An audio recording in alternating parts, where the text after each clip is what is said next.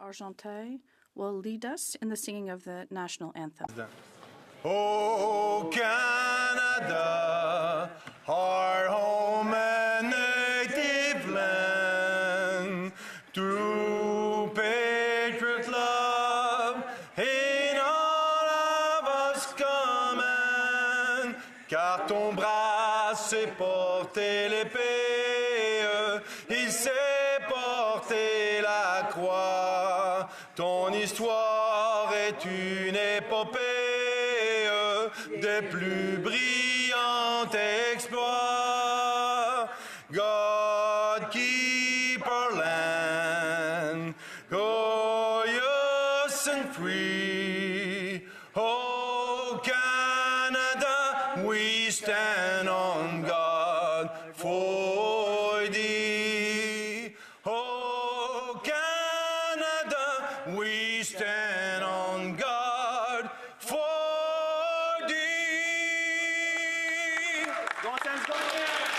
Let the doors be open. Que l'on ouvre les portes. Thank you very much. Hope you had a good time.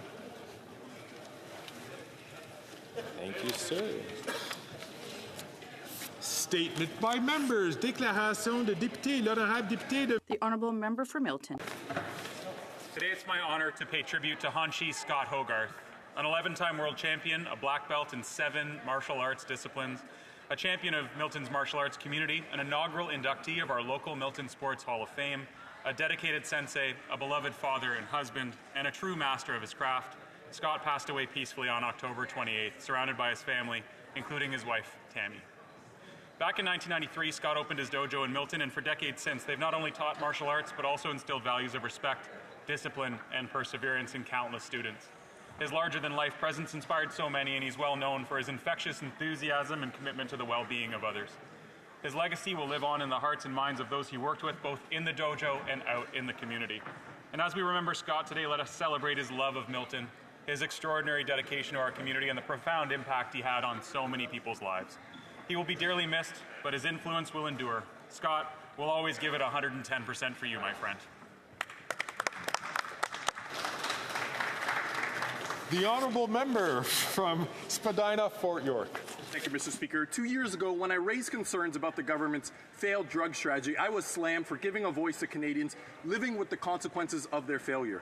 This is what happens when you speak truth to the regressive left. So intent are they on protecting their policies that sound good but are harmful in practice, they vilify anyone challenging their radical ideology.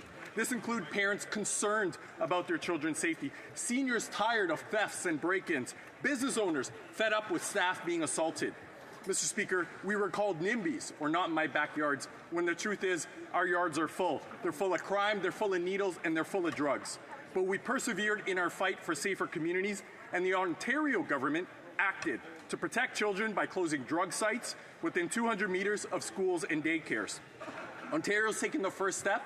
It's time for this government to finish the job and to do so now, because we can all read the polls. We know they're going to lose the next election, so leave with some dignity. Do the right thing, listen to experts, and reform safe supply before even more Canadians are hurt. Thank you, Mr. Speaker. Hear, hear. Well, The Honourable Member from Calgary, Rocky Ridge. Mr. Speaker, 1 in 15 Canadians will be diagnosed with lung cancer. It affects thousands of Canadian families, including my own. It's the most commonly diagnosed cancer in Canada, and one of the least survivable, with only a 22% 5-year survival rate. Many Canadians will be surprised to know that lung cancer kills more Canadians than prostate cancer, breast cancer, and colon cancer combined. It's usually undetectable until its final stages. Stigma remains because of the association between lung cancer and smoking, which may explain discrepancies in research and treatment funding compared to other cancers. While smoking is a factor in 70% of lung cancer cases, nearly 30% of patients have never smoked. If you have lungs, you can get lung cancer. I ask Canadians to treat all cancer patients with compassion and with best hopes for new, life-prolonging therapies to add years of survival for our loved ones. À l'ordre, s'il vous Order, please. The honourable member from Kitchener South, Hespeler. Thank you, Mr. Speaker. We recently celebrated National Persons Day when we remember the famous 5 prominent Canadian suffragettes who advocated for the rights of women and children during the 1880s and 90s. Their efforts culminated with the landmark case of Edwards versus Canada on October 18, 1929, when the eligibility of women to sit in the Senate chambers here in Canada was recognized. Emily Murphy, Henrietta Edwards, Nellie McClung, Louise McKenney, and Irene Parlby have been immortalized in marble outside the current Senate chambers for us to see daily. I am honored to rise in this chamber today alongside many women I am proud to call colleagues as we recognize this special day and the women who came before us on this journey. The Honourable Member for Mirabel. Mr. Speaker, today I'd like to pay tribute to Mr. François Gervais, a member of the HoC High School staff who recently opted for a phased retirement after a busy career. For almost 40 years, Mr. Gervais left his mark on hundreds of young people. Some of them still talk today about his initiatives, such as setting up a fair trade store, creating a student environmental committee, creating a humanitarian action committee, notably after the 2010 earthquake in Haiti, and creating a bridge with the Kanastaki School to forge ties between students and the community, and many other things, Mr. Speaker. I had the pleasure of meeting Mr. Gervais in May of 2023 when he accompanied a group of students here on the Hill to raise awareness about feminicide. I remember him as a top-notch man driven by a deep desire to awaken young people to the challenges of tomorrow. On behalf of all of my fellow citizens, thank you, Mr. Gervais, for your unrelenting faith in our beautiful youth, our future. Have a wonderful, progressive retirement. Thank you. The Honourable Member for Argenteuil, La Petite Nation. Thank you, Mr. Speaker. The UPA Outaouais Laurentide Federation is celebrating its 60th anniversary this year, and I'd like to highlight the important work it has accomplished for farmers in the Laurentians and the Outaouais, including in my riding. The UPA Outaouais Laurentide represents 2,259 farms and their 3,410 producers. They are responsible for nearly 10% of all farm businesses in Quebec. And I'd like to thank them, led by President Stéphane Allary, a dairy and field crop producer in Luxville, to have celebrated their 60th anniversary in my riding. And the banquet will be held this evening. So it's with great pleasure and pride that I welcome them to my riding. Happy 60th anniversary and long live UPA Outaouais Laurentide. Member from Durham. Merci. Thank you. I'd like to thank the police officers who serve our communities for upholding the law and protecting our families. For all of this, you deserve our gratitude. Policing is an honorable profession. Every day, officers put their own safety at risk to keep our country safe. My community of Durham is home to police who work in Durham Region, Toronto, York Region, Peterborough, and Kawartha Lakes Police Services, as well as the RCMP. We thank you. I encourage all young Canadians with a heart for public service to consider a career in policing. We're some of the best and brightest in our country. Protect and serve. Thank you.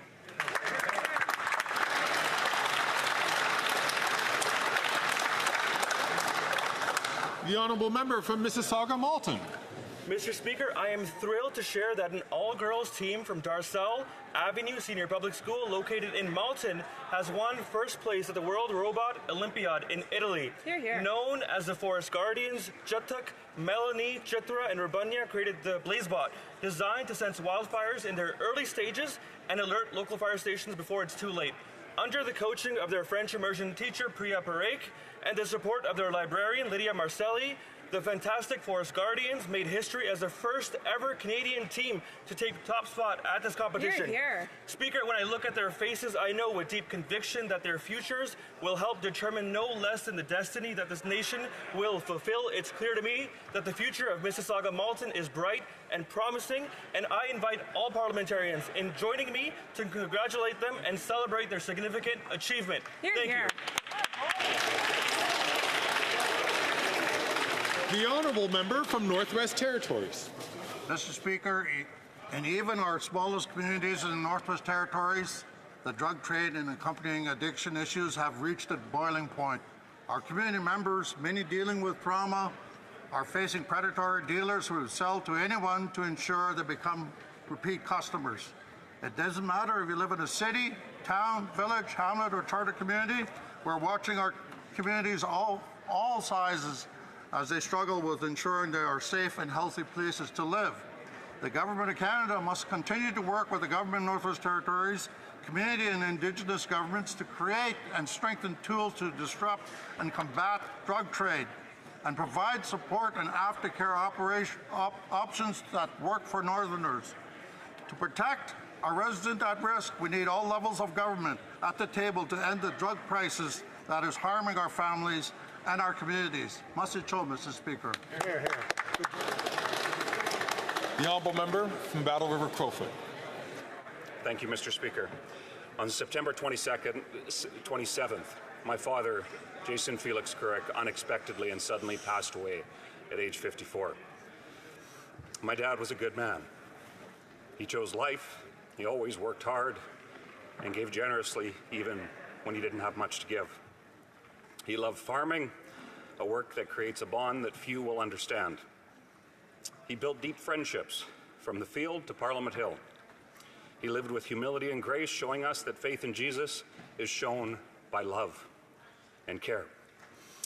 But while kind, he also never backed down. On the hockey ice or elsewhere, he stood for what was right and the values that built this country. He was a devoted husband to Mom for 35 years. He was a loving father, and he adopted his kids-in-law like his own, and he was a seriously proud papa. Our family and community lost a truly good man. Thank you to everyone for the support during these difficult weeks, both in consort and here. But in the midst of our grief, my hope is that everyone can remember my dad, Jay, by living with the strength, generosity, and faith that he showed us. I love you, Dad, and until we meet again.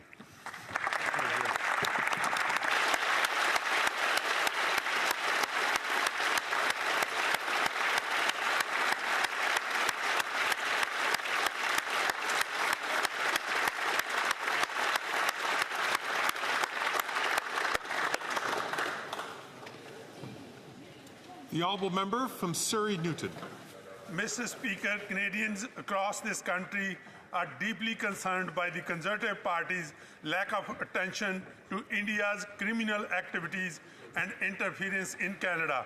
Yesterday at Public Safety and National Security Committee, Conservative members had the opportunity to engage with senior officials but chose to focus on everything other than the actions of the Government of India and the security of Canadians. Shame. At this critical time, not a single question has been raised in this House by the opposition leader regarding the safety of Canadians. He had failed to hold a press conference and delegated a statement to his MPs reflecting disturbing level of disengagement.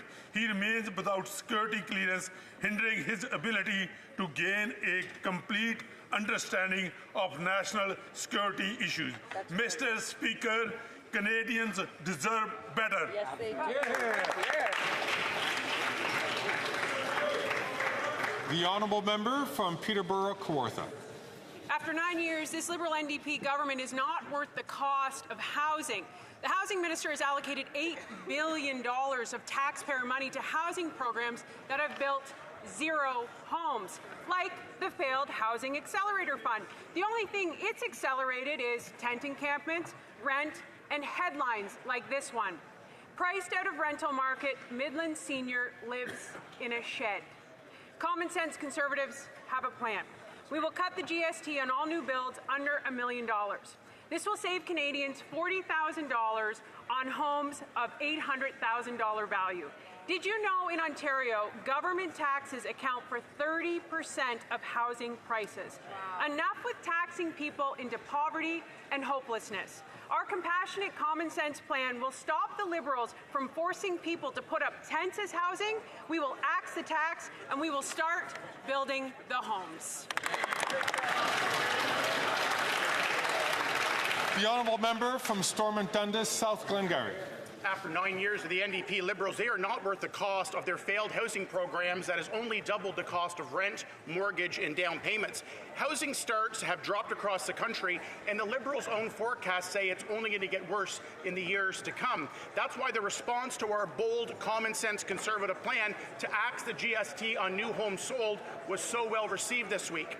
Leuna says it's good policy. The Canadian Alliance to End Homelessness says this is smart. The Greater Ottawa Home Builders and Build GTA both say that our tax cut instantly makes a significant improvement in housing affordability. It's because on an $800,000 new house, it will save home buyers $40,000 plus $2,200 a year in mortgage payments, and it's going to spark 30,000 extra new homes in this country each year. Mr. Speaker, instead of funding photo ops, more bureaucracy, and less home building, it's time to bring home more homes for Canadians.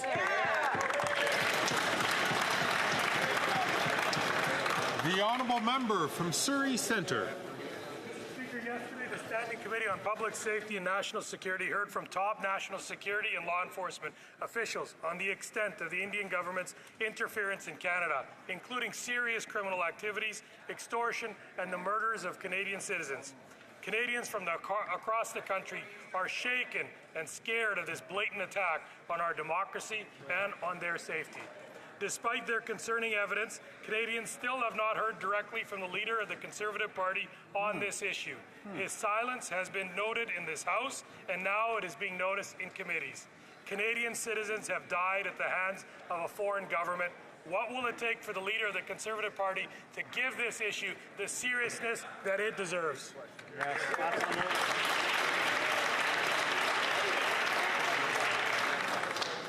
the honourable member from Port Moody, Coquitlam. Mr. Speaker, October is Breast Cancer Awareness Month, and early screening can catch harder to find cancers like triple-negative breast cancer, or TNBC, which is more frequently diagnosed in patients under 50. Those diagnosed with TNBC represent anywhere from 10 to 20% of the overall breast cancer population, and it is more likely to affect Black and Hispanic women. Most people have never heard of TNBC, and some Canadians are not even aware that there are different types of breast cancer. We need to greatly improve awareness of triple-negative breast cancer and all breast cancers and ensure that there is more equitable access to screening and treatments. More education, earlier screening, and earlier detection means greater chance of survival. In closing, I recognize friends and breast cancer survivors from Port Moody, Coquitlam, Unstoppable Captain Jen Dawkins, my wonderful neighbor, Hila Shabit, and retired Captain Paula Fado.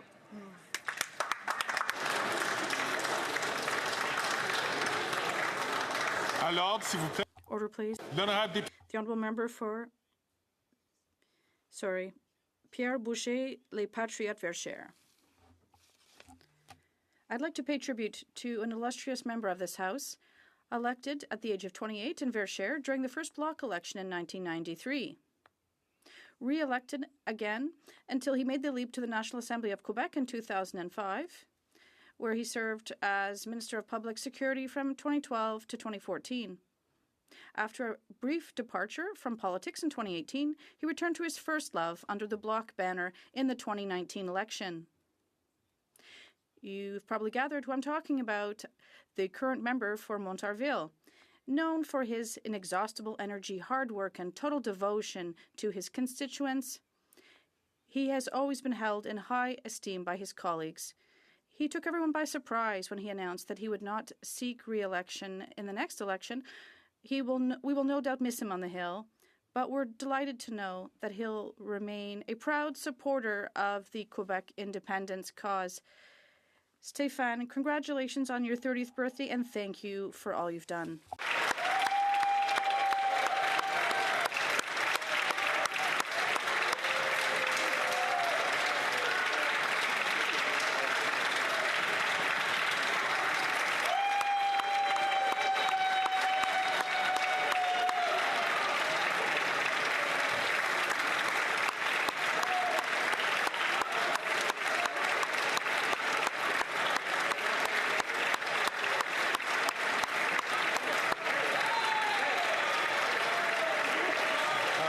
Celebrating his 30 years of public service. Stéphane Bergeron.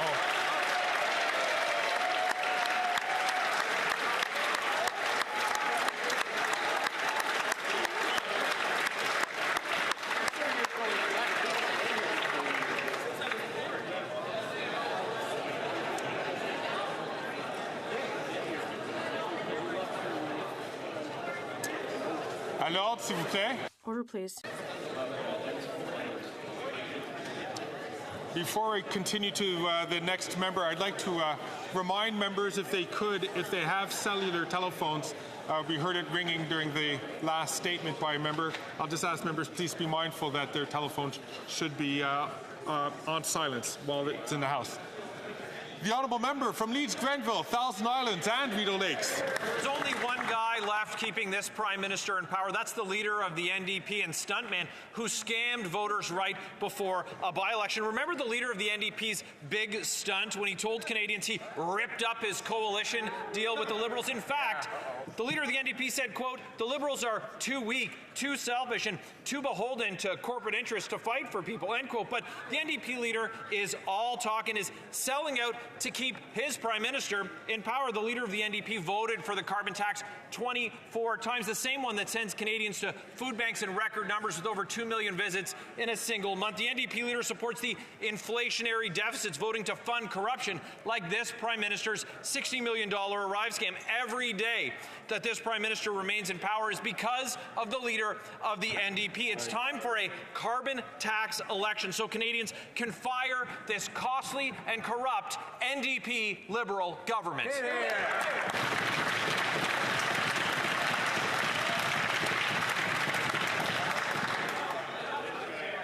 The honourable member from Etobicoke Centre. Mr. Speaker, recently I spoke in this House about the growth of radical far-right movements. They've organized disinformation campaigns, impacted how some people and politicians treat others, and have led to some politicians not acting in the best interests of Canadians. As our Prime Minister recently said, we've seen that anti-vax messages during the convoy, during the pandemic, were amplified by Russian propaganda, especially in the media of the right, and that this media began spreading pro-Putin propaganda, and that Russia Today is currently funding bloggers and other YouTube personalities of the right, such as Tucker Carlson, in order to amplify messages that are destabilizing democracy.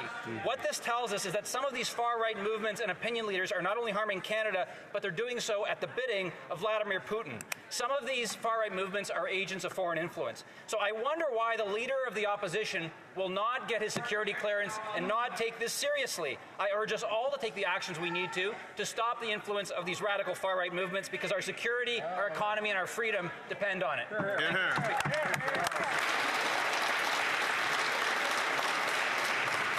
Oral questions, questions orales. The Honourable Leader of the Official Opposition. Thank you very much. Mr. Speaker, Canada made a promise to everyone. It's very simple. Work hard, get a big paycheck, and buy food and affordable housing in safe communities, no matter where you're from. But this Canadian promise, like everything else, is broken after 9 years of this Prime Minister who's doubled the cost of housing.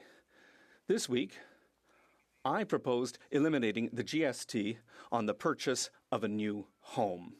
Everyone is in agreement it's going to reduce the cost of a new home. Will the Prime Minister accept my common sense idea? The Right Honourable Prime Minister. The problem, Mr. Speaker, the fundamental problem for the opposition leader is that all the challenges he sees, he's got one solution for them: cutting services, programs and investments for Canadians. Even when he tries to put forward solutions for housing, he wants to cut. He cuts thousands, millions, billions of dollars in building more housing. He's calling for a cut of $9 billion that we're sending to the government of Quebec to accelerate housing starts across Quebec. We need investments to build new homes, not cuts and austerity. That's all that the Conservative Party is offering us. The Honourable Leader of the Official Opposition. It's not surprising that the Prime Minister is against cutting GST on housing because he doubled the cost.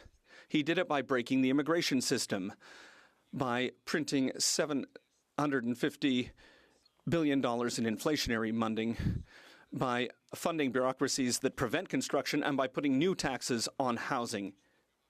He's trying to build more bureaucracy in Ottawa, bureaucracy that doesn't lead to any new housing. So, once again, will he go back on 9 years of failure, accept our common sense idea, cut GST on new homes? The Right Honourable Prime Minister. Well, Mr. Speaker, the Conservative Party's plan is to cut hundreds of millions of dollars for Quebec, to cut investments in housing across the country. That's not what Canadians need. We are investing in housing. We are investing to build more opportunities across the country for people, and all he's offering is billions of dollars in cuts in services and programs and services that Canadians need. The Honourable Leader of the Opposition. Mr. Speaker, Canada makes everyone a promise. It's a very simple deal. You work hard, you get decent food, and a good home in a safe neighbourhood. Doesn't matter where you come from, you work hard, that's what you get. But that promise, like everything else, is broken after 9 years of this NDP Liberal Prime Minister. He's doubled housing costs. That's why I came forward with a now widely celebrated idea to axe the GST sales tax on new homes, saving up to $50,000 on the cost of a new home. Will he accept my common sense plan to axe the tax and build the homes? The Right Honourable Prime Minister. Mr. Speaker, the only thing that the Conservative leader is offering at a time where Canadians need support is cuts. He's proposing to cut billions of dollars of investments in housing across the country to increase densification, to cut red tape, to accelerate the construction of homes and apartments that Canadians need. He's offering cuts. He's offering austerity. He's saying everything is broken, and then he's thinking that cuts to services and programs and investments is what's going to help Canadians. That's not responsible leadership, Mr. Speaker. The Honourable Leader of the Opposition. He proposes to cut bureaucracy and taxes, Mr. Speaker. Let's axe the sales tax on new homes, saving up to $50,000 on a new home. That's a savings of almost $2,700 per year in lower mortgage payments. By contrast, the Prime Minister offers multi-billion-dollar housing bureaucracy in Ottawa that his own housing minister admits doesn't build homes. So why won't he listen to his own housing minister and accept my common sense plan to axe the tax and build the homes? The Right Honourable Prime Minister. Mr. Speaker, one of the most fundamental responsibilities of any Canadian Prime Minister is the safety of Canadians. Unfortunately, the Leader of the Opposition has failed at his responsibility to keep his own MPs safe from foreign interference. So I have asked the security services to figure out a way to give some information to the Leader of the Opposition so that he can actually fulfill his responsibility of protecting Canadians, including those within his own caucus. It would be easier if he got a security clearance, but I've asked them to give him some information nonetheless.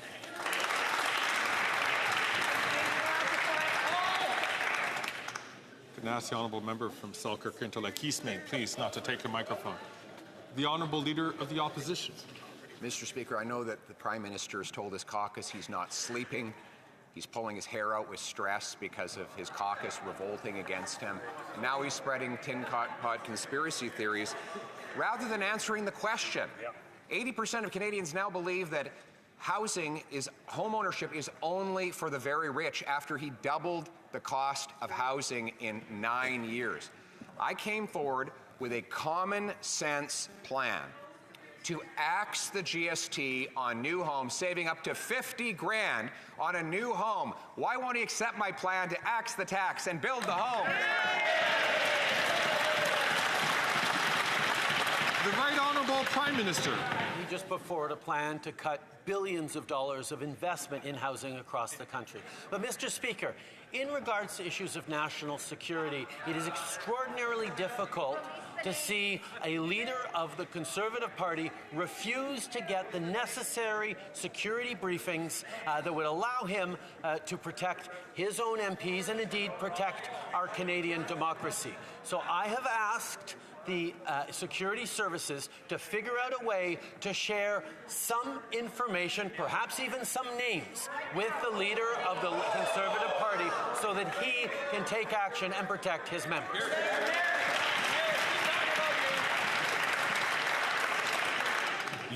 The honourable member for La Prairie.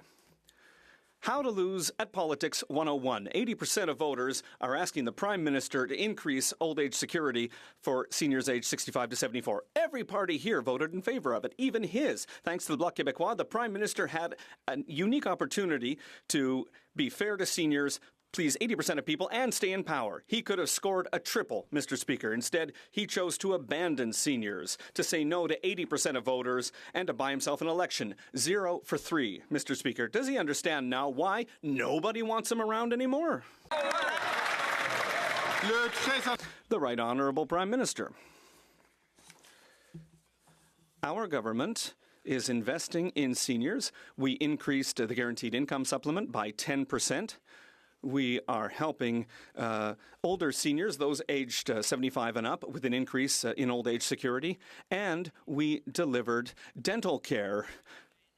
Over 1 million seniors across the country have seen a major difference thanks to that program. Dental care, by the way, that the Bloc decided to vote against. I would suggest that if they're taking suggestions on how to be popular in politics, that they deliver dental care services to seniors who need it. Maybe that would be a good thing that they could do instead of being like the Conservatives and voting against it.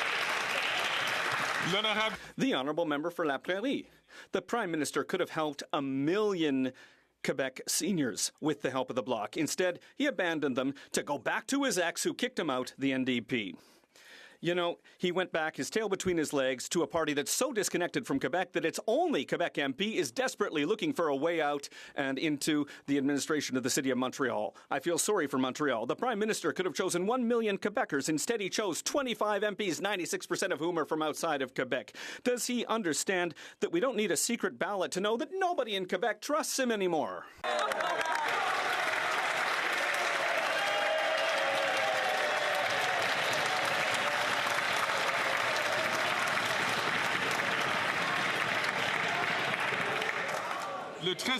The Right Honourable Prime Minister.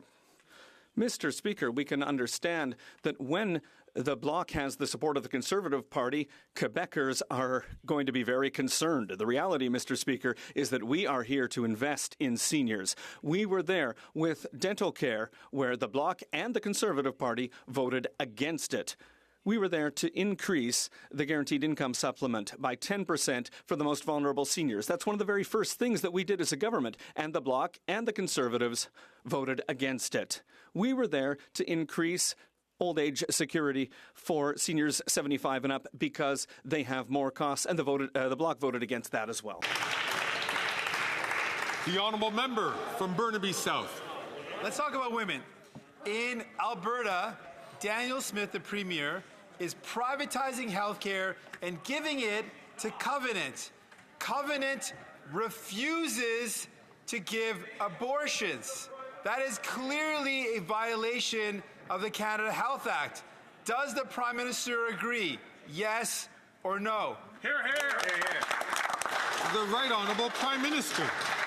Mr. Speaker, we are the government that has stood up for women's rights unequivocally across this country, including pulling back transfers to provinces where abortion services and reproductive health wasn't being delivered. At the same time, Mr. Speaker, we're moving forward with more ways to protect women's rights. Just yesterday, we presented a Ways and Means motion that's going to mean that pregnancy crisis centers will have to disclose whether or not they're actually offering the full suite of reproductive services and rights to women, or whether they are going to leave women without support and without choices at an extremely delicate time. That's great.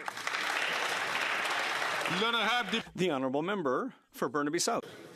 It's her body, her choice, not her body, Conservative Party's choice. The Conservatives have revealed a new plan for a cut. This time they want to cut in the Affordable Housing Accelerator Fund. And now the Bloc wants to support them. The Bloc had some power, but they weren't able to do anything to resolve the housing crisis in Quebec. People need affordable housing, not infighting. Will the Liberals finally wake up? The Right Honourable Prime Minister. Mr. Speaker, I'd like to follow up on the first part of the question from my honourable colleague on the fact that the Conservative Party continues to attack women's rights. Now, I certainly have questions about the Conservative MPs from Quebec within the Conservative Party of Canada who have sat on their hands while their colleagues attack women as rights, the anti-choice members of the Conservative Party. We are seeing women's rights under attack everywhere, and the Conservative Party is encouraging them with the MPs they've elected. The Honourable Leader of the Opposition. Mr. Speaker, the Bloc Québécois and the leader of the Bloc Québécois has literally nothing, delivered nothing for Quebecers, nothing for seniors, nothing for farmers. But despite that, he voted almost 200 times to keep this Prime Minister in power. He voted for $500 million in inflationary bureaucratic spending, $500 million in deficit spending. At the same time, Quebecers are suffering from the cost of housing, which has doubled. Will the Prime Minister accept to call an election so that Quebecers can support my plan to get rid of GST on new homes? Just before I recognize the Prime Minister, I would just like to ask all members, please, to put your phones on silence. It's good for the interpreters. The Right Honourable Prime Minister. Mr. Speaker,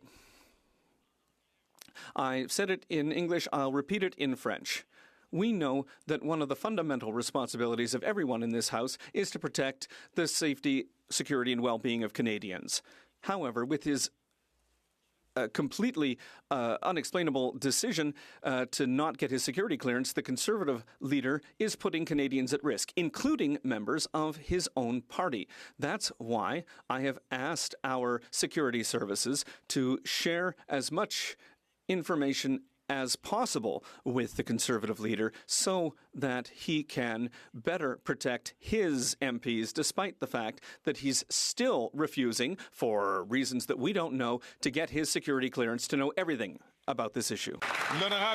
The Honourable Leader of the Opposition. This Prime Minister doubled housing costs, doubled the debt, doubled gun crime, and now doubled food bank use, that the NDP would be pulling its support. After all, the leader said the Liberals are too weak, too selfish, too beholden to corporate interests to fight for people, and yet there he is, still in power. He doesn't even have the confidence of his own Liberal MPs, but he seems to still have the confidence of the sellout NDP leader. So, will the costly carbon tax coalition stand up in front of Canadians and let people vote in a carbon tax election for change in the future?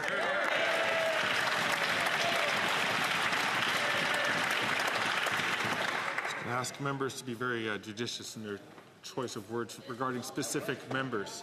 The Right Honourable Prime Minister. Mr. Speaker, watchers of Canadian politics will remember that last year the Conservative Party got up pretty much every time they could to talk about national security, to talk about it in a partisan way, but to talk about it every chance they could get.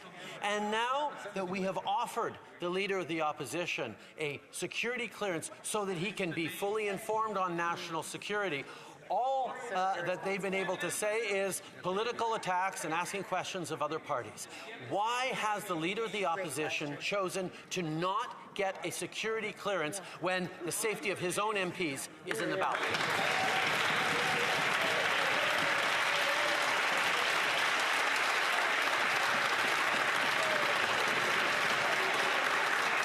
The Honourable Leader of the Opposition. Mr. Speaker, it looks like the Prime Minister is worried about his personal political security as his MPs are revolting and trying to push him out of the job. And so he's desperately trying to change the channel on the questions that I've asked. Now, Mr. Speaker, I think that's unfair, though.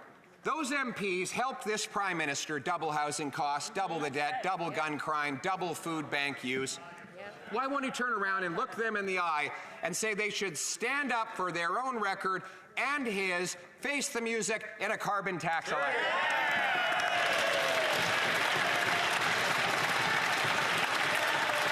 The Right Honourable Prime Minister.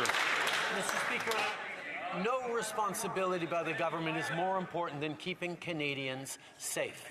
That's why our security services every single day take actions and work hard to keep Canadians safe. So it is inexplicable to our security services that they cannot let the Leader of the Conservative Party know about the threats facing him, his party, and our democracy because he refuses to get a security clearance. So I have asked those security agencies to look at ways to share at least some information with him and perhaps some names so that he can protect his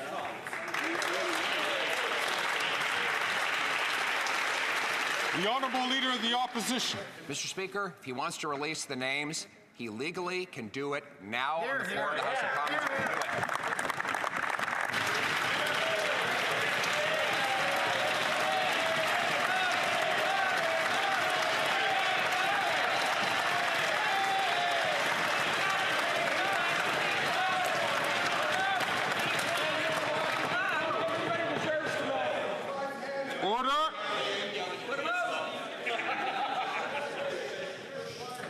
The Right Honourable Prime Minister. Okay, Mr. Speaker, now we're getting something. He's actually engaging on the issue of national security.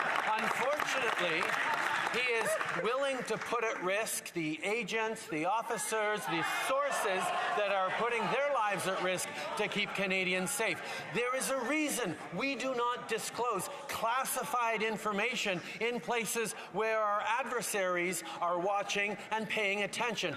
But we can release many names to him and much information to him if he only gets his security clearance. So he would be able to keep his own team members safe from foreign interference, Mr. Speaker.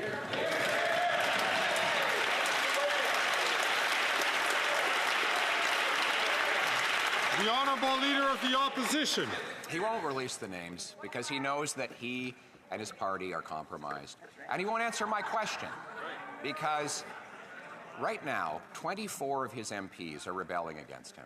They're asking for a secret ballot to fire him, Mr. Speaker. But, Mr. Speaker, as I say, that is not fair. Every one of those MPs helped this Prime Minister create 1,400 homeless encampments in Ontario. Every one of them voted to quadruple the carbon tax. They can't just throw him out. He can't just run away. They need to face the music. Why won't we have a carbon tax election now?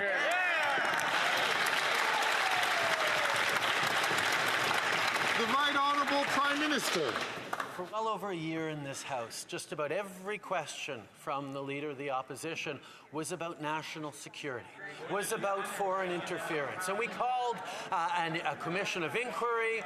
We've offered security clearances to all all leaders, and indeed the leader of the Green Party, the NDP, and the Bloc have all done the responsible thing and gotten their security clearances and gotten top-secret briefings from our security services. The leader of the Conservative Party chooses to play the pettiest form of politics instead of stepping up on his responsibilities as leader, protecting Canadians, protecting his MPs, protecting our institutions.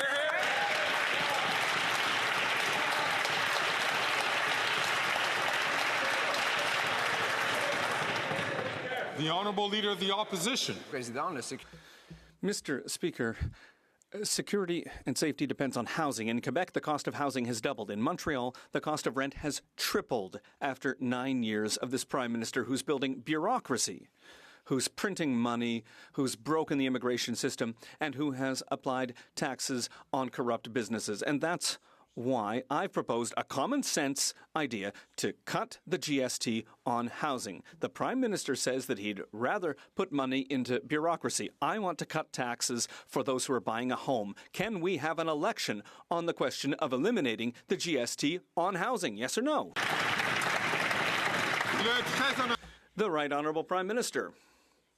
Mr. Speaker, Canadians are extremely perplexed right now because we know very well that the Conservatives, apparently, according to themselves, are interested in law and order and crime and national security and defense.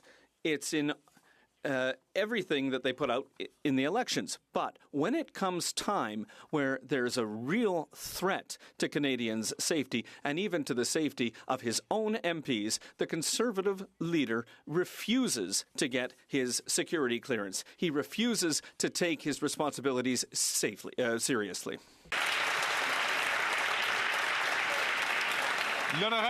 The Honourable Member for Berthier-Masquinongé. Every party here voted to protect supply management with C-282. Every party stood with farmers to call on the Senate to stop blocking this bill. Everyone is telling Senators Beam and Harder to get to work. It's time today for the Prime Minister to take his responsibilities seriously, to be responsible for our farmers. He appointed the senators who are blocking this bill, and it's his fault that we're stuck with them. Will he finally ask these two Royal Highnesses to pass Bill C-282 immediately?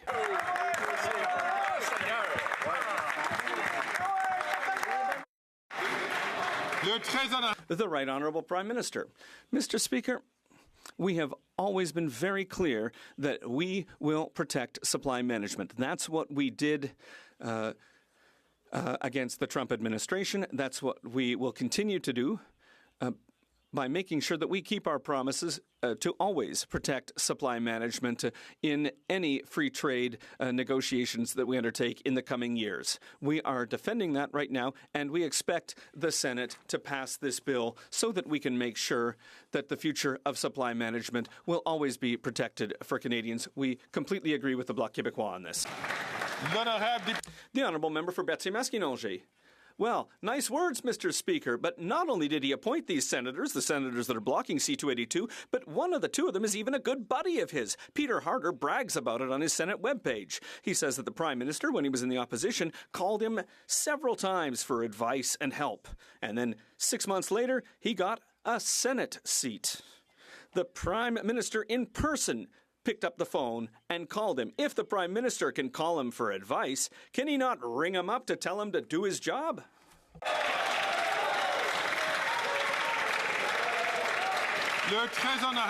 The Right Honourable Prime Minister. Mr. Speaker, we recognize the independence and the important work that the Senate does. The Senate studies bills, makes recommendations, and over the years, we've appointed exceptional senators who are doing responsible and diligent work in that place. At the same time, we always expect the senators to take into account the will and the decisions of this House. And the House voted unanimously to protect supply management, as we've always committed to do, protecting supply management in any trade agreement and free trade negotiations. The Honourable Leader of the Opposition. 9 years after this Prime Minister promised to end chronic homelessness, it's gone up by 38%. But happily, the Canadian Alliance to End Homelessness says that my Conservative plan to eliminate the GST on the purchase of a new home is, quote, intelligent. So if the Prime Minister is really interested in ending the housing crisis that he created, will he listen to the people who are trying to end homelessness and accept my common sense plan and eliminate the GST on new homes? The Right Honourable Prime Minister. To fight homelessness, I would recommend that the Conservative leader call his friends, the Conservative premiers of Saskatchewan and Ontario, to accept and tell them to accept the money that we're putting on the table to fight homelessness and end the encampments that are making people so vulnerable. But it's interesting, Mr. Speaker, to see to what extent the Conservative leader refuses to answer a very simple question. Why is he refusing to get his security clearance to protect our institutions, our democracy, and his own colleagues in the Conservative Party? The Honourable Leader of the Opposition. And Builders Association stated that my common sense Conservative plan to axe the sales tax on new homes under $1 million is, and I quote, the most significant housing announcement made in the past 2 decades. Removing the GST shows leadership to cut crippling levels of taxation on new housing, puts money directly back in the pockets of Canadians while combating the housing crisis. Why won't the Prime Minister listen to the people who build homes so that we can reverse the crisis he caused? Why don't we axe the sales tax on new homes today? The Right Honourable Prime Minister. You know what shows leadership, Mr. Speaker? Taking seriously the safety of Canadians. Exactly. Mr. Speaker, the RCMP has concluded that the government of India was involved in the killing of a Canadian on Canadian soil, in extortion, in violence, in drive-by shootings, in home invasions, and the leader of the Conservative Party of Canada refuses to get his security clearance so that he can keep Canadians safe, can even keep his fellow MPs safe. That's why I've asked our security services to find a way to share some information with him so maybe he can do at least a part of his job.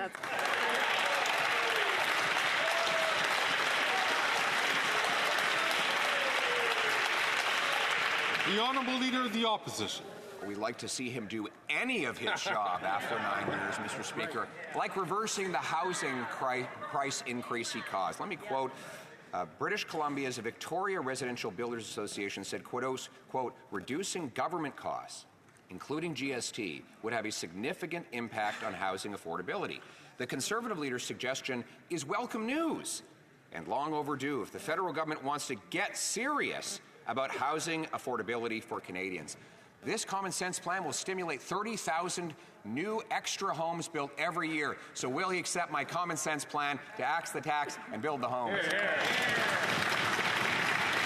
The Right Honourable Prime Minister. With the Conservatives, you always need to look at the fine print underneath the easy slogans. And the fine print on this one is cutting billions of dollars of investments in housing right across the country at a time where we need to be building more housing more quickly. Cuts are not the solution. But if he wants to take something seriously, perhaps he should take seriously the issue of national security, because he refuses, for inexplicable, political, childish, who knows what reasons, refuses to get his security clearance that will allow him to keep his own MPs safe, to keep Canadians safe, to keep our democracy and its institutions safe.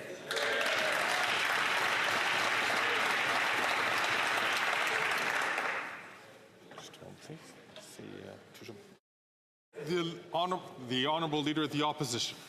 After 9 years after promising he'd get rid of chronic homelessness, it's actually risen by 38%. Now there are 1,400 homeless encampments in Ontario. It's almost as bad as it is in NDP-governed British Columbia. But there is good news. The Canadian Alliance to End Homelessness heard about my common sense plan to axe the GST on housing, and their founder said, this is smart. Mr. Speaker, those who are fighting to end homelessness like my solution of axing the sales tax on new homes. Will he accept my plan to axe the tax and build the homes? The Right Honourable Prime Minister. Speaker, like I said, if he wants to be helpful on the issue against homeless, maybe he could give a call to his fellow Conservatives, the premiers of Saskatchewan and Ontario, to agree to accept the money we're putting on the table that they could match to support people living in encampments and fight homelessness effectively on the ground. But he won't do that. What else he won't do is get his security clearance so that he can actually protect his fellow MPs, protect Canadians in this democracy. He refuses to get the security clearance necessary to keep Canadians safe. That's not the kind of leadership Canadians have.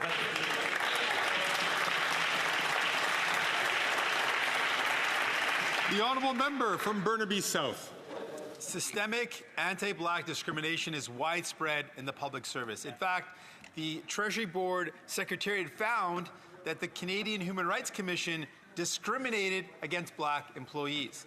Now, instead of supporting these workers, right now the Liberal government is fighting these workers in court. So will the Prime Minister stop fighting black employees in court and settle the Thompson class action lawsuit? Hear, hear. The Right Honourable Prime Minister. Mr. Speaker, in extending the UN decade of support for people of African descent, this government has done more to recognize systemic bias, systemic discrimination, unconscious bias, and anti-black racism than any other. But there is always more to do, Mr. Speaker, which is why we have stepped up with the Black Entrepreneurship Strategy that is responding to the needs by black communities to access more capital, to create the prosperity that they so need to be able to create for their communities, why we're continuing to invest in anti-black racism initiatives, continuing to stand with the black community. There's always more to do, and we will do it, Mr. Speaker. The Honourable Member from Port Moody, Coquitlam. Abortion is health care.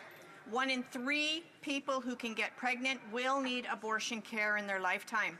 But for close to a decade, this Liberal government failed to remove barriers, letting Conservative premiers cut access to abortion.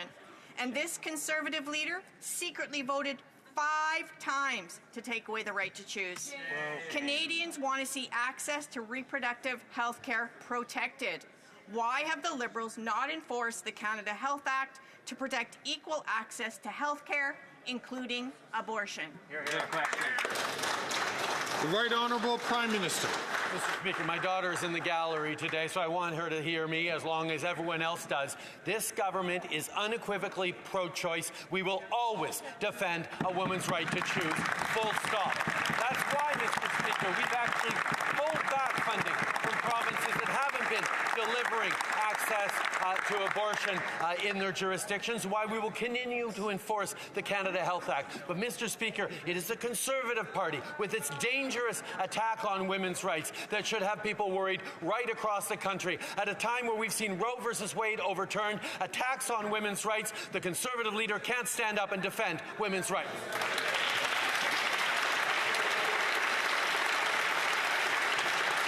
I'd like to remind the Right Honourable Prime Minister and all members, please, to not make mention to people in the galleries. It is against the rules of this place. Alors, s'il vous plaît. Order, please. L'honorable député de... The Honourable Member for St. Laurent. Mr. Speaker, our government has always protected women's right to choose, but the anti-choice lobby of the caucus and the Conservative caucus and the leader are controlling it. And some of these anti-choice organizations that support the Conservatives use deceptive tactics to deter women from accessing a complete array of reproductive care. Can the Prime Minister tell Canadians about the measures taken by our government to protect women from these centres? Le très honorable. The Right Honourable Prime Minister. I'd like to thank the member for St. Laurent for her diligent work on defending women's rights. We have heard too many women tell us about how they experienced shame, and that's unacceptable. That's why yesterday we presented a bill to force these centres to be more transparent.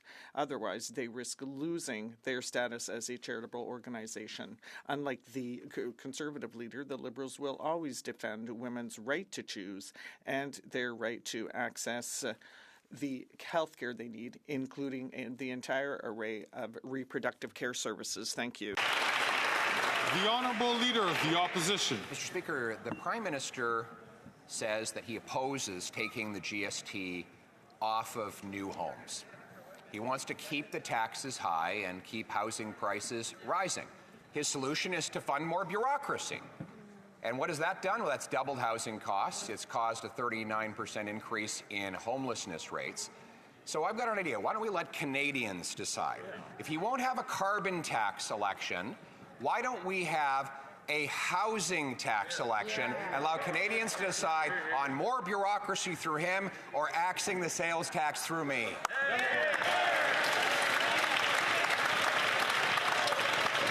The Right Honourable Prime Minister. Mr. Speaker, Canadians watching today will see that the Leader of the Opposition is refusing to stand up and take a strong position in protecting women's rights unequivocally in this House. He can't because his MPs won't let him. At the same time, Mr. Speaker, he's refusing to protect his MPs by not getting the security clearance necessary to get fully informed on threats to our democracy from foreign powers. Why won't he get the security clearance necessary to take international interference seriously? That's right.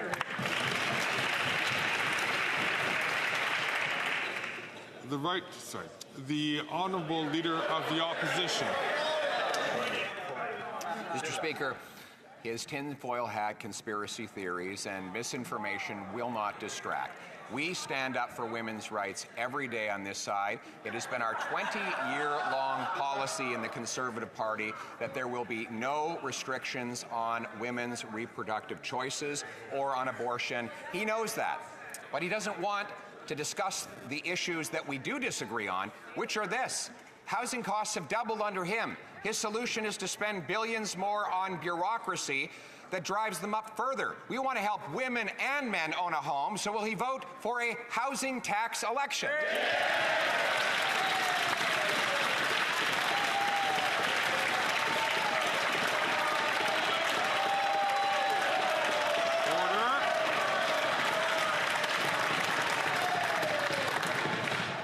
The Right Honourable Prime Minister. Mr. Speaker, I'd be interested to see him do a very simple thing in his next answer. Switch the order of the statements he just made. Anytime he talks about unequivocally standing up for women's rights in this House, crickets from the Conservative backbench. That is because consistently members of the Conservative Party of Canada move forward measures that restrict and restrain women's rights, that limit women's rights to full suite of reproductive services. The Conservative Party members do not stand up for women's rights, so nor does the...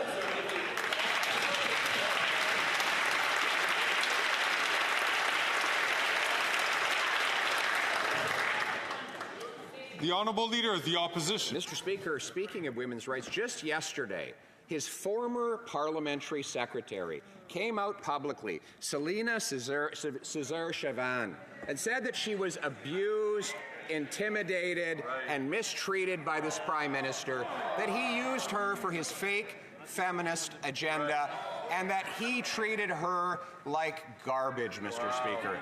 It is terrible the way he exercises hypocrisy. Housing hypocrisy by doubling costs, tax hypocrisy by raising people's prices while flying around the world. How about putting an end to the hypocrisy and calling a carbon tax election?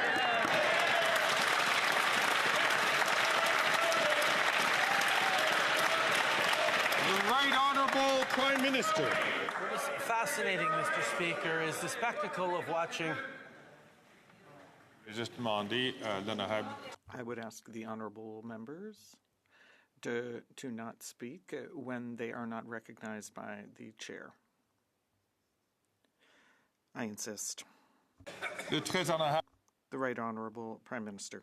Mr. Speaker, it is fascinating to see the lengths to which the Conservative leader will go to avoid the issue of national security, to avoid the issue of safety of Canadians, to avoid talking about issues of foreign interference, because he cannot answer why he refuses to take the security clearance that would allow him to access top secret information focused on keeping his members safe, keeping our democracy safe. We know that foreign governments interfered in the last leadership campaigns in the Conservative Party. He wants nothing to do.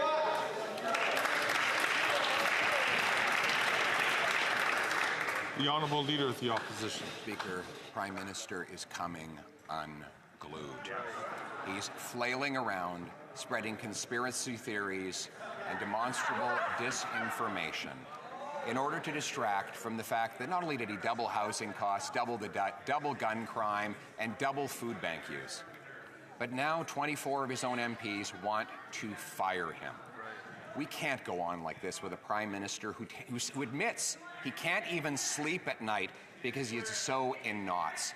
Will he let his 24 dissident MPs vote freely on a non-confidence motion so we can have a carbon tax election?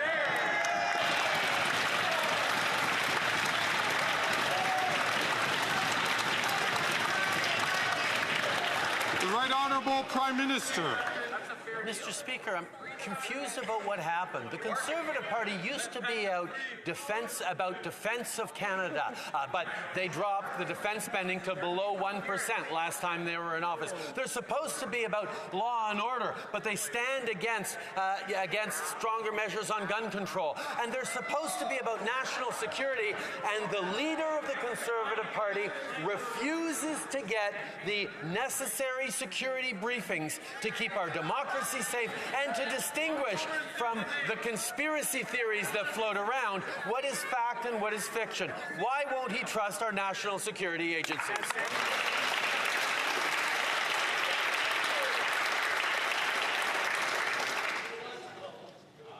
The Honourable Member from Montcalm.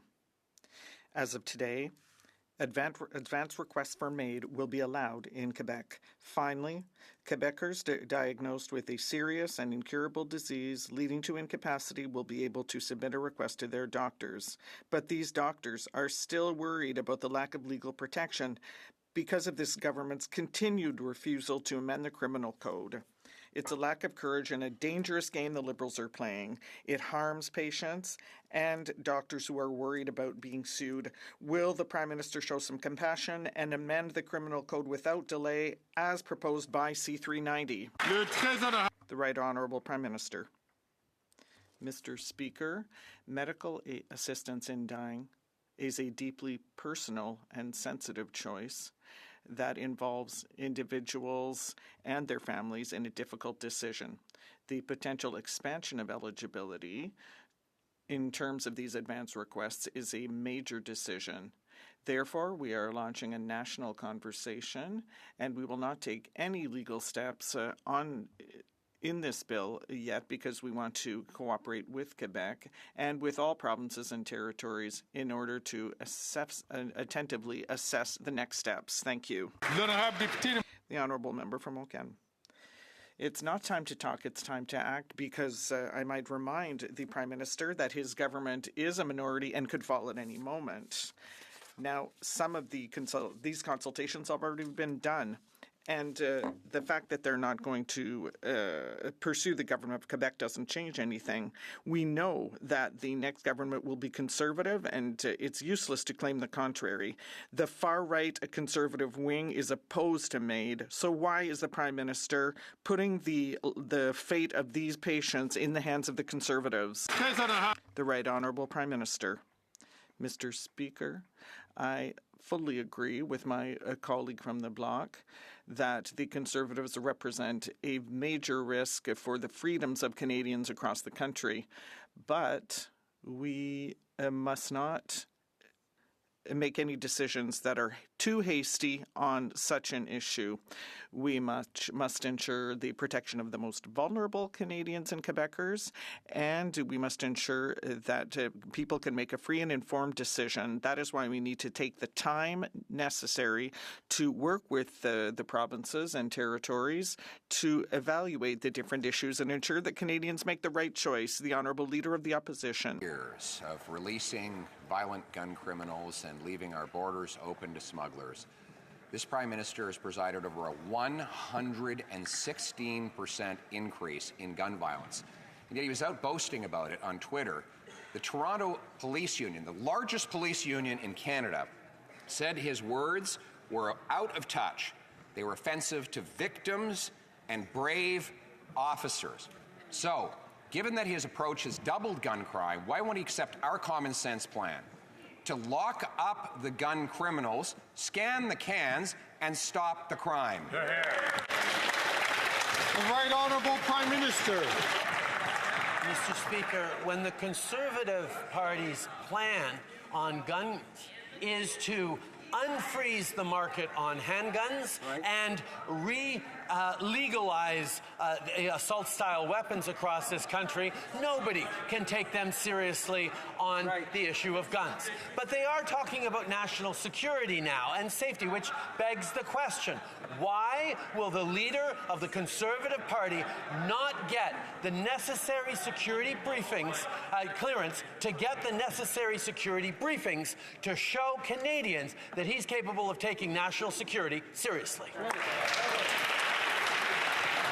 I ask the members to not carry on loud conversations, and particularly the Honourable Member from Waterloo across the aisle while she is not being recognized. The Honourable Leader of the Opposition. Unfreeze. Mr. Speaker, it has never been easier for a criminal to get a handgun, in addition to which that he's allowed it to be legal today to own a handgun. He has brought in an amnesty on his own gun ban, re-legalizing all the guns that he said he was going to ban. And 4 years after he held that big press conference with a scary-looking black gun on the front of his podium, a made-in-Hollywood-style cartoon, gun crime is actually up dramatically. So why doesn't he actually ban the criminals, secure the borders, and stop the crime? The Right Honourable Prime Minister. Mr. Speaker, slogans furnished to him by the gun lobby don't keep Canadians safe.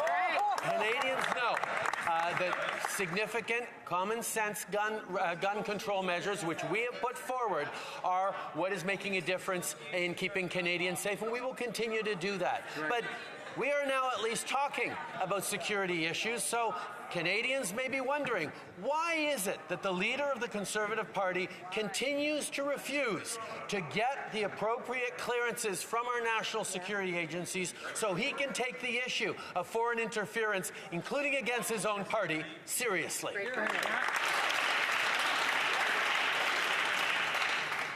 Once again, as I just mentioned before, I'm going to ask all members, please, not to have conversations across the way, including the member from Dufferin-Caledon. The Honourable Leader of the Opposition. Mr. Speaker, there's been an increase in an increase of 800% with regard to since the Prime Minister has allowed these hard drug consumption sites. People who live in that community are terrified because of the chaos that this Prime Minister has sown. Under Section 56(1) of CDSA, to close these drug consumption sites, will he do so? The Right Honourable Prime Minister. Mr. Speaker, the opioid crisis and drug addiction is a scourge that profoundly impacts Canadians across this country.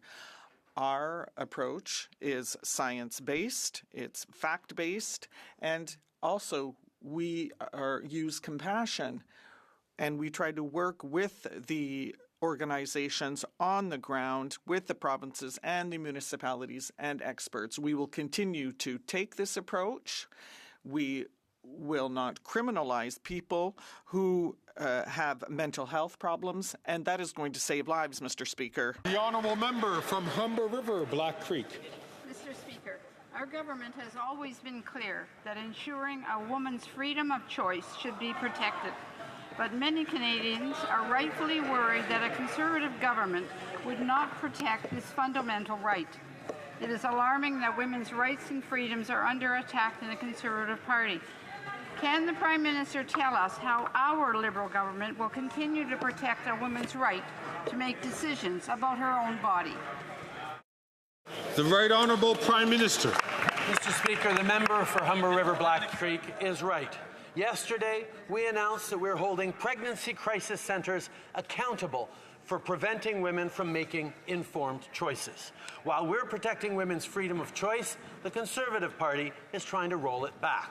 Any party leader that allows their MPs to introduce anti-choice legislation, actively recruits anti-choice candidates, and takes their money cannot say that they are pro-choice. Right. It's time the Conservative Party ends their filibuster and allows this House to vote on reproductive rights. Right.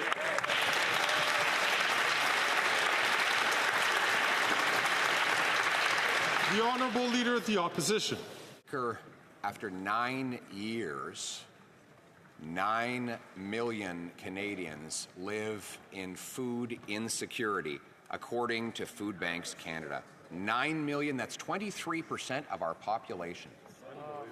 23%, twice as high as the rate in the United States. Food prices have risen 36% faster in Canada than in the States, and that gap has happened at the same time as the implementation of the carbon tax and all the government greed. Now he wants to quadruple the carbon tax and starve even more people. Why not have a carbon tax election so Canadians can vote to axe the tax?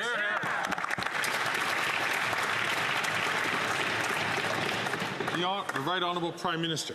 Mr. Speaker, the Canada Carbon Rebate puts more money back in the pockets of the middle class and people working hard to join it. The Parliamentary Budget Officer recognized that 8 out of 10 Canadians are better off with the Canada Carbon Rebate than the price on pollution costs them in their jurisdictions. So the Leader of the Opposition is proposing to take away money from vulnerable families across this country at a time they need it. Terrible. What the Leader of the Opposition is also doing is refusing to get the security clearance necessary to keep Canadians safe by getting the briefings from our security agencies that talk about foreign interference. Right. The Honourable Leader of the Opposition. Mr. Speaker, if the carbon tax made people better off, we wouldn't see a doubling of food bank use under this Prime Minister. You can't blame the rest of the world. Food prices have risen 36% faster in Canada than in the United States of America in the same time period. And that gap grew as the carbon tax came in year after year over the last half decade. Turns out if you tax the farmers who make the food, the truckers who ship the food, the grocers who sell the food, you tax all who buy the food. Right. So if he really wants to quadruple that tax, why not have a carbon tax election so Canadians can decide? The Right Honourable Prime Minister. The Canada Carbon Rebate puts more money in the pockets of 8 out of 10 Canadians right across the country, and it's top economists, scientists, and the Parliamentary Budget Officer who've declared that.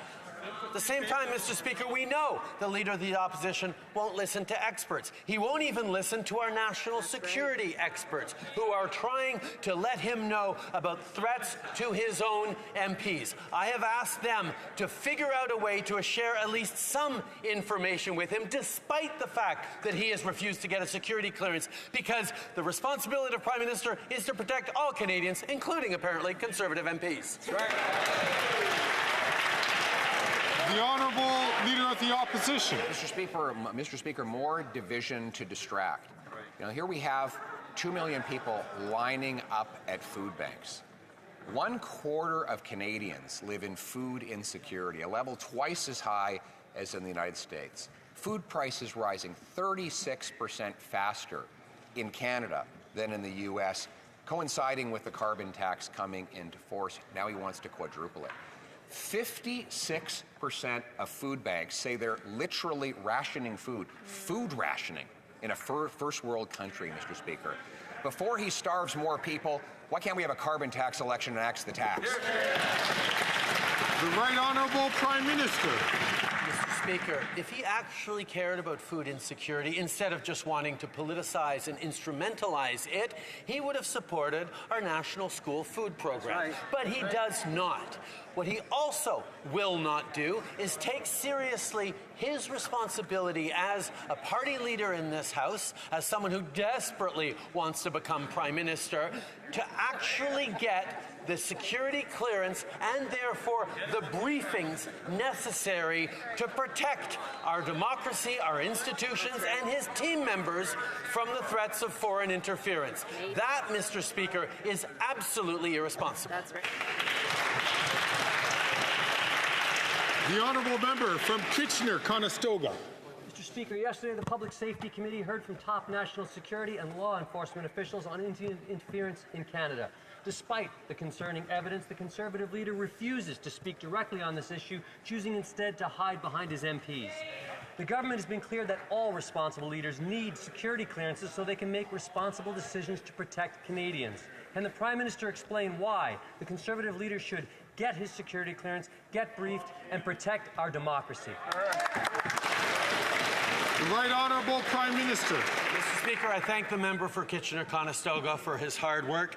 Canadians shouldn't be surprised that the Conservative leader refuses to call out Indian foreign interference. He's refused to get briefed up, to get the security clearance necessary, to get the understanding that our national security agencies want him to have to better be able to both protect his own MPs, to protect our institutions, and to protect Canadians.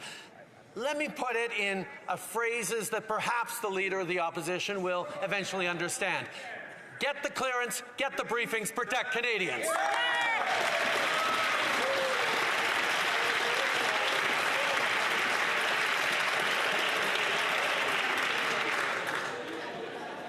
The Honourable Member from North Island, Powell River. Canadians who serve in the military deserve our gratitude and support. But we've learned that for at least 19 years, this Liberal government and the former Conservative government overcharged veterans and their families for long-term care beds. Again, veterans and their families have to fight this government tooth and nail to get what they are due. Canadians need to know who did what and when. Will the Prime Minister immediately end this long-term care gouging? Hear, hear. Hear, hear. The Right Honourable Prime Minister. Mr. Speaker, the Minister of Veterans Affairs has asked her officials to investigate this matter further. We are committed to supporting our veterans, have been since day one. That's why we invested over $11 billion in new services and supports for veterans since 2016, including reopening the 9 veteran service centres that the Harper government shuttered, rehiring 1,000 staff that the Harper government had fired, and we're continuing to work to improve the services and benefits and supports for veterans and for their families. That's right. The Honourable Member from Spadina, Fort York. Mr. Speaker, the Prime Minister wants to talk about national security. Let's do it. On New Year's Eve, Canadians will be ushering in the HoC Commission's final report on foreign interference. But meanwhile, media continue to provide insight as to who are the infamous 11 parliamentarians in the pocket of China. Mr. Speaker, does the Prime Minister have trouble sitting at the cabinet table when he must wittingly know that at least one of his ministers is not working in the service of Canada, or is he entirely witless?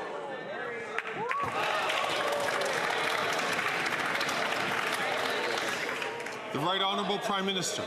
Mr. Speaker, that was an absolutely disgraceful display of irreverence and unseriousness in a place that deserves a serious contemplation of issues of national security. But it doesn't surprise me he's choosing to sit with the Conservative Party of Canada because their leader won't even get the necessary clearance to get the necessary briefing to keep Canadians safe. It's irresponsible, Mr. Speaker.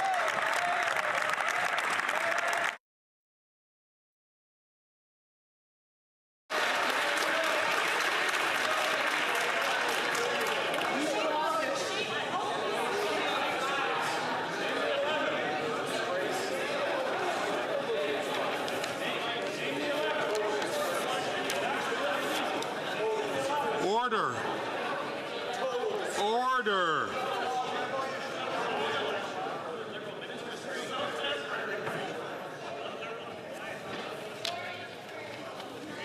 Affaires courantes. Routine proceedings. Tabling of documents. Introduction of government bills. Statements by ministers. Reports from interparliamentary delegations. The Honourable Member for Vaughan Woodbridge. Thank you, Mr. Speaker.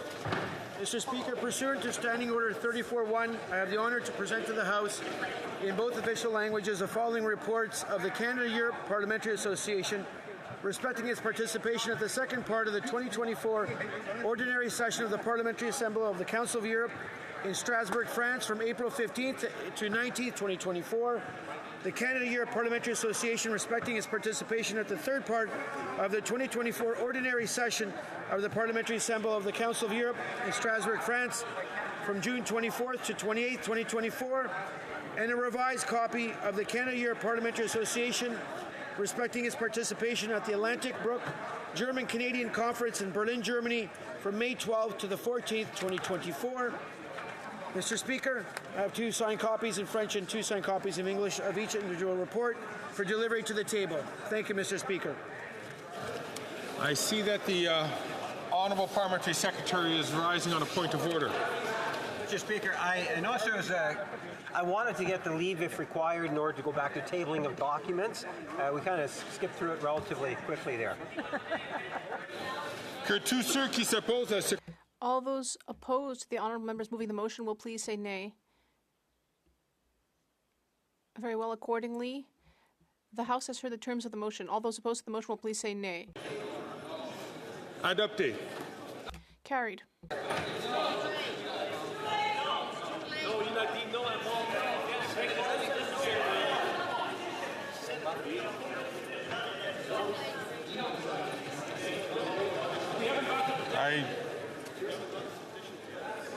I'm afraid I do not. The Honourable Parliamentary Secretary.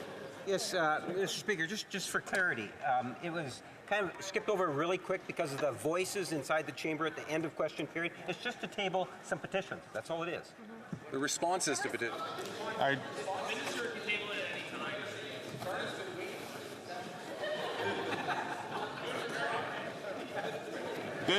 I'll ask again. All those opposed to the honourable member moving the motion will please say nay. Will please say nay. And we do not have unanimous consent.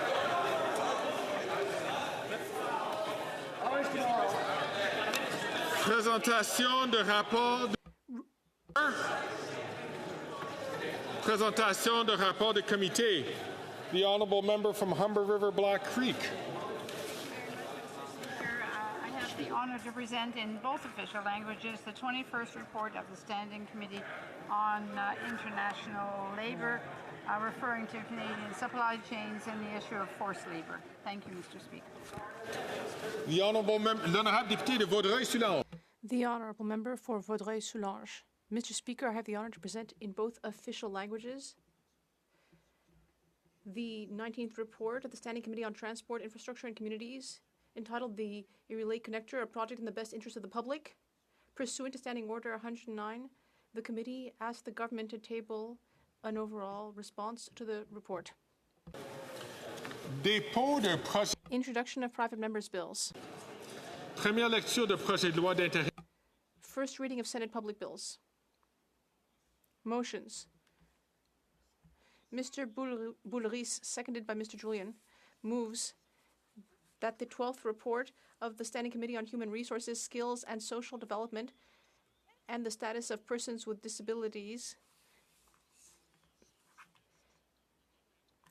tabled on October 6th, 2023, be concurred in. Debate. The Honourable Member for Rosemont-la-Petite-Patrie.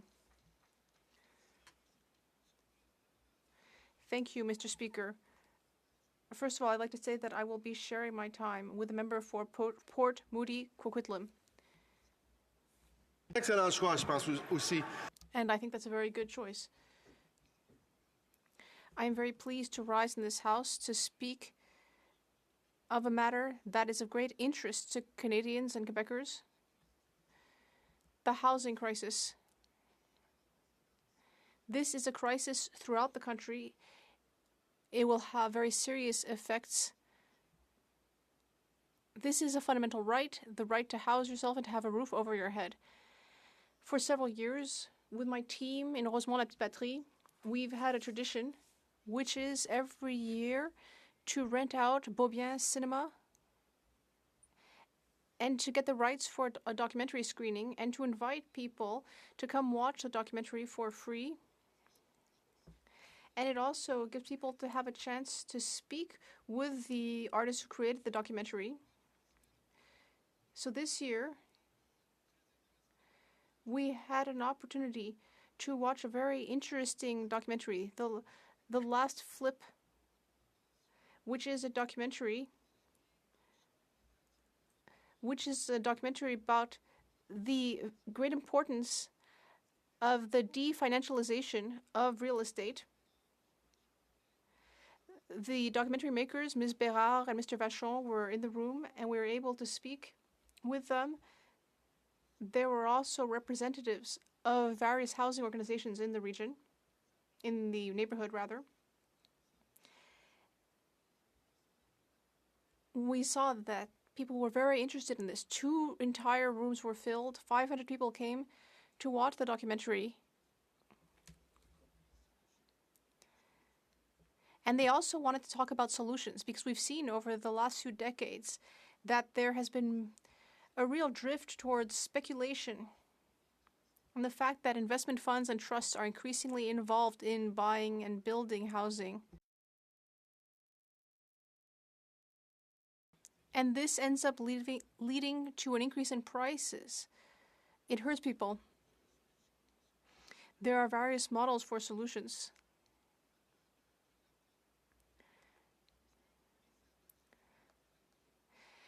We should look at what happened with Bernie Sanders in Burlington in the 80s. We know that Bernie Sanders is a socialist senator in the States, but prior to that, he was mayor of Burlington. And at that time, he created what is called a community land trust. It's a type of investment tool. And so the way it works is that a family that wants to buy a home and the community land trusts become co-owners, co-investors.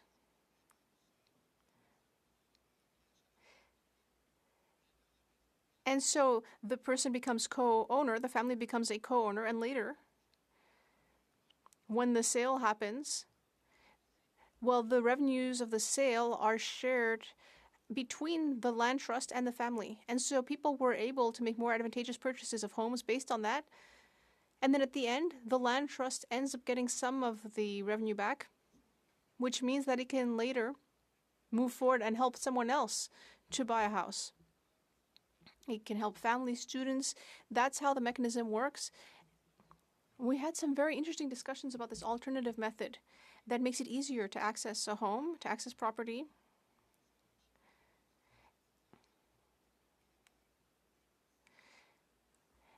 And today, this Champlain House property in Burlington has many housing units available, and it's enabled to keep the real estate market there much more under control and have much more affordable prices and accessible for people.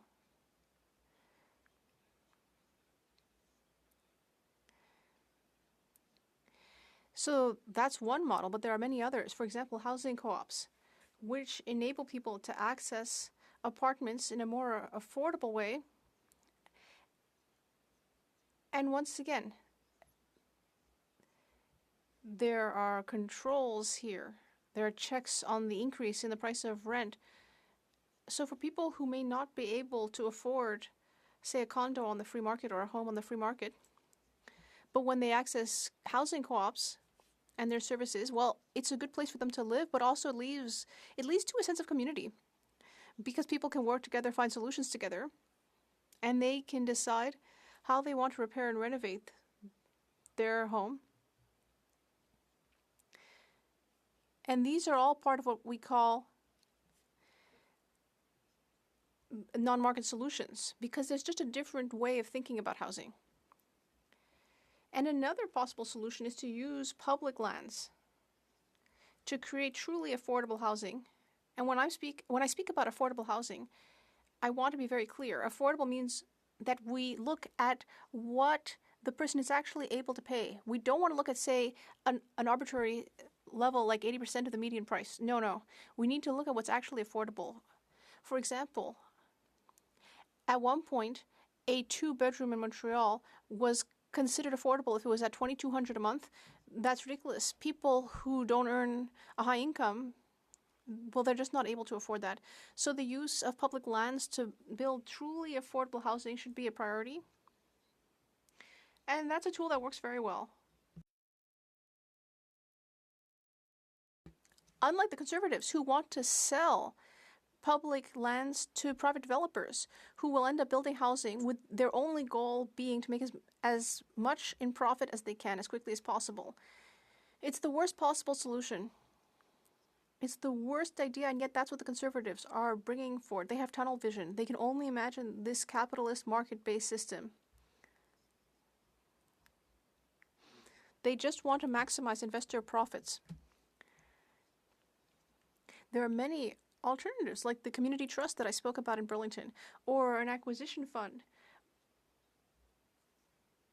So, as I said, we can use public lands, but we could also have taxpayer money set aside, a fund that would enable the government to buy homes, duplexes, triplexes, and so on.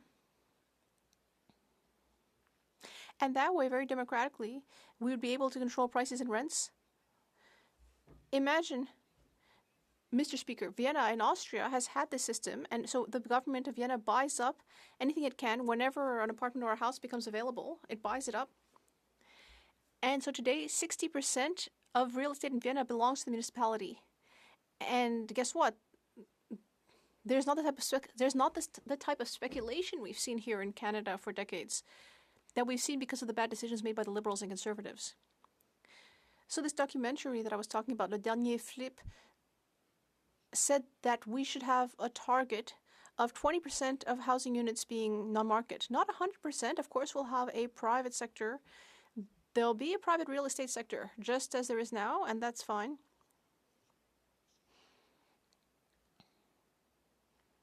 But currently, the level is far too low. It's only 3%. We should set a target of 20%, because 20% would enable us to stabilize the market, and it would have a beneficial effect on the private market too, because it would slow down the fires of speculation. I see that I have barely any time left, so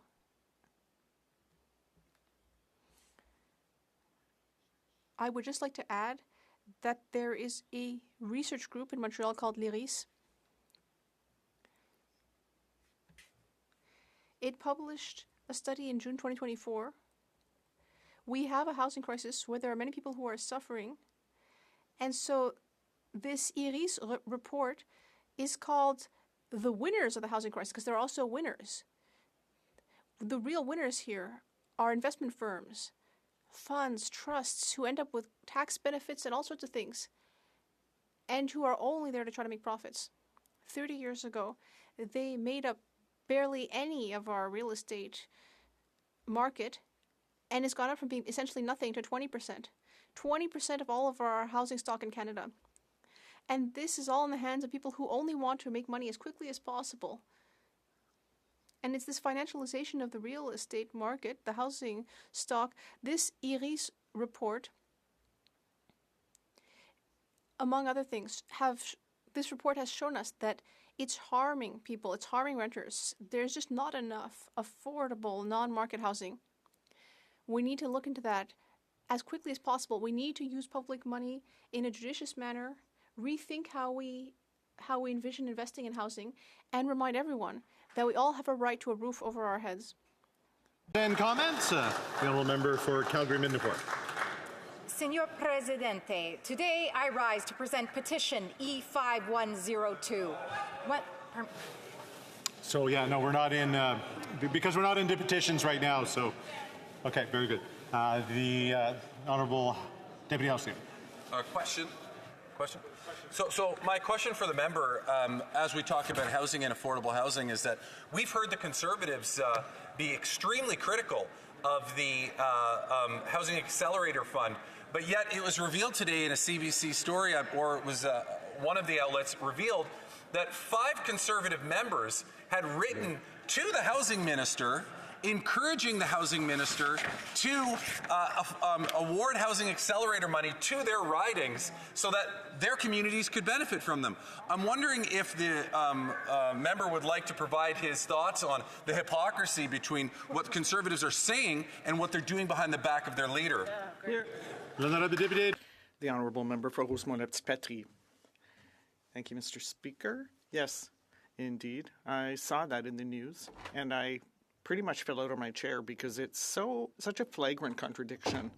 My colleague talked about hypocrisy, and that's exactly what it is, because what the Conservative colleagues want to do is cut everywhere they can, especially in this program that works. And so it works so well that the municipal projects, they want them to be accepted, but the leader doesn't want this, so they should probably discuss among themselves. Questions and comments. The Honourable Member for Joliette. Thank you, Mr. Speaker. I'd like to commend my colleague on his excellent speech. It's a very good overview. I want to talk about the problem of financialization of housing. According to him, has the government put in sufficient measures to tackle this? For example, what about the Claridge matter in Montreal? The Honourable Member for Rosemont-Petrie. Thank you, Mr. Speaker, and I'd like to thank my colleague. There are tax exemptions. There are loopholes with the capital gains tax, and that means that these major funds and trusts don't have paid their fair share of tax, and that incites them to build hundreds of housing units, and this hurts tenants. So what we're saying in the NDP is that if those funds cannot guarantee that they're going to maintain affordable housing, then we're going to tax them even more steeply. And the Canadian Association for Tax Fairness did an excellent study on the fact that we need to review these measures because the Liberals haven't had the courage to tackle this yet. But I hope they certainly will soon. The Honourable Member for New Westminster Burnaby. Thank you, Mr. Speaker, and I'd like to thank my colleague from Rosemont-Petrie for his excellent speech and for the fact that every single day he raises the matter of affordable housing and how much it is lacking in Montreal, Quebec, and across Canada. So I know that the Liberals have given a great deal of CMHC funding to multinationals and major companies, for example. So the Conservatives plan to do the same thing rather than helping people with social and affordable housing and housing cooperatives. I'd like my colleague to explain to us, because he's an excellent advocate for social housing, what do we need to change so that we can help middle-class families instead of paying money to people who are already rich? The Honourable Member. Thank you, Madam Speaker, and I'd like to thank my colleague for his question. I didn't have time to say in my speech how much of a middle-class housing budget is eaten up by housing. For example, there are many people who pay more than 30% of their budget in rent or in mortgage, and that we're talking about millions of people in Canada. So what we need to do is set aside the sums in the Affordable Housing Fund for the nonprofit sector. So let's use the nonprofit sector to build a truly affordable housing. But to do that, we need to review the Liberal housing strategy, which has not been productive in past years. Commissioner Centre. Thank you, Mr. Speaker. I want to start by saying thank you to the member for Rosemont-Petrie for bringing up this really important report on the financialization of housing. I'm sure he's as disappointed as I was that this government chose not to end the tax exemption for real estate investment trusts back in the spring. And even in this report, the recommendation is just to keep studying it. I wonder if you can comment on how, enough is enough. We don't need to study the tax exemptions we're giving to large corporate investors that are raising rents for folks in my community as well as his. We can actually use those funds to give it to groups like Habitat for Humanity that want to build more affordable housing. Can you comment on this? The Honourable Member for Rosemont-Petite. Thank you. I'd like to thank my colleague for that question. Indeed, it's not as if we don't know what the solutions are. It's just that the Liberals are dragging their feet. There were cuts that have gone on for years and years, and we see that the development of social housing suffers too. We see that in 6 cities in Quebec in the past few years, there was only 2% and 5% in Trois-Rivières and Saguenay, respectively. That was the share of social housing that was completed. So we need to change this, Mr. Speaker. That's why we need social housing. Point of order, the Honourable Member. Thank you, Mr. Speaker. There has been consultation among the parties, and I see that there is unanimous consent, so I can present a petition that I was supposed to present today. So I'm seeking that consent, that all those who oppose this, please say nay. In terms of the motion, all those opposed to the motion, please say nay. Motion is carried. The Honourable Member for Pierre Boucher des Patriotes Verchères. Thank you, Mr. Speaker. I rise in this House to officially table this petition, which is according to the standing orders. It was signed by 15 people, and it has been signed by a number of municipal councillors who are here on the Hill. This petition calls on the House of Commons to step in with the Government of Canada and the ministers so that they give the sums necessary for the wharf of Verchères. So we need to call on the Fisheries and Oceans, and nothing has been done. So the Verchères people are impatient. This wharf has deteriorated to the extent that it is the access is banned because it is not safe. So I'm calling on the government to respond to this very important issue for the people of Verchères. Thank you. Okay, and if there's any other unanimous consent motions to come forward, the Honourable Parliamentary Secretary, Government House Leader. Thank you, Mr. Speaker. There has been discussions amongst the parties, and I expect if you were to ask it, you'd get the leave for me to be able to table the petitions and or the responses to the petitions and my questions for the order paper. If I could do that, I would appreciate it. All those opposed to the Honourable Member moving the motion, please say nay. Agreed. The House has heard the terms of the motion. All those opposed to the motion will please say nay. Motion is carried. The Honourable Parliamentary Secretary. Yes, thank you, Mr. Speaker. Under tabling of the motions pursuant to Standing Order 36.8a, I have the honour to table in both official languages the government's responses to 3 petitions. These returns will be tabled in electronic format. Under questions on the order paper, Mr. Speaker, the following questions will be answered today. 2905, 2907, 2909, 2910, 2914, 2916, 2918, 2919, 2925, 2929, 2931, 2932, 2934, and 2941. Furthermore, Mr. Speaker, if government's responses to questions number 2906, 2908, 2911 to 2913, 2915, 2917, 2920 to 2924, 2926 to 2928, 2933, 2935 to 2940, and 2942 to 2946 could be made orders for return. These returns would be tabled in electronic format immediately. Is it the pleasure of the House that the aforementioned questions be made orders for return and they be tabled immediately? Agreed and so ordered. The Honourable Parliamentary Secretary. Mr. Speaker, I would then ask that all remaining questions be allowed to stand. Thank the Honourable Member. I believe another point of order. The Honourable Member for Battle River Crowfoot.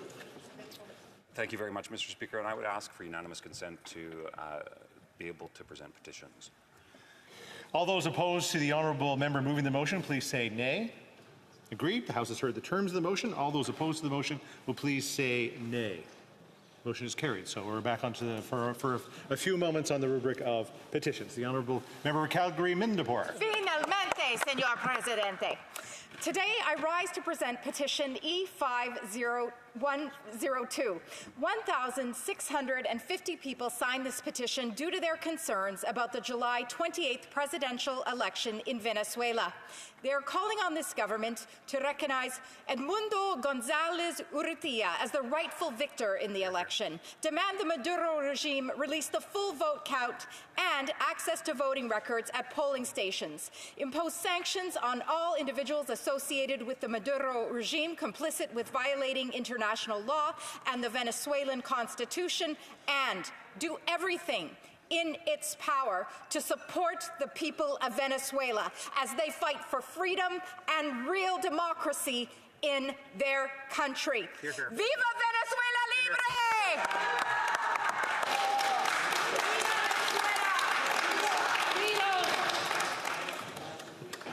While we appreciate visitors to the galleries, we just ask everybody to. I know it's exciting. Presenting of petitions, and we'll do a quick round of presenting of petitions. The Honourable Member of Battle River Crowfoot. Thank you very much, Mr. Speaker, and it is my honour to stand in this place today and present a petition that requests that the Canadian Parliament and government to pass a resolution to establish measures to stop the Chinese Communist regime's crime of systematically murdering Falun Gong practitioners for their organs, and B, amend Canadian legislation to combat forced organ harvesting, and C, publicly call for an end to the persecution of Falun Gong in Canada. And just in particular, Mr. Speaker, referencing Min Young Lu and the many Falun Gong who have faced persecution, and the importance of ensuring that their freedoms are respected, and as Canadians, the responsibility we have to do something about it. Presenting of petitions, présentation pétition, the Honourable Member for Edmonton-Griesbach. Thank you very much, Mr. Speaker. I'm pleased to present and table in both official languages a petition on behalf of Canadians that are calling on the government to address the housing crisis. It goes on so far as to state that we, the undersigned citizens of the residents of Canada, call on the Government of Canada to 1. Impose a moratorium on rent evictions and other forms of displacing tenants in pursuit of higher profits. 2. Invest in affordable housing operated by non-profit housing providers to ensure there are affordable housing units available for our most vulnerable. And finally, 3, stop providing billions of dollars in handouts to corporate landlords who are buying up the existing affordable housing, evicting people, and raising rents. Thank you very much, Mr. Speaker. And presenting of petitions, the Honourable Member Yorkton-Melville. Thank you, Chair. Speaker, I want to draw attention of the House of Commons to the following. Falun Gong is a traditional Chinese spiritual discipline whose moral teachings are truthfulness, compassion, and forbearance. The Chinese government perceives religion as a threat to its state atheism, especially Falun Gong, whose popularity has grown since it was founded in 1992. Since 1999, the Chinese government has persecuted Falun Gong practitioners in the thousands, perhaps even millions. Zhang Yonghe is the sister of Tian Xiaozhong, a Canadian citizen from Toronto. She was arrested in 2002 in Qingdao City and was detained for over half a year because she was a practitioner of Falun Gong. Her family was not notified of her arrest, making this a case of forced disappearance. Her family's called on the Shandong Province Prison Administration many times to inquire about Yunhe, and the prison administration remains silent on this matter, a clear dereliction of duty.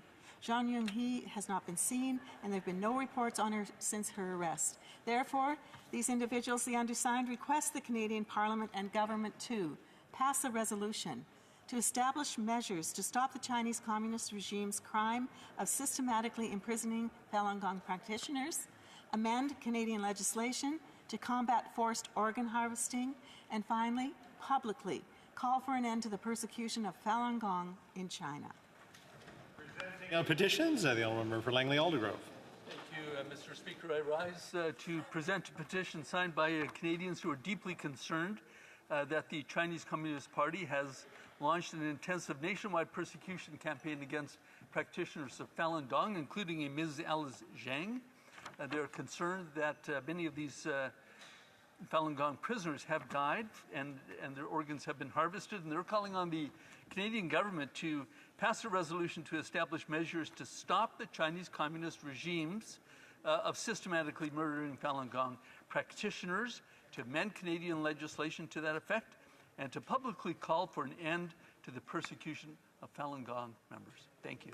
Presenting petitions, the Honourable Member for New Westminster Burnaby. Thank you very much, Mr. Speaker, and I am pleased to present a petition on behalf of 26 constituents in British Columbia for a petition that was sponsored by the fantastic, hardworking member from Port Moody, Coquitlam. Basically, the petition and the petitioners are calling upon the Government of Canada to impose a moratorium on renovations and other forms of displacing tenants in pursuit of higher profits, to invest in affordable housing operated by non-profit housing providers to ensure that there is affordable housing units available for our most vulnerable, and to stop providing billions of dollars in handouts to corporate landlords who are buying up the existing affordable housing, evicting people, and raising rents. Thank you, Mr. Speaker. Presenting petitions, the Honourable Member for Oxford. Residents of Oxford County who are stating that after 9 years of this Liberal government, homelessness is a growing crisis in communities right across our country. We are seeing over 1,400 homeless encampments in our province of Ontario alone. They are particularly speaking about the encampments that have become a visible and urgent issue, highlighting the lack of affordable housing and inadequate support services for those experiencing homelessness, and the impact that it has on small and rural counties and communities like mine. They're particularly speaking about making sure we have enough support to get them the help they need, but also to make sure that the residents that live in these communities have safe, viable neighborhoods to raise their families and walk around in their parks. So they're calling on the Government of Canada to work with all levels of government to find a solution to end homelessness and take care of this homelessness encampment crisis that we're seeing right across our country by providing support to those who need the help the most. Thank you, Mr. Speaker. Presenting petitions, the Honourable Member for London Fanshawe. Thank you, Mr. Speaker. And I too would like to stand to present a petition that was sponsored by the fantastic MP for Port Moody, Coquitlam. These citizens have asked again for a moratorium on renovictions because they're seeing more and more of their community housing, affordable housing units being taken away by corporate landlords solely for profit. They wish that the House of Commons and the government would invest more in affordable housing, operated not-for-profit housing units, and to provide for our most vulnerable, and I'm excited to present this petition on their behalf. Thank you, Mr. Speaker. Presenting petitions, Présentation Petition, the Honourable Member for Brantford-Brant. Thank you, Mr. Speaker. Pleased to rise today and speak to a petition from several Canadians in support of the Falun Gong, and in particular Yao Feng Yun. Falun Gong is a traditional Chinese spiritual discipline which consists of meditation, exercise, and moral teachings based on the principles of truthfulness, compassion, and tolerance. A study was done, an investigation was done in 2006, and concluded that the Chinese regime and its agencies throughout China have put to death a large number in tens of thousands of Falun Gong prisoners of conscience. Their vital organs were seized involuntarily for sale at a high price. Therefore, the undersigned request the Canadian Parliament and government to A, pass a resolution to establish measures to stop the Chinese Communist regime's crime of systematically murdering Falun Gong practitioners for their organs. B, amend Canadian legislation to combat forced organ harvesting, and C, publicly call for an end to the persecution of Falun Gong in China. Thank you. Presenting petitions, Présentation Petition, the Honourable for Lanark, Frontenac, Kingston. Speaker, I too am rising on the to present a petition regarding Falun Gong and to deal with the organ harvesting issue. Mr. Speaker, I was the chair of the parliamentary committee that heard compelling testimony about this heinous practice. We call, of course, the petitioners call for Canada to adopt legislation to stop forced organ harvesting and publicly call for the end to the persecution of Falun Gong, a peaceful movement that embodies the best of Chinese cultural practices. I wanted, in conclusion, to point out that Con Lang Yang, a Falun Gong practitioner with family ties to Canada, is one of those imprisoned. We also would call for their release. Thank you, Mr. Speaker. Presenting petitions, Présentation Petition, the Honourable Member for Cypress Hills, Grasslands. And then I'll go there. I actually have two petitions to do here today. The first one is in regards to Falun Gong practitioners who have been persecuted in China since 1999 by the CCP, who launched a campaign to have the faith eradicated in China. Ally Youngmai is the mother of Su Ting Lee, a resident from Calgary. Ally Youngmai received her second prison sentence in 2023 for 5 years because she is a practitioner of Falun Gong. Her phone is being monitored for 6 months and her home was ransacked by police. She was strung up by her wrists with her feet in the air during the interrogation. She was first arrested in 2014 and was incarcerated from 2015 to 2017, where she was subjected to torture. She refused to renounce her faith or to admit any guilt, and as such she endured extended periods of squatting and standing, had freezing cold water poured on her. She was deprived of food and sleep. She was forced to do unpaid labor, was made to sleep on a bare bedboard with no blankets. Therefore, petitioners request the Canadian Parliament and government to A, pass a resolution to establish measures to stop the Chinese Communist regime's crime of systematically imprisoning Falun Gong practitioners, B, amend Canadian legislations to combat forced organ harvesting, and C, publicly call for an end to the persecution of Falun Gong in China. Mr. Speaker, the second petition that I have here today is in regards to our border. There is many citizens from Cypress Hills grasslands who have written to me to express concerns about potential border closures and reduction of services. They note that the border crossing is important to the economic activity, but also as a front line to the safety and security of Canadians. And therefore, they want to make sure that they are consulted by the government before any changes of any kind would happen at our border crossings and with CBSA. Thank you very much, Mr. Speaker. Petitions, the Honourable Port Moody Coquitlam. Mr. Speaker, and the residents of Port Moody Coquitlam are very, very concerned about the price of housing. More and more people getting displaced out of their homes, getting rent-evicted. Mr. Speaker, I'm proud to say that the City of Port Moody recently passed a bylaw about standards of maintenance on rental housing just to keep people in safe housing, so I raise my hands to them. And those same folks, the residents of Port Moody Coquitlam, want to present a petition to this House. And they say, the undersigned citizens and residents of Canada call upon the Government of Canada to 1, impose a moratorium on rent evictions and other forms of displacing tenants in pursuit of higher profits. Number 2, invest in affordable housing operated by non-profit housing providers to ensure there are affordable housing units available for the most vulnerable. And number 3, stop providing billions of dollars in handouts to corporate landlords who are buying up the existing affordable housing, evicting people, and raising rents. Petitions, the Honourable Pitt Meadows, Maple Ridge. Mr. Speaker, I want to draw the attention of the House of Commons to the following. Since the CCP rule of China, they have implemented state atheism and perceived religion and believers as a threat to their rule. This is why in 1999, the CCP initiated a campaign of persecution against perhaps millions of Falun Gong practitioners due to its growing popularity in the country. Falun Gong is a Chinese spiritual discipline whose moral teachings are of tolerance, compassion, truthfulness, with millions of adherents all around the globe. Liu Xiaobo is the father of Jack Liu, a resident from Ottawa. Liu Xiaobo was unlawfully imprisoned from 2001 to 2009 for clarifying the truth regarding Falun Gong. Then in 2021, he was kidnapped from his home in Langford City. He was detained for 2 years in Beijing No. 3 Detention Center and a person of religious persecution and a prisoner of conscience. Mr. Speaker, the other members have said different comments on this right here, but I've talked to practitioners who've been in prison. It's a very serious situation, and this is an important petition. Thank you. Petitions, the Honourable Mission Mascot, Fraser Canyon.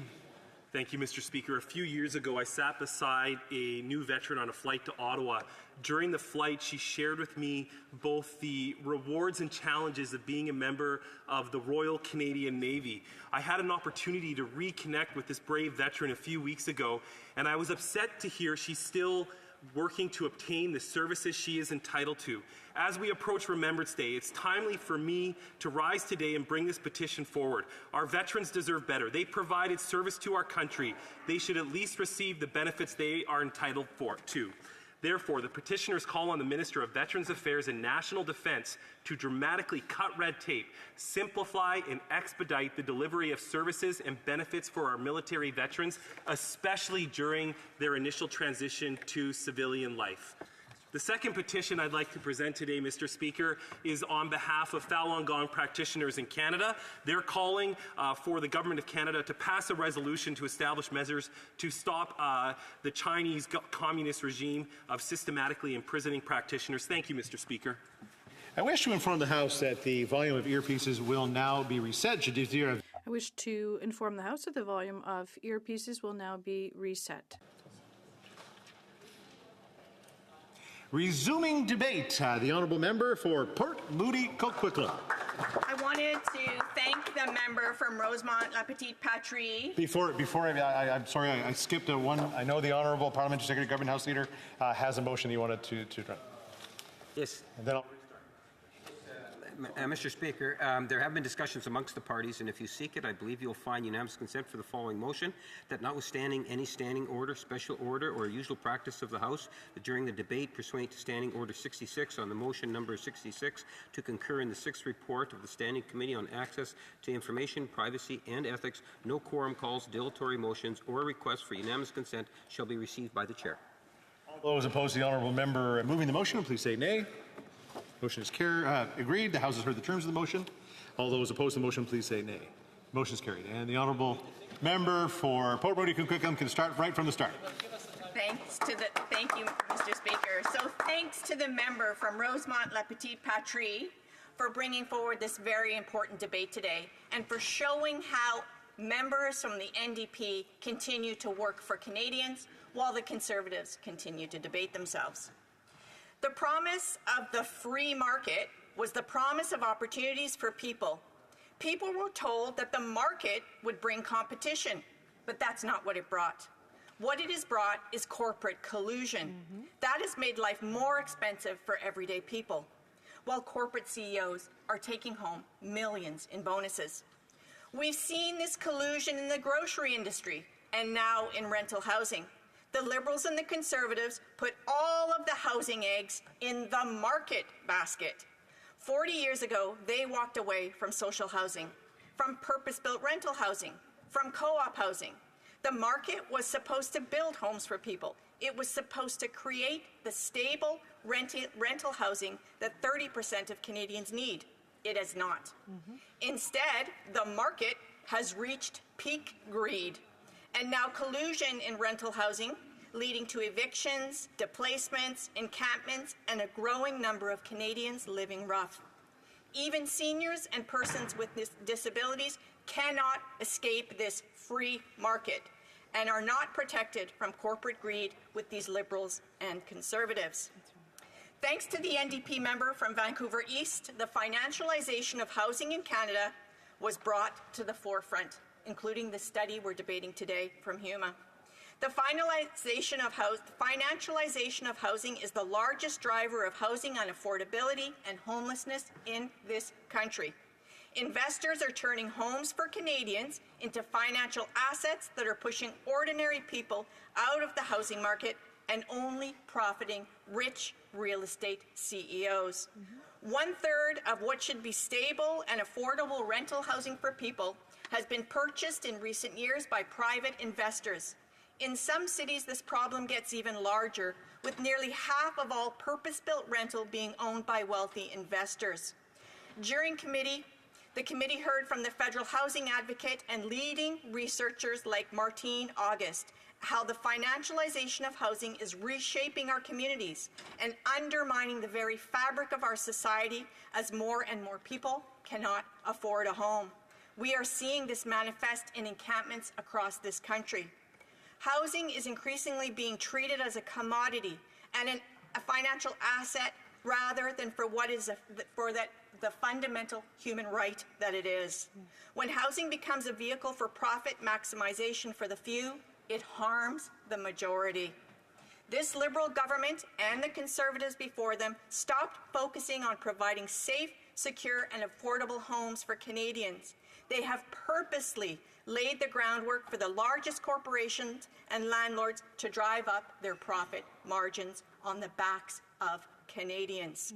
New Democrats have raised the alarm about this. There is endless proof that financialized landlords raise rents faster and higher than other landlords, and they file for more evictions than any other landlord type.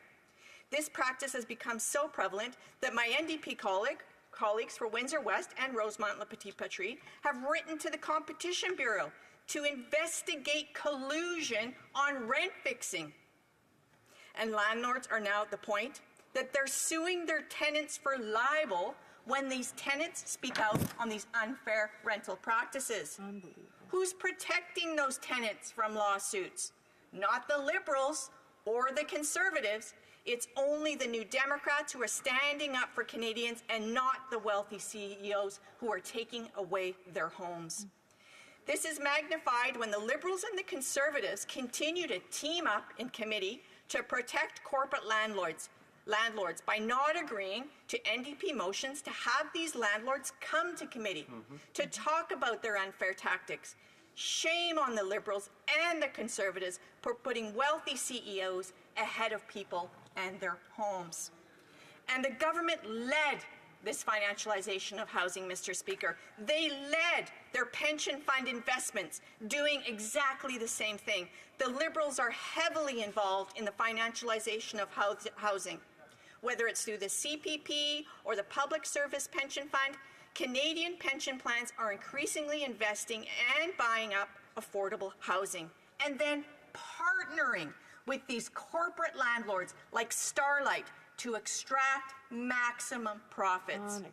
An Access to Information request found that PSP Investments owns rental housing and has hired a corporate landlord to raise rents above guidelines, evict tenants, and kick them out on the street. The Liberal government is doing that. Tenants have been forced to organize rent strikes to fight back against these unfair practices. I wonder if the government will sue them as well, Mr. Speaker. Now, to make it even more unfair, the Liberal government has okayed the use of AI rental collusion software by their asset managers. The same algorithmic pricing tools that are part of an antitrust lawsuit in the U.S. for allegedly being used to price fix are now being used by the same asset managers the government has hired. Firms that go after tenants.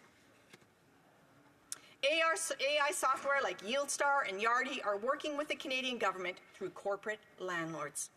AI in the marketplace is like all technology, a promise. When used correctly, it can make our lives easier, healthier, and better. But it can also be used by bad faith actors to crush competition and hurt renters. AI poses new challenges that make the potential scale of price fixing something we've never seen.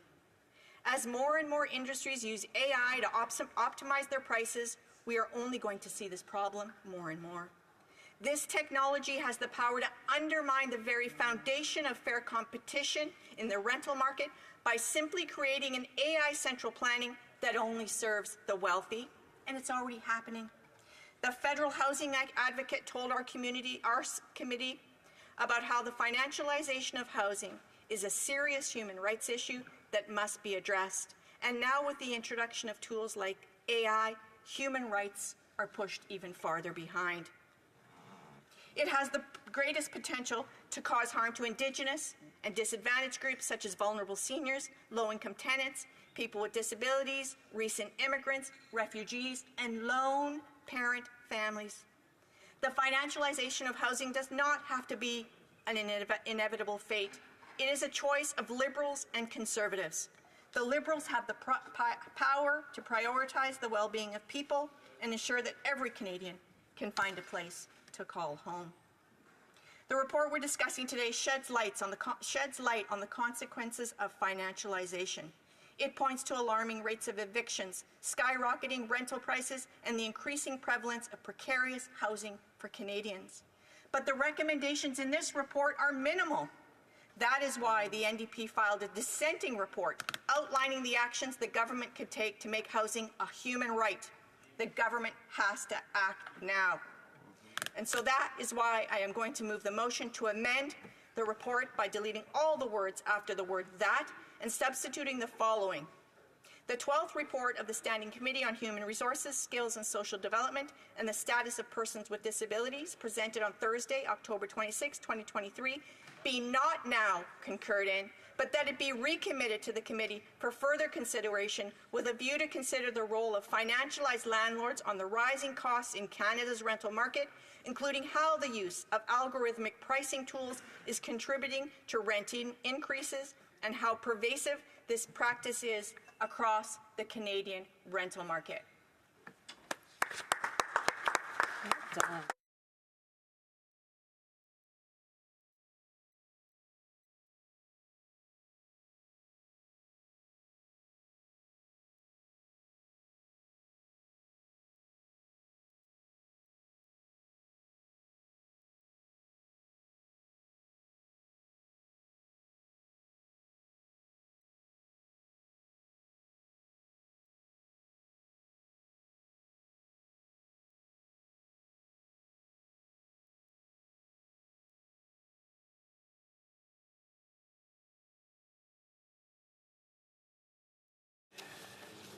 Ms. Zerillo, seconded by Mr. Bourris, moves the following amendment: that the motion be amended by deleting all the words after the word that and substituting the following. Quote, the 12th report of the Standing Committee on Human Resources, Skills and Social Development and the Status of Persons with Disabilities, presented on Thursday, October 26, 2023, be now not concurred in, and that it be recommitted to the committee for further consideration with a view to consider the role of financialized landlords on rising costs in Canada's rental market, including how the use of algorithmic pricing tools is contributing to rent increases and how pervasive this practice is across the Canadian rental market. The amendment is in order. Questions and comments? Question commentaire. The honourable member for Kings Hands. Speaker, I'd like to thank my honourable colleague for her remarks today. A few things I agree with, a few things that I might probe and that I might have a different view. One, I would certainly agree with the fact that there have been successive federal governments in the past that had not properly invested in public housing, and we have been playing catch-up as a government over the last number of years that we've been involved. The member took a lot of time to focus on rental costs and rental increases. She talked about the Government of Canada, presumably around assets that may be held by government entities who serve as landlords, and she talked about rent increases there. But will the honourable member recognize that rent increases and rent control is actually inherently a provincial jurisdiction, that these are tools that are controlled in provincial legislatures, and although, yes, there's work as the government is doing and as we need to do more at the federal level, specifically when she talks about rent, is that not something that is governed in legislatures that need to be conversations with premiers across this country that we are having, but constitutionally we don't have the authority? The honourable member for Port Moody Coquitlam. Mr. Speaker, no, I won't. Because people that are living in encampments and in their cars and being rent-evicted and don't have housing don't care whose jurisdiction it is. I'm telling the government right now that what they're doing is making people homeless. And there's no other fix for it other than stopping this financialization of housing. People are losing their homes. The government is behind it. They're involved in it. They're encouraging it. I would ask the member to go take a look at some of the annual reports of some of their investment boards, specifically the PSP Investment Board, who, by the way, the new board chair won't see me, won't take an appointment, no transparency, no ability to push back on them. They're making above their guideline profits. The government needs to look inside. Questions and comments? Question commentaire. L'honorable. The honourable member for Joliette. Thank you, Mr. Speaker. I'd like to thank my colleague for her speech. I would like to ask her, well, the government has invested a lot in affordable housing, so we hear a lot of criticism because very often promoters prefer paying a fine rather than developing units that are supposed to be affordable. Or often they're not affordable if they're developed over 10 years and prices remain high. Some organizations like the Fondation Populaire that came to the Finance Committee proposes that all money for affordable housing should be sent to off-market social housing, such as co-ops. What does my honourable colleague think of this? The deputy to Port Moody, Coquitlam. The honourable member. Thank you. This is another. I thank the member for the question. This is another example of how the government has been told over and over what to do to fix this problem, and they're doing nothing.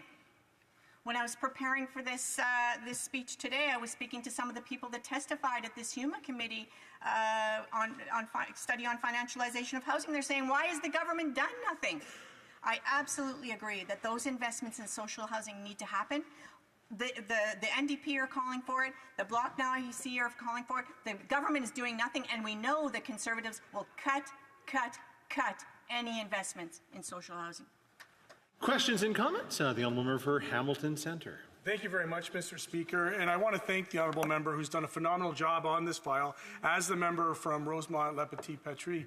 But I have to say, you know, the Liberals like to pretend that if only there was somebody in power who could do something about this, and they want to pretend that laissez-faire economics, leaving it to the market, is somehow going to solve this crisis. And yet, there was a time in this country, Mr. Speaker, a time when the Victory Homes Project, after World War II, a bold initiative to build 1 million homes, and we're talking about in the 50s and 60s, 1 million homes for people, for affordability, for soldiers who came back, and for people who can afford them. They still have them in Hamilton. In fact, in my neighborhood where I grew up, that's what we had there. There was a Victory Homes Project that became the CMHC, and somewhere along the line, the CMHC, Mr. Speaker, just became this kind of insurance backstop for REITs and big developers. So through you to the Honourable Member, could she speak a little bit about how not only is this possible for the federal government to build 1 million non-market housing, not only is it possible, but it already happened some 50, 60 years ago, and it needs to happen now.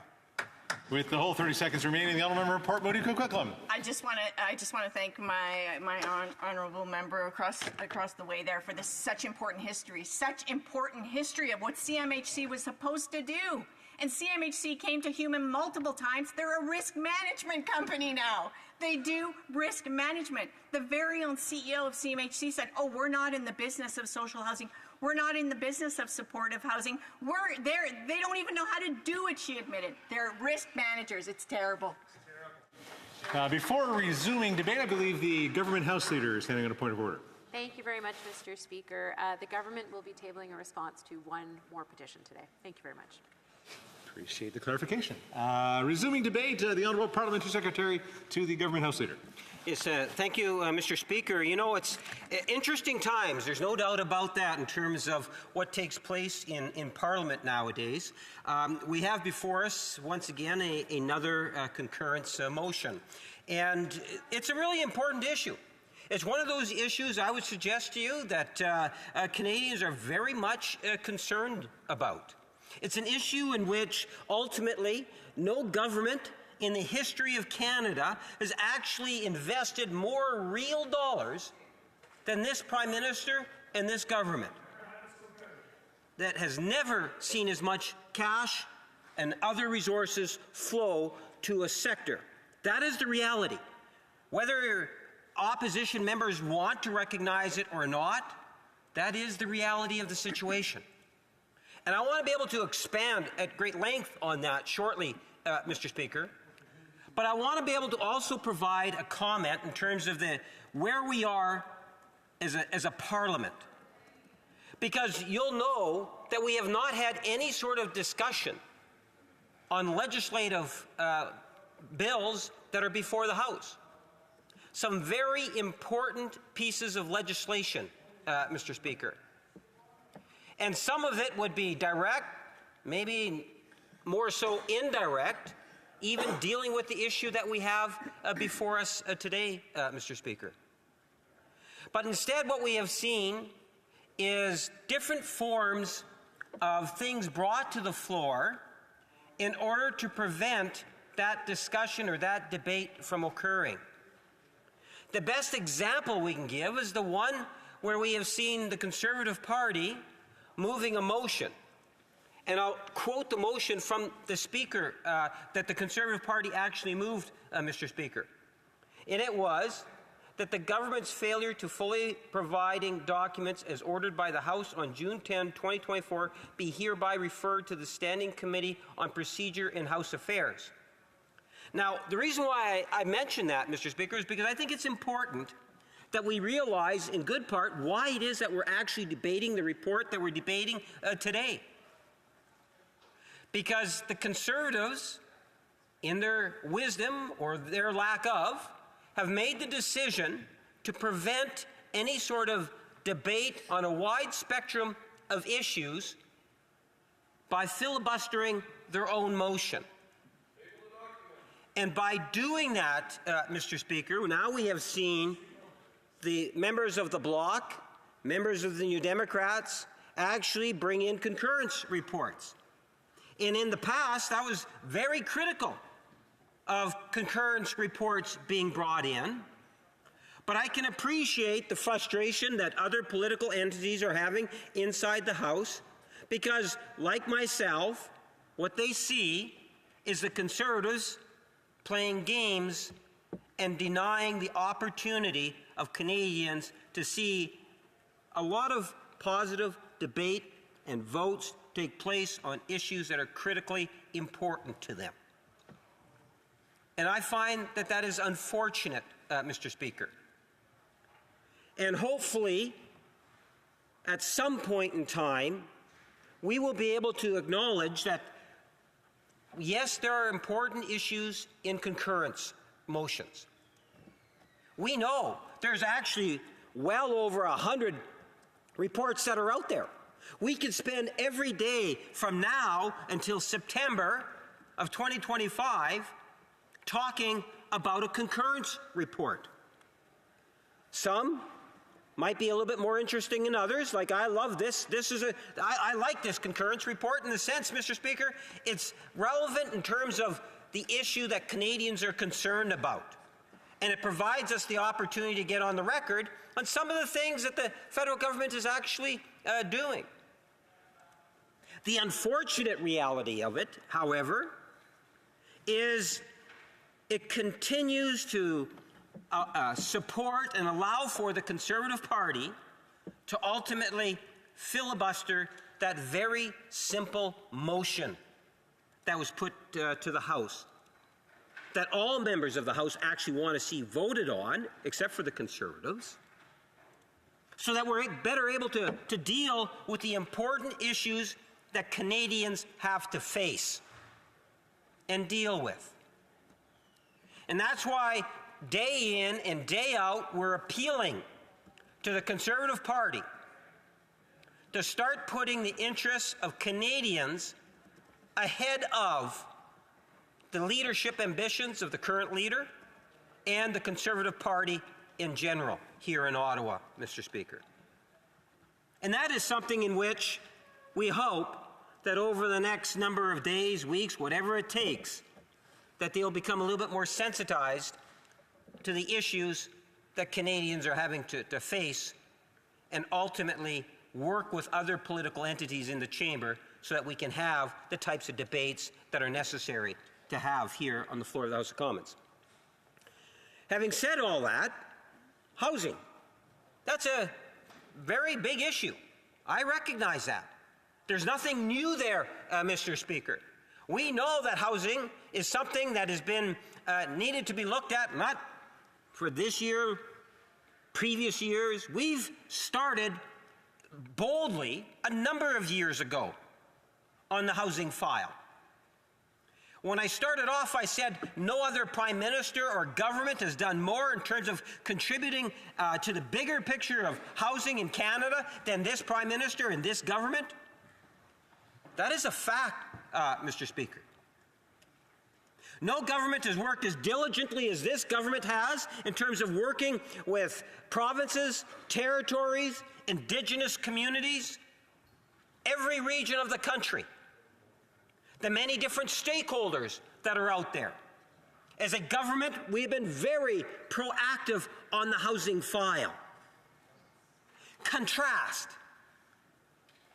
You know, if we were to contrast what it is that we have done Even better yet, Mr. Speaker, let's contrast the leader of the Conservative Party to the Prime Minister, the leader of the Liberal Party, on the housing issue file. It doesn't take very much to expand on the leader of the Conservative Party. Let me tell you why. He was actually the housing minister when Stephen Harper was the Prime Minister. And we've had many ministers talk about how enthusiastic the leader of the Conservative Party was on housing when he was actually the Minister of Housing. He actually built 6 houses in Canada. 6. Now, to the best of my knowledge, we haven't found any of those 6 houses, but we're told that there are 6 houses that he actually built while he was Minister of Housing, Mr. Speaker. Pretty impressive background. If you want to start contrasting that to what the leader of the Liberal Party or the Prime Minister of Canada has done, I think people would get a better understanding and appreciation in terms of who really understands the needs and the housing-related issues as a leader. Yesterday, we were entertained with a Conservative idea. They don't have very many of them, but we had one that floated to the top yesterday. It's a rare occurrence. And what they're saying now is that if you buy a house, $900,000, let's say, you're going to be able to not have to pay the GST on that house. That's their gift to the housing situation that Canada is facing today. At the same time, the leader of the Conservative Party says, not only are we giving that as a gift to Canadians, we're also going to be cutting back on other federal programs dealing with housing, Mr. Speaker. I found it really interesting when you had the leader of the Conservative Party today.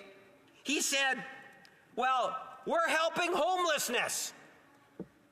It begs the question, how many people in homeless shelters do you think are going to benefit by building a $900,000 home in the next year or so? I suspect, Mr. Speaker, you're not going to get any of them. Their policy is so, I don't quite understand. I think, maybe he got the idea when we talked about as a government that we were going to get rid of the GST on purpose-built rentals, where not only was it well received in Canada, we also had provincial jurisdictions doing the likewise on the PST. That in itself is going to lead to thousands of units being built across the country, Mr. Speaker. So here you see a very strong and positive announcement from the Government of Canada, and now you get the leader of the Conservative Party saying, well, we have a better idea. We're going to actually just give a GST break for those that are buying housing, buying a brand new house, and we'll put a cap of just under $1 million on it, Mr. Speaker. How does that deal with affordable housing? I can tell you right offhand, it deals with it in a very negative way, because he says, while he's talking about this shiny new Conservative program, he's also going to be cutting the programs that are actually going to do just that, make more affordable housing across Canada, Mr. Speaker. Their policy statement just does not make any sense unless there's a theme that he wants to develop. And that is this theme of axe the tax. I even saw him making the motion today, Mr. Speaker. When he goes like this, and I see him do it inside the House and outside the House, talking about axing the tax. Believing that he can fool Canadians. That's what it's about. He's trying to give an impression that Canadians are going to benefit because he's going to axe the GST tax on those building a brand new house, Mr. Speaker. How many Canadians do you think are really going to benefit by that major policy announcement, in particular those that need the issue of affordable housing, especially when you factor in the fact that he's going to be cancelling other programs? Interesting enough, the Conservatives are critical publicly here in the House of the Minister of Housing in regards to the Accelerator Fund. They talk and they say, you know, that's one of the programs they're going to axe. I could not believe when you take a look at Newswatch and you become very much familiar with a number of the members of the Conservative caucus that disagree, at least by writing the Minister of Housing, with what it is that the Conservative leader is saying himself. When you start getting letters from Conservatives asking for additional support on the housing file and appealing to the Minister of Housing for support on an initiative in the riding, and I applaud those members, Mr. Speaker. They're doing what it is that they should be doing, advocating for their constituents, even though their leader is advocating to get rid of the program. I find that there's something odd about that. You know, I know there's at least 5, and I understand there's even more potentially there, Mr. Speaker. You know, the member from Lambton, Kent, Middlesex, and the number of communities that are affected, and the letter that was written, I sure hope it was good. You had the member from Simcoe North, the member from Fundy Royal. You gotta like this one. The member from St. Albert, Edmonton. The member from Central Okanagan. My apologies for the mispronunciation, Mr. Speaker. What do they have in common? They all have, and there's, I suspect, more, but here's 5 that we know of, 2 things in common. One is that they're all Conservatives. 2, they all want the government program. The government program that the leader of the Conservative Party wants to get rid of, Mr. Speaker, in favor of his announcement yesterday. And today, time after time, we had the leader of the Conservative Party stand in his place and say, oh, how good I am because look what so-and-so is saying about my announcement. At the end of the day, Mr. Speaker, I would suggest that the Conservative Party needs to rethink their housing policy. While they're doing that, they also might want to rethink their price on pollution policy, because they've had a few flip-flops on that one, Mr. Speaker, and I would suggest to you that if they want to do the environment a favor, they should have yet another flip-flop.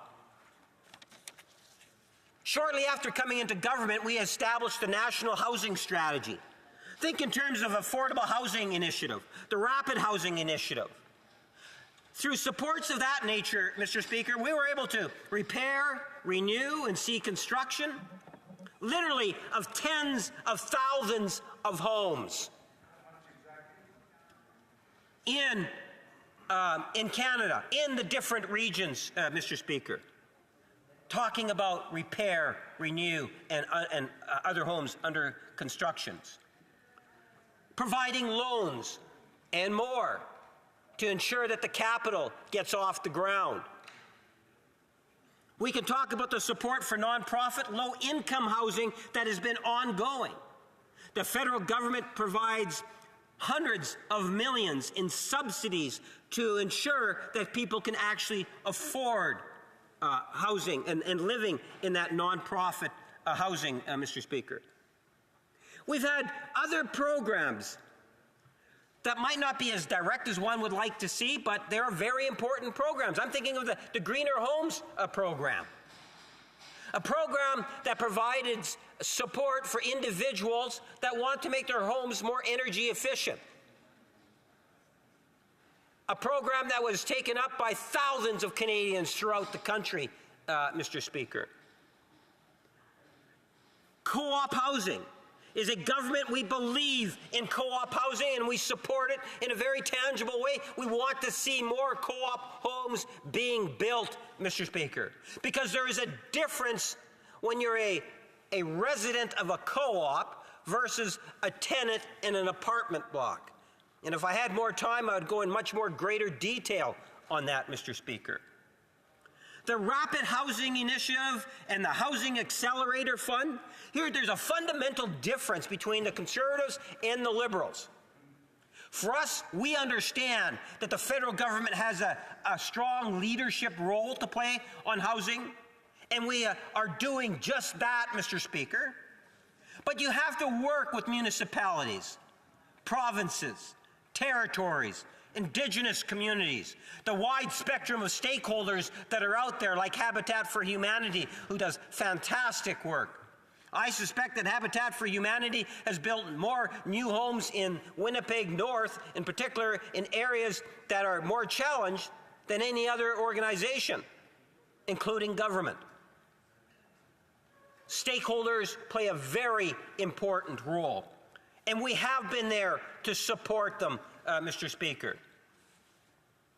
Whether it's the Deputy Prime Minister, Minister of Finance, or the Prime Minister, constantly looking at ways, working with the Minister of Housing and caucus colleagues in participating and bringing ideas on how we can improve Canada's housing stock and expand it, Mr. Speaker.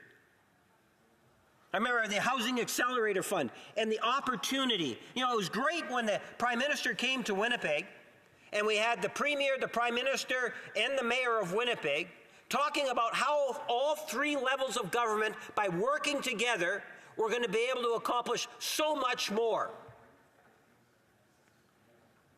These are the types of things that we need to see more of. That's where the challenge is to members opposite. We have invested, we understand the issue, we know that there's still more work that needs to be done, but as a national government, you cannot tell me any other national government in our history, in generations, that has done more on the housing file than this Prime Minister and this government, Mr. Speaker. And it doesn't mean that things are perfect. It does mean that we will continue to work for Canadians, Mr. Speaker, on this very serious issue.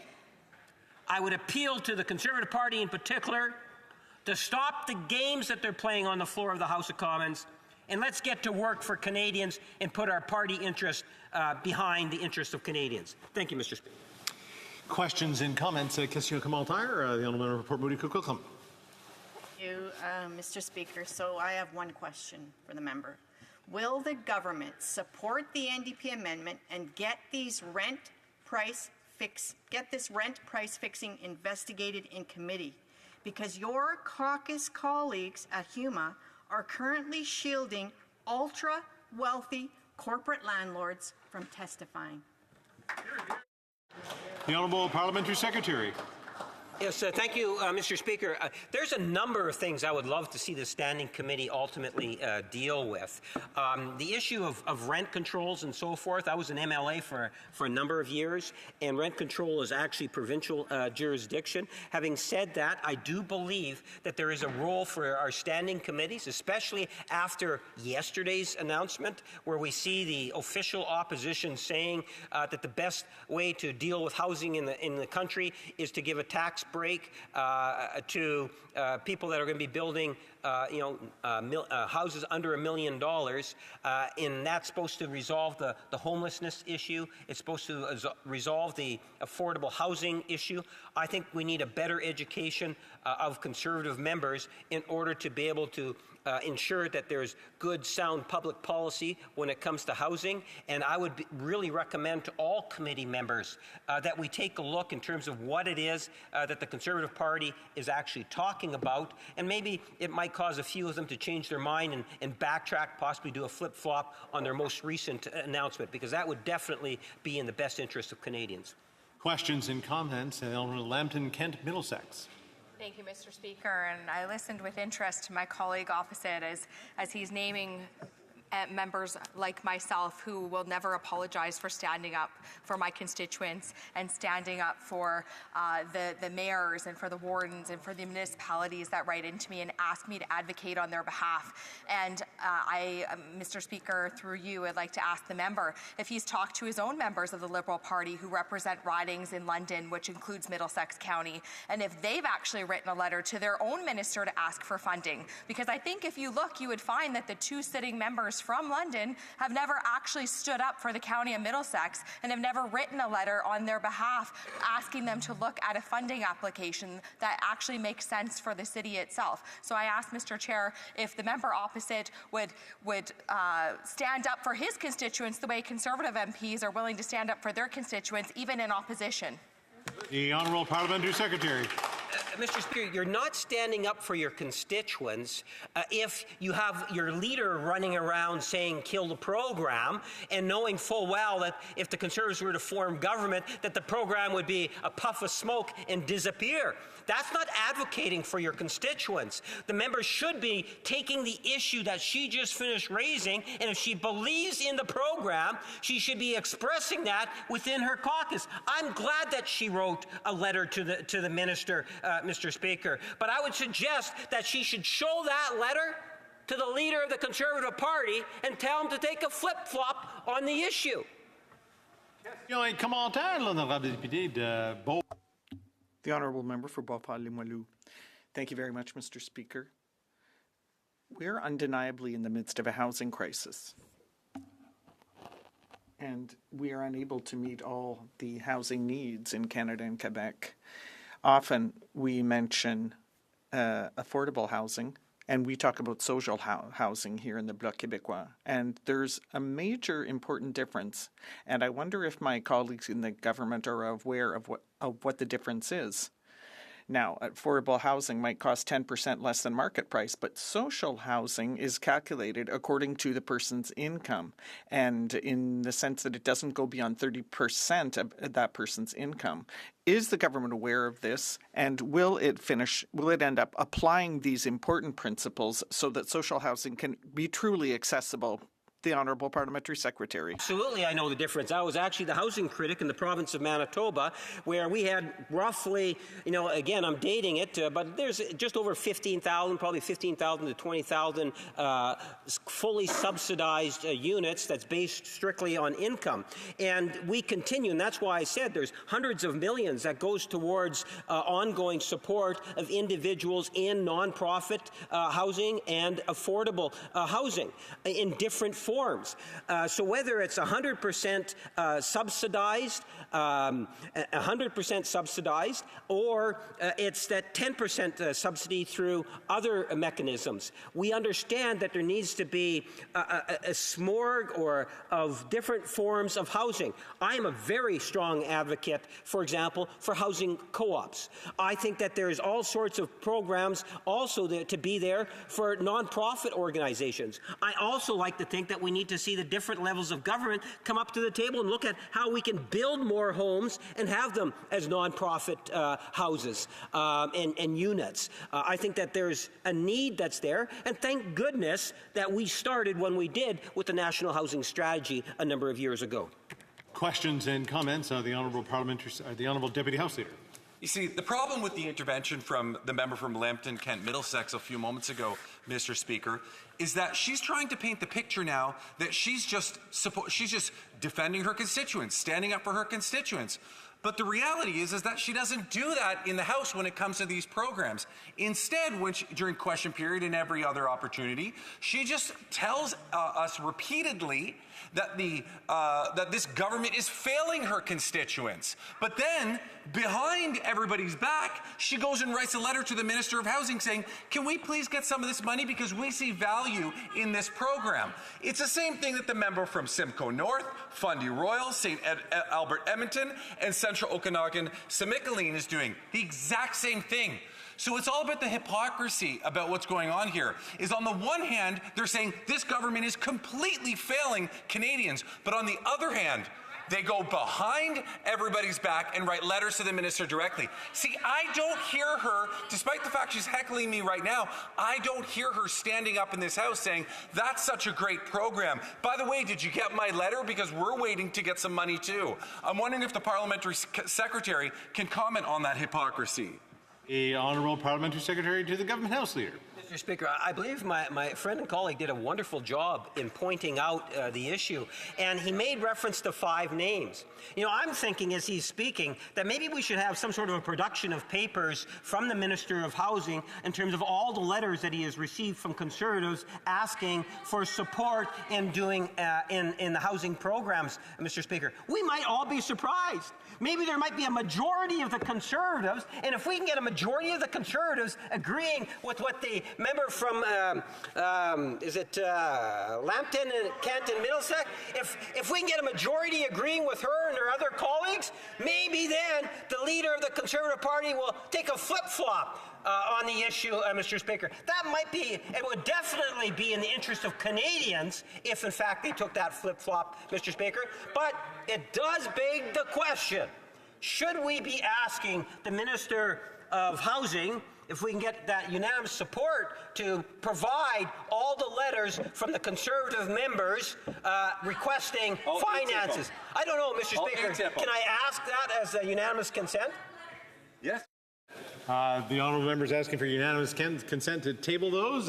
Is it agreed? No, I'm hearing a number of no's. Questions and comments? The honourable member for Hamilton Centre. You know, the only thing more exaggerated than the honourable member of Winnipeg North is the Liberal National Housing Strategy itself. You'll recall that they made an announcement of $75 billion that was supposed to go out. $12 billion, which was already money spent, $37 billion that went into nowhere. We know in this moment, you know, they like to pretend like Canadians have never had it so good, but I know Winnipeg is a lot like Hamilton. There's going to be a winter coming, and it's going to be very cold in Winnipeg, and there are going to be people on the streets dying. So will this member finally stand up and just admit laissez-faire economics, leaving it to the market, dishing money out to private developers is a failed policy, and this government has a responsibility to actually do what it did some 50 years ago and be bold and build purpose-built, non-market social housing? Yes or no? With 43 seconds or so, the Honourable Parliamentary Secretary. Mr. Speaker, I can assure the member that there has not, and that's why I challenge him. He cannot tell me a Prime Minister or a government that has done more on the national housing scene than this Prime Minister and this government. He might not like that, but the reality is when you compare the Liberals' performance, contrast that to Thomas Mulcair when he was the leader of the official opposition with the NDP, and during that 2015 election, you will find that the Liberal platform outdid the NDP platform on housing, and not only did we outdo it, we're actually implementing it. Having said that, we do appreciate the support that we get from the NDP. Reprise du débat. Well, Matt, actually, before we do that, I'm going to do this. It's my duty pursuant to Standing Order 38 to inform the House that the questions we raised tonight at the time of adjournment are as follows. The honourable member for Langley Aldergrove on taxation. The honourable member for Calgary Centre on government responsibility. Honourable member for Calgary Nose Hill, government accountability. Resuming debate, the honourable member for Kelowna Lake Country. Thank you, Mr. Speaker. It's always an honour to rise on behalf of the residents of Kelowna Lake Country, and I'll be splitting my time today with the member from Mission, Matsqui-Fraser Canyon. Today we are discussing this report that we had put through the Human Resources Committee or the Housing Committee, and I wanted to just point out quickly that the Conservatives had put forth a dissenting report on this, and I just want to read a couple of points that we made in our dissenting report. First of all, we said that we will not get out of the housing crisis without building more homes. To build more homes, we need everyone pulling in the same direction, the federal government, provincial, municipal, workers, and yes, the private sector. Demonizing, taxing, and blocking private sector involvement in Canada's housing market will not only keeps us from solving Canada's housing crisis, but could actually make it worse. And then we reference some statistics in here. To reach 22 million units by 2030, the CMHC says we must build 3.5 million more units beyond what we will build anyhow. And the CMHC says that those 3.5 million units that are required by 2030 will require, quote, an investment of at least $1 trillion to build. The CMHC says we will need increased participation from the private sector to meet these goals. Conservative members support 60-day average approvals at the CMHC, linking bonuses for CMHC executives to performance metrics and balancing the budget to lower interest rates so that we can unleash non-governmental organizations and others. And so here's a few points that I just wanted to make out at the onset of this debate here today. And I'd like to set the template for where housing is in Canada right now. So under this Liberal government, housing has never been more expensive. The Liberals' failure to build homes has created a housing crisis for Canadians. And in fact, this House of Commons has said that we are in a housing crisis. The cost of mortgage payments and down payments have all doubled under this Liberal government. And before this Liberal government, or we could say the NDP Liberal government, because they've been supporting them, it took 25 years to pay off a mortgage, whereas now it actually takes 25 years to save for a down payment.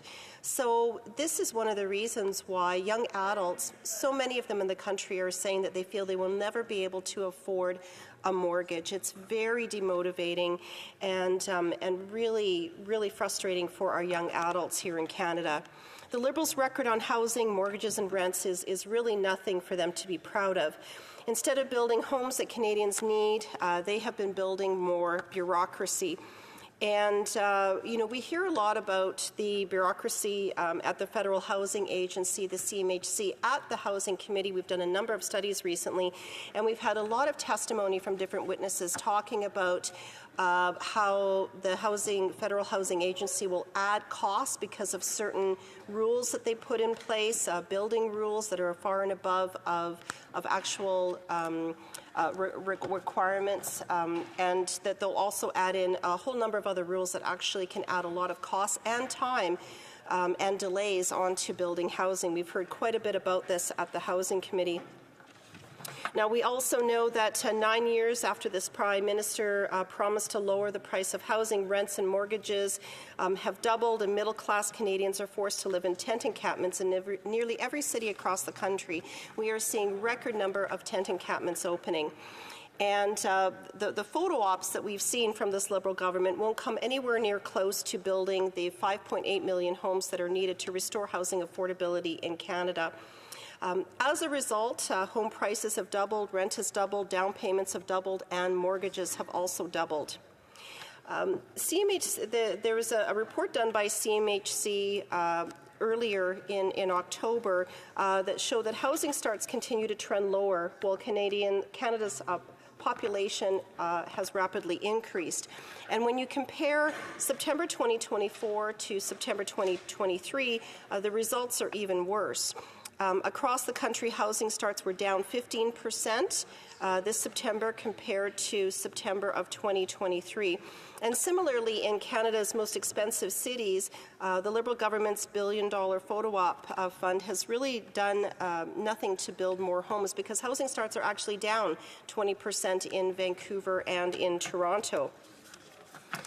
Statistics Canada also recently reported that the total value of building permits has decreased by 7% in August of this year.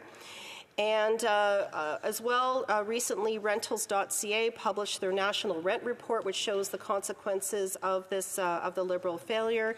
It means the costs of rent have massively outpaced Canadian paychecks. It is just really one bad statistic after another.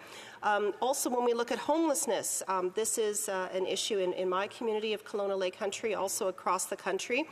And the Parliamentary Budget Officer released a detailed report in May of this year outlining the state of homelessness in Canada. And the Liberal government committed to eliminating chronic homelessness by 2030. However, according to this report, since 2018, chronic homelessness has actually increased by 38%.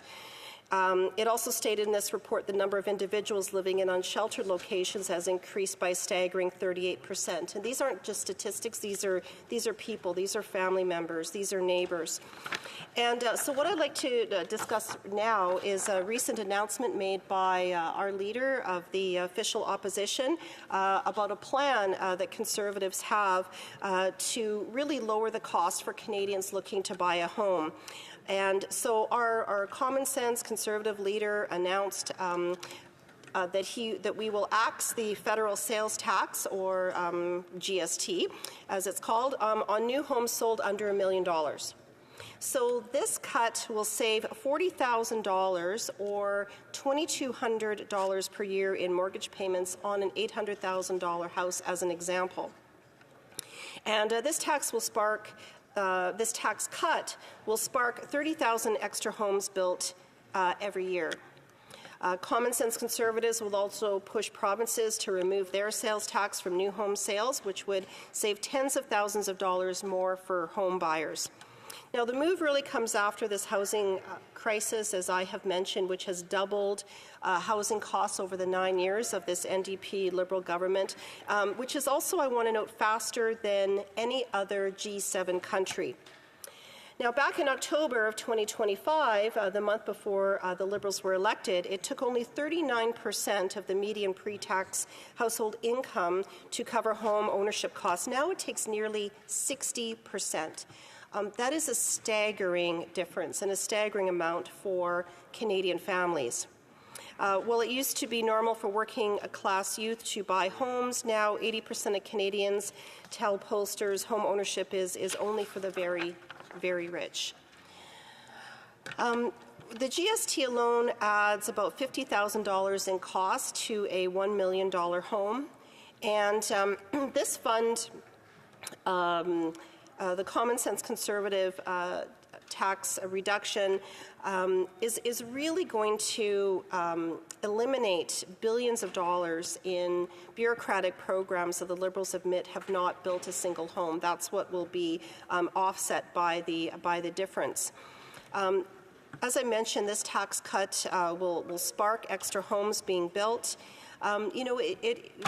What's really missing here is the promise of Canada, where many of us that were the generation that, we were in our 20s, and if you had a decent job, you could have a decent car and you could save up and you could buy your first place. That dream of home ownership is really gone now for our young Canadians, and it's incredibly sad. And we also know that in addition to that we have record-breaking numbers of people going to food banks. It was just reported that now 2 million people are going to food banks in 1 month. And so it's just incredibly hard for young adults and families. Now, on our Conservative proposal, I just want to mention a couple of quotes here. Canadian housing expert Mike Moffat, Senior Director of Policy and Innovation of the Smart Prosperity Institute, said, "This proposal to eliminate the GST for newly constructed homes selling for under $1 million is the boldest middle-class housing proposal released to date from any federal political party.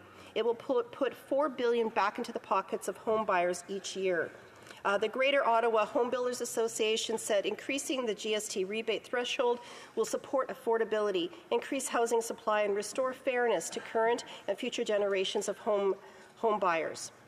And so, and there are more quotes as well. I know that I'm running out of time here, Mr. Speaker, but this is really important, and we really hope that the government will follow the proposal made by Conservatives to axe the federal tax on homes under $1 million, new housing. Thank you very much. Questions and comments. Question commentaire. The honourable member for London Fanshawe. Thank you, Mr. Speaker. I'm concerned, and it comes from a lot of the questions, the points that my colleague from Port Moody Coquitlam asked earlier in the day, and it was around why in the HuMA committee Conservatives and Liberals got together and joined ranks to ensure that the committee wouldn't study and bring forward CEO's big corporate interests to committee to hear about that financialization of housing that we know is driving up the cost of housing. I'd really love to hear the honourable member's explanation of why she joined with the Liberals to block that from happening at committee. Thank you. The honourable member for Kelowna Lake Country. Thank you, Mr. Speaker. Now, I know that I can't use a prop in this place, but there is a 61-page report called The Financialization of Housing that was completed by the committee. And I referenced a dissenting report as well that we did. And of course, any members of the committee can bring forth witnesses in order to testify, and all party members did. And so we had a very robust study actually on this. It's called The Financialization of Housing, and it was October of 2023. Anyone can go online and have a look at that and view all of the testimony and many recommendations that actually came out of this study.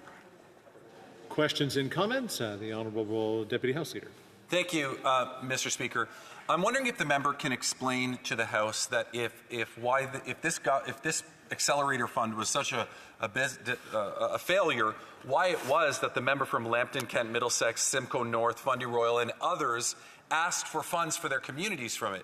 If they believe that it is a failure too, does that mean that they knowingly asked for money from a program that they knew was a failure? That's a good question. The honourable member for Kelowna Lake Country. Thank you, Mr. Speaker. Well, we know that we're in a housing crisis right now, and this is under the 9 years of this Liberal government. And it was actually the housing minister himself that had actually said that that particular fund that the member is referring to doesn't actually build any homes.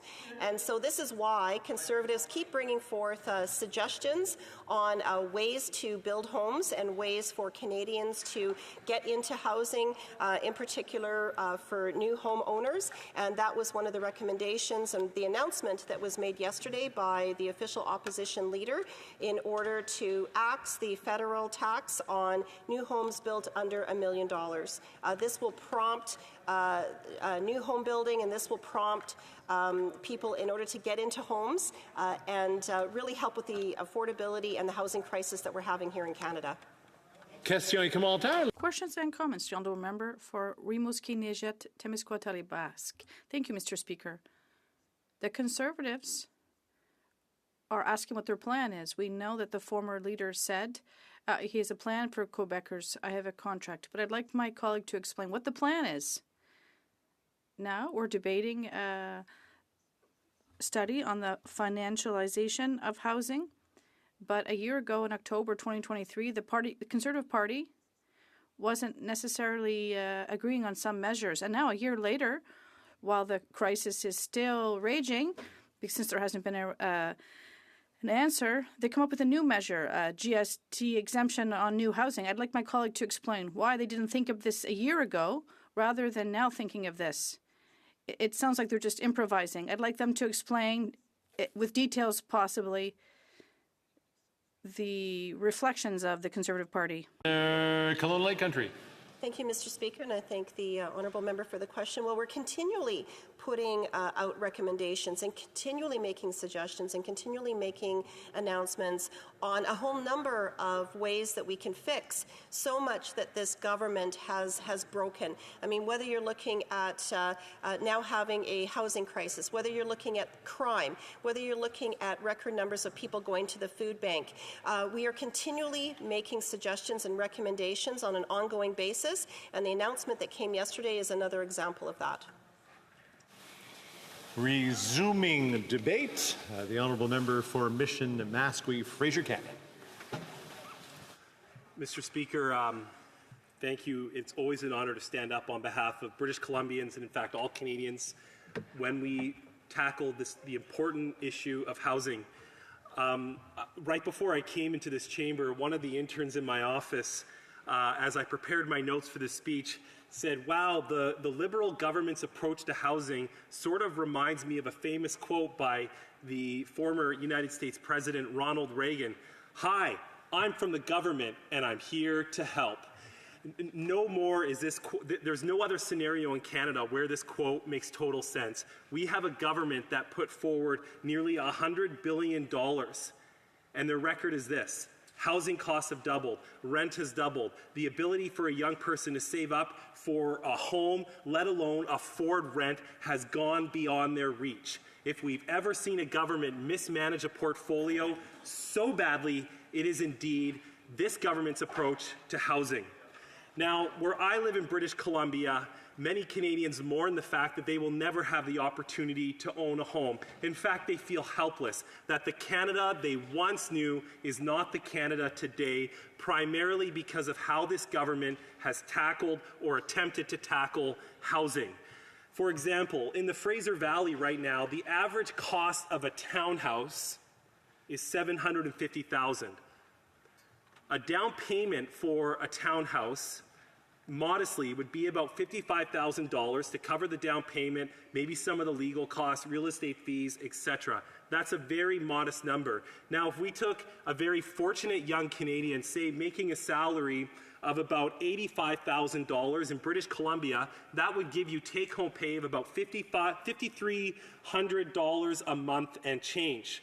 But if you look at what the cost of living is today, say you're commuting to work and your gas bill is $100 a week, so $400 that you're spending on gas every single week. You have to pay ICBC insurance. That's about $125 if you're a good driver. For your phone and internet bill, you're looking at about $160.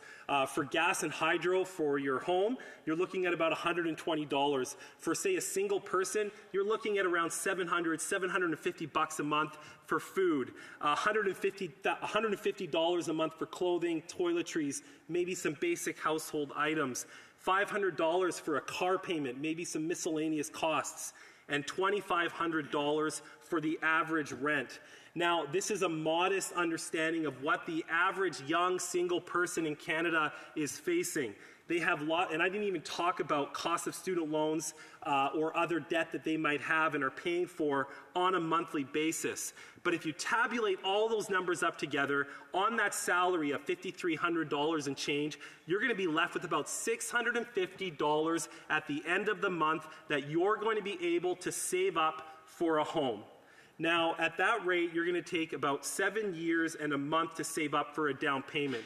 That's actually a pretty accurate scenario. It's actually similar to what my wife and I had to do to get into our first home in that style of price range. But, you know, if you look at what youth are facing today, the youth unemployment rate for young Canadians between the ages of 15 and 24 is 13.5%. And the Canadian Income Survey outlines that in 2022, the average income for a Canadian worker was only $55,000. So the average young Canadian today, Mr. Speaker, is just facing a whole host of impediments to get to where they thought they would be in their life today. That is one of the biggest issues facing our country.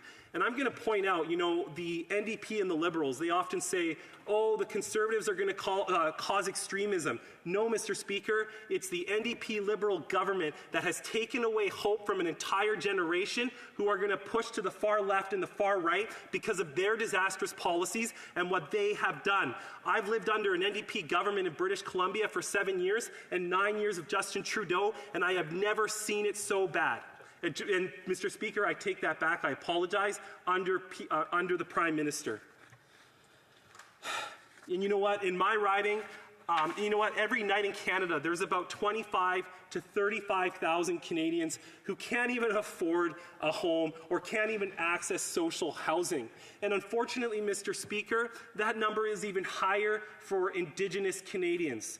Mr. Speaker, 30% of the Canadians who are homeless every night come from one of our First Nations.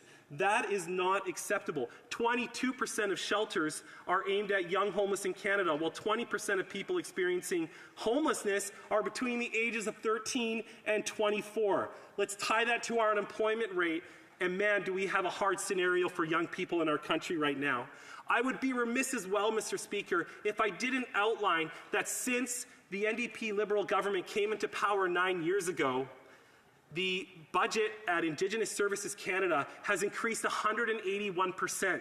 I shared that with one of the chiefs in my riding recently, and he said, you know, MP from Mission Matsqui Fraser Canyon, if we took even a portion of that money and we gave it directly to First Nations to address childhood poverty, to address housing on reserve, we would be in such a better position than the increase of bureaucrats in Ottawa who are not accountable to the taxpayers of Canada, and they're not accountable to the Indigenous people that rely on their services.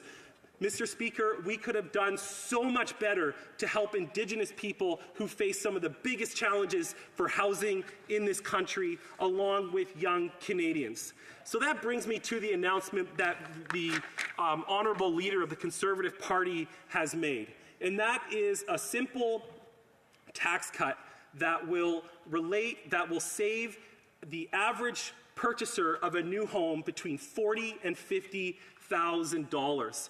Mr. Speaker, that is not an insignificant amount of money.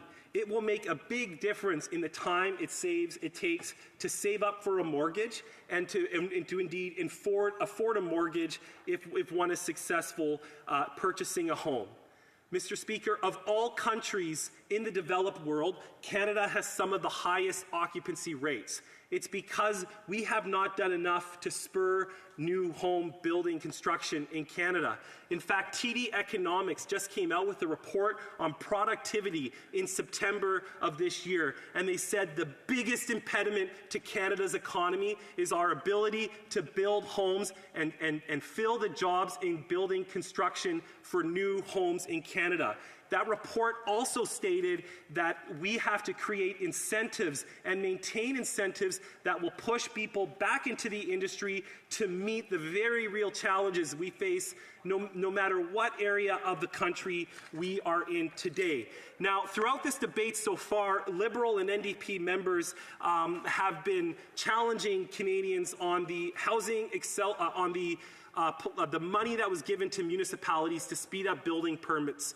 In fact, my community received $26.5 million under the Accelerator Fund, I believe it's called, Mr. Speaker.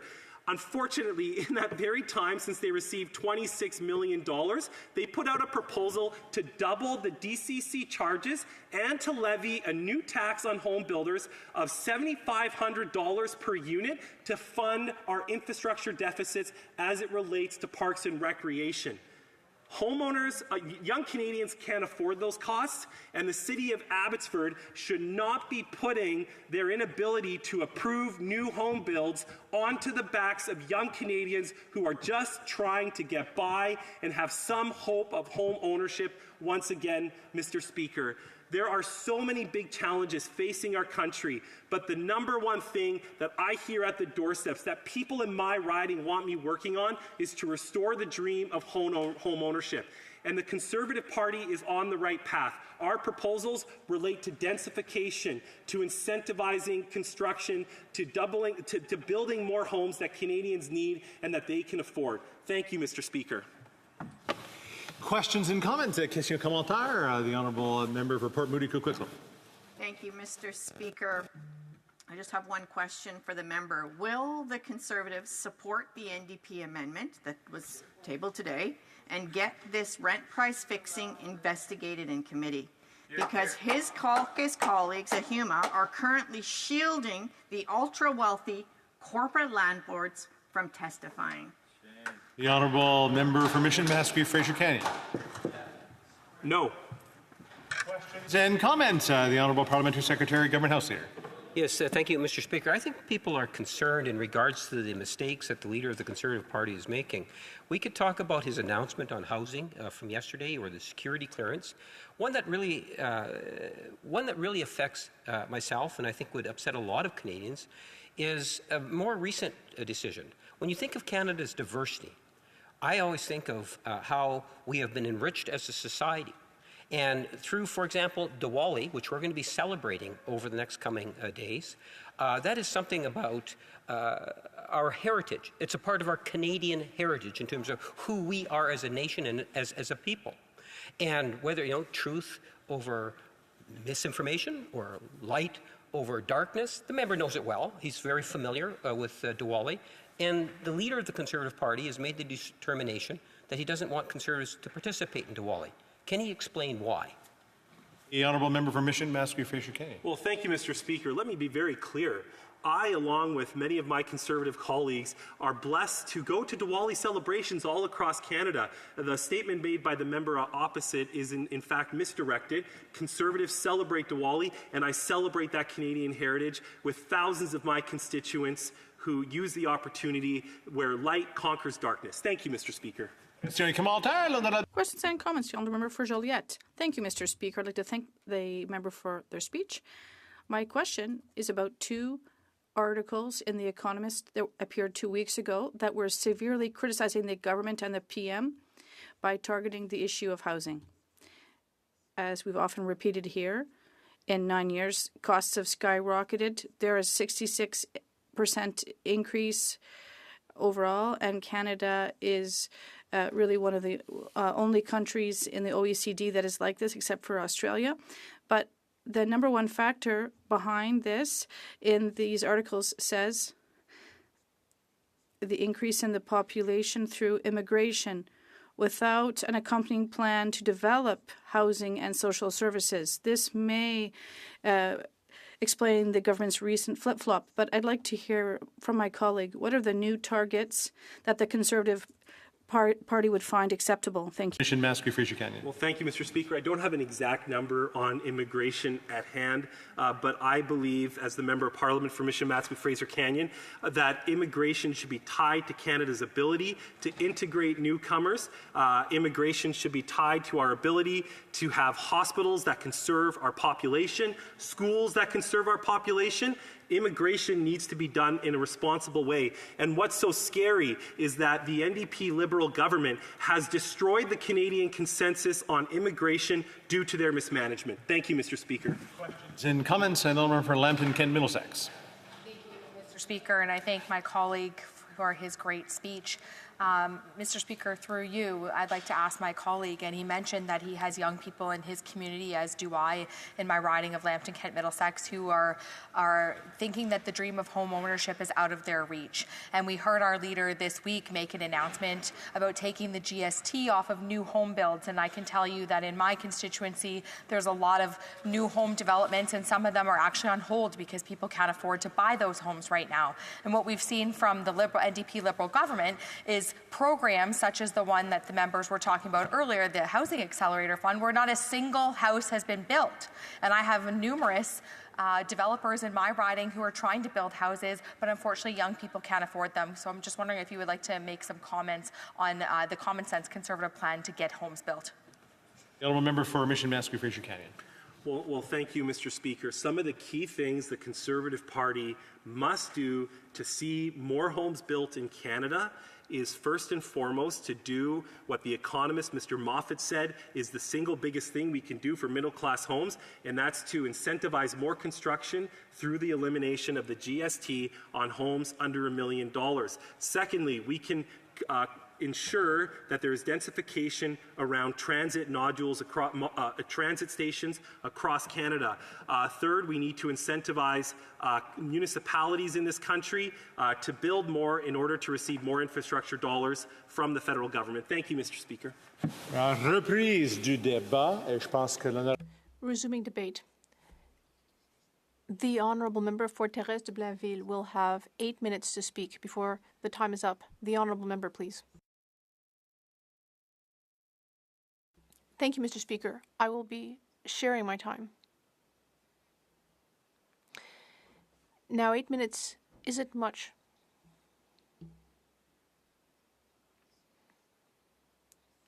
Well, first of all, I'd like to thank our NDP colleague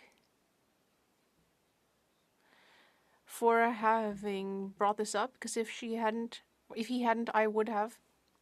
Because at the HuMA committee, I would say this has been one of the most important reports. Of course, several of our reports have been important, but the financialization of housing is particularly important, and this report is 307 pages long. We've heard from many witnesses. Our recommendations were rigorous, but we received a fairly weak response from this government.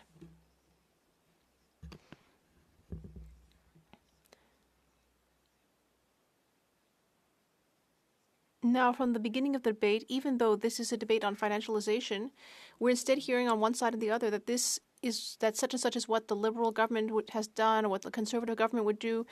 It's not as serious as the subject deserves. Now, I will just say for the interpreters that I'll be reading some portions of the report. Let me go back a little bit into the context. This report was presented in October 2023.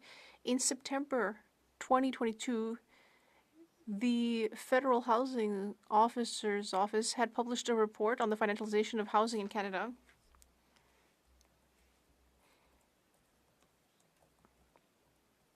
And the Housing Advocates report went into a variety of different groups, vulnerable groups, people living in group rental housing, renters generally, racialized groups, and so on. And it also looked into the situation elsewhere in the world. The report also contains a number of recommendations for all levels of government in Canada. And what is the financialization of housing? Because that's really what we need to be looking into. One of the authors of the Federal Housing Advocates report on housing financialization, one of these authors is also an adjunct professor at the University of Waterloo, and described the financialization as being the increasing domination of financial actors in housing, which means that housing stops being a place to live, but that instead it becomes a financial asset.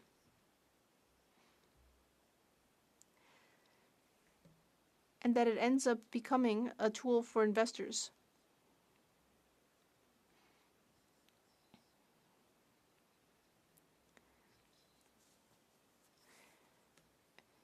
Now, of course, the use of housing to make returns is not new, but what's new here is the use of gigantic multinationals whose main goal is to make maximum returns for shareholders. It's not new that the buildings are privately owned, but what is new is that they're increasingly owned by large institutional investors.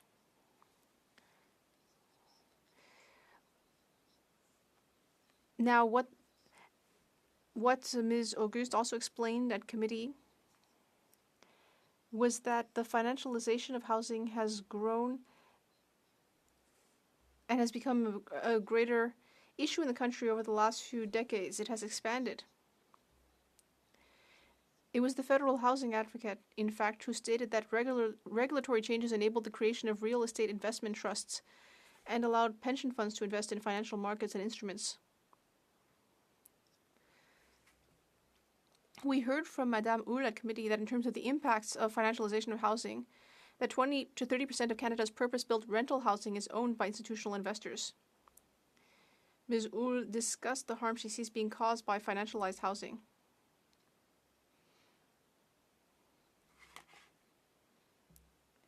She indicated that it is contributing to housing unaffordability and worsening housing conditions. This is all leading to evictions and displacement.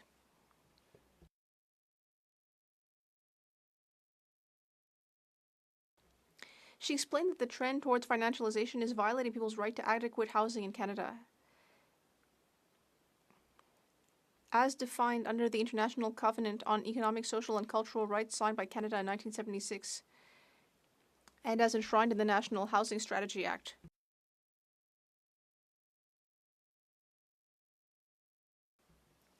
This troubling report led the committee to hear from witnesses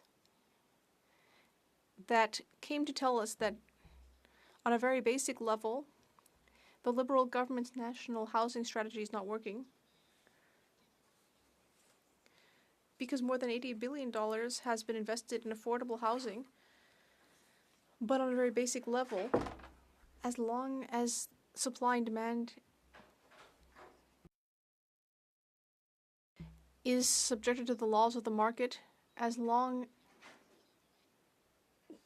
there's a grain of truth, of course, about supply and demand. Yes, but we need to actually take into account actual demand.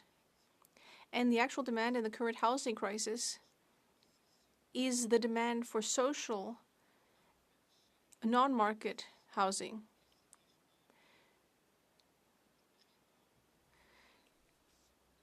To ensure that that housing is actually truly affordable, it needs to be maximum 30% of someone's income, not actually measured as against of per capita median income.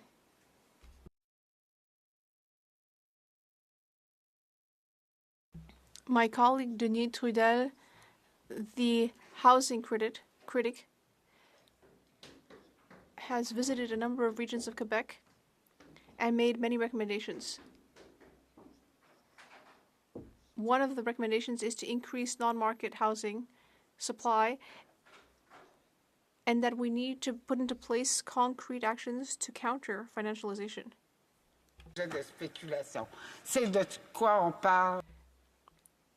Put an end to this kind of speculation. That's what we're talking about here, and the federal government,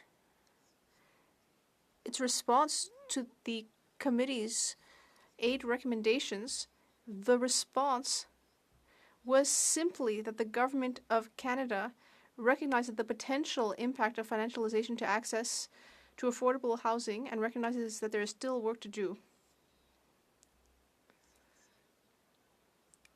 This is extremely lukewarm, even saddening, because this is a serious issue. We looked at it at the HuMA committee, and I think we need to do everything we can to help.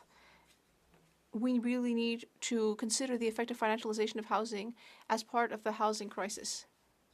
What we should never forget is that we all have a basic right to a quality and affordable home. It is my duty to now interrupt the debate. This stands deferred to further debate at a later time. Resuming consideration on a privilege motion concerning the failure to produce documents pertaining to Sustainable Development Technology Canada. Resuming debate on the sub-amendment standing in the name of Mr. Muse. The Honourable Member for Durham. Thank you, Madam Speaker. I stand in the House today to discuss the corrupt, Liberal $400 million green slush fund. And as I stand here, the former Liberal minister, Navdeep Bains, is literally across the street before the Public Accounts Committee. And he is continuing what has been a long-standing pattern of ducking, dodging, and diving to avoid any accountability and answer any questions about the Sustainable Development Technology Canada scandal, the $400 million Liberal Green Slush Fund. He is avoiding any questions from my Conservative colleagues, and it's not hard to see why when you dig into the rot that has occurred at the SDTC. I'd like to recap, as I begin my comments today, some of the background here, because a lot of Canadians may not be aware of just how horrible the SDTC scandal really is. The SDTC started in 2001 and for years operated without any of this cloud of concern. But with this Liberal government in charge, it became a $400 million slush fund for Liberal elite insiders. The Auditor General conducted an investigation and found the SDTC gave $58 million to 10 ineligible projects that could not demonstrate environmental benefit or the development of green technology. Another $58 million to projects without ensuring contribution agreement terms were met, and a whopping, staggering, Madam Speaker, $334 million to over 186 projects in which board members held a conflict of interest. Now, as I stand here, the former Liberal minister who was supposed to be overseeing this and making sure the SDTC ran properly is across the street denying any knowledge or awareness of these 186 projects with conflicts of interest. The reason the public is able to know what all has gone on there is because of a whistleblower who came forward from the SDTC. A whistleblower who came forward to testify, and I would like to read a quote from the whistleblower's testimony. The current government is more interested in protecting themselves and protecting the situation being a public nightmare, and they would rather protect wrongdoers and financial mismanagement than have to deal with a situation like this.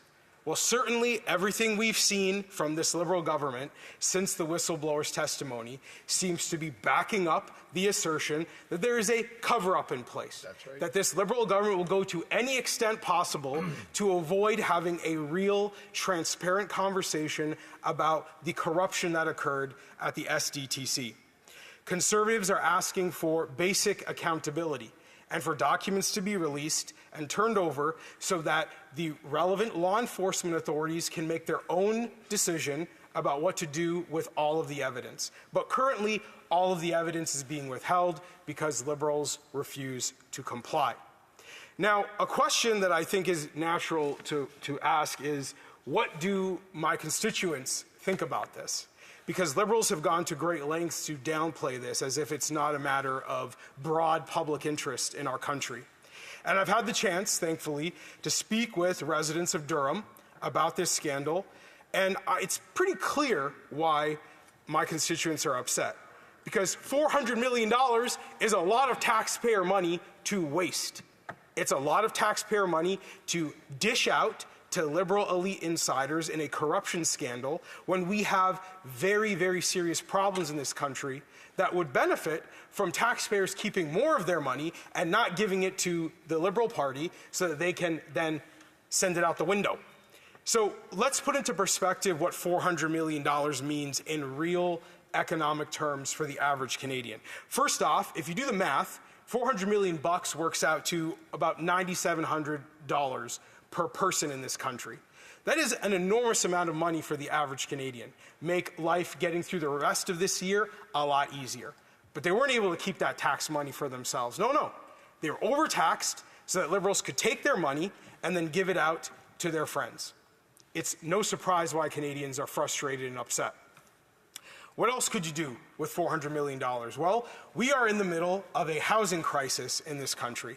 An entire generation of Canadians, me being a millennial, being one of them, as a renter myself, who dreams of owning a home one day, and is now looking at a housing market that looks increasingly unlikely for us to ever participate. There was a time in this country where that could be taken for granted, that you do everything you're asked to do, you finish school, you work hard, you get a job, you pay your taxes, and home ownership would be a realistic, attainable goal. Not the case. So what would $400 million mean in those terms? Well, in my community of Durham, $400 million could buy you over 440 homes. Again, putting into perspective the value of the taxpayer dollars that the Liberals took from the public and dished out to their elite insider friends. In a housing crisis that is completely inexcusable, and yet we have a generation of Canadians continuing to have a government turn their backs on us at a time where home ownership is just a distant dream for many. What else could $400,000 do for the Canadian people? Well, if Canadians are able to keep that money, that is the equivalent, based on the average amount of groceries that a family of four buys, according to the Canadian Food Prices Report. $400 million is the equivalent of over 24,000 families buying groceries for a year. Again, we put this into perspective. We have 2 million Canadians lining up at food banks right now. We have people going to grocery stores increasingly feeling the strain of not being able to purchase the things they used to be able to afford just a couple of years ago.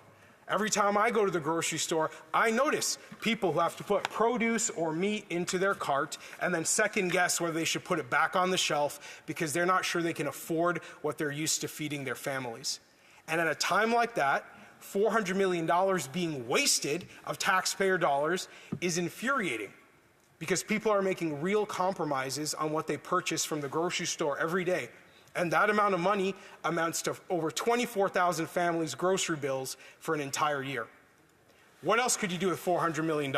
Well, many people in this country right now are struggling with a car ownership because we have a Liberal government that is increasing a carbon tax that makes it harder to pay for fuel and make use of a vehicle to go to work, to go to school, to get around, take your kid to soccer practice or hockey practice or piano lessons or what have you.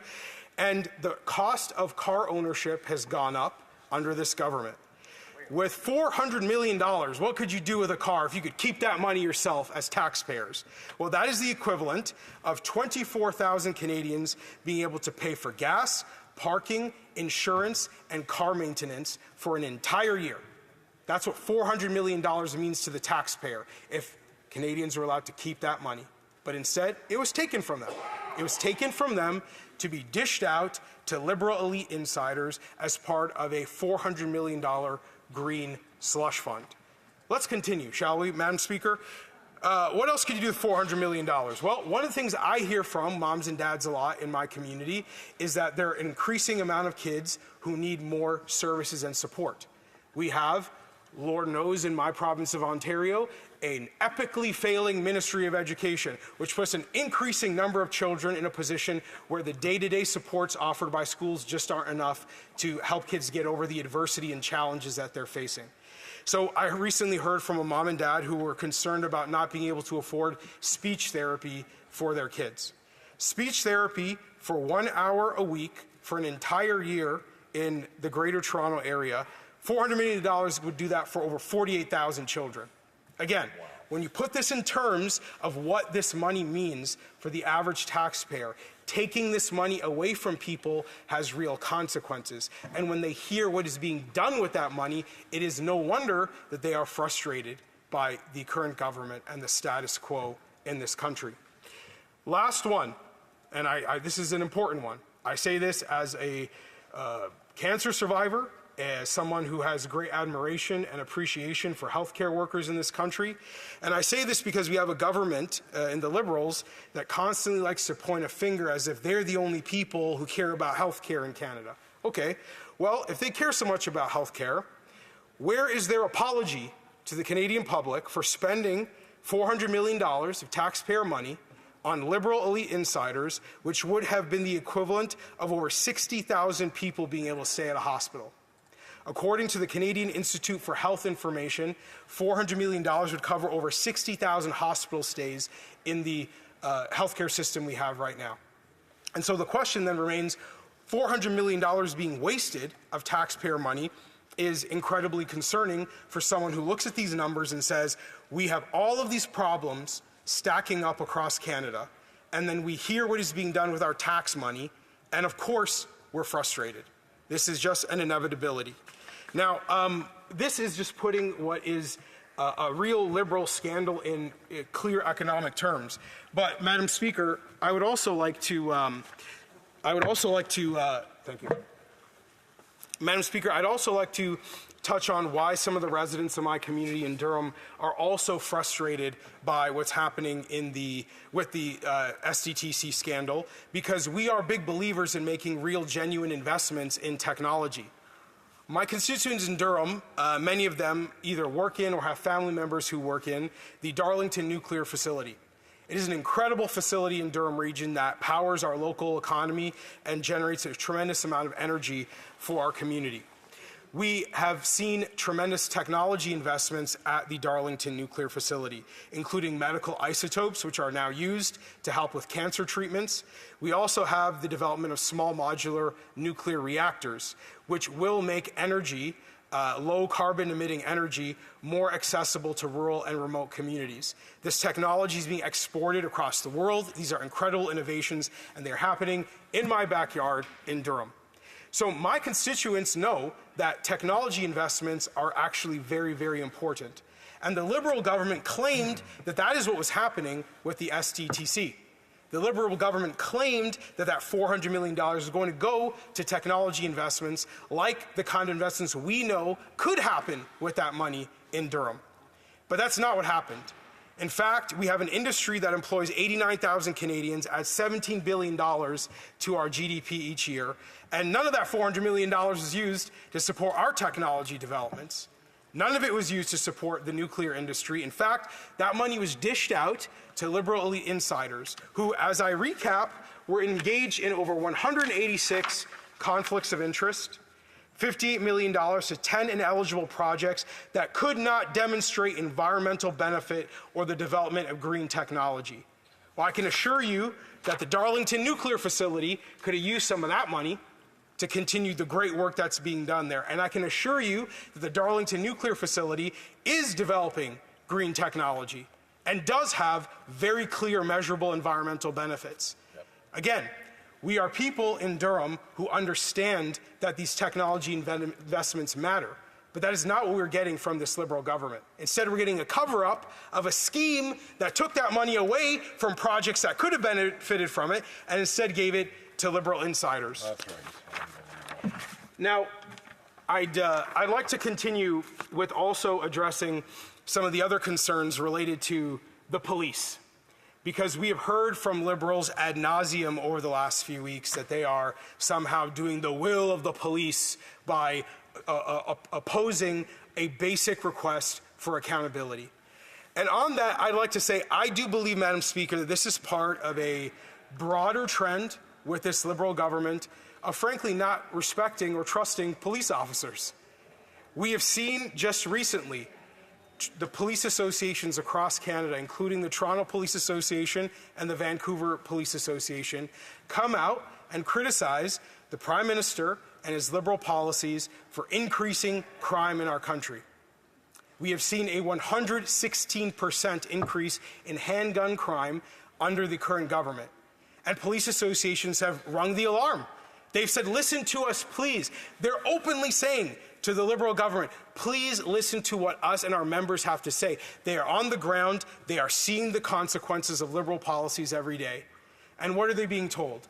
Well, we've seen the Prime Minister stand here in the House of Commons, and we've seen the Liberal member from Pickering stand here in the House of Commons and accuse those police associations of somehow mimicking talking points from gun lobbies. It is absurd, and it is disrespectful to law enforcement in this country. But it's more than just that. The Minister of Justice has before him right now on his desk a report that makes a series of recommendations about the criminal justice system. And one of those recommendations is cutting police budgets. Yes, it is a recommendation that would take away 25% of the grant dollars from public safety and the Attorney General and the Solicitor General that police organizations are currently able to apply for, and it would say they are no longer eligible for that money.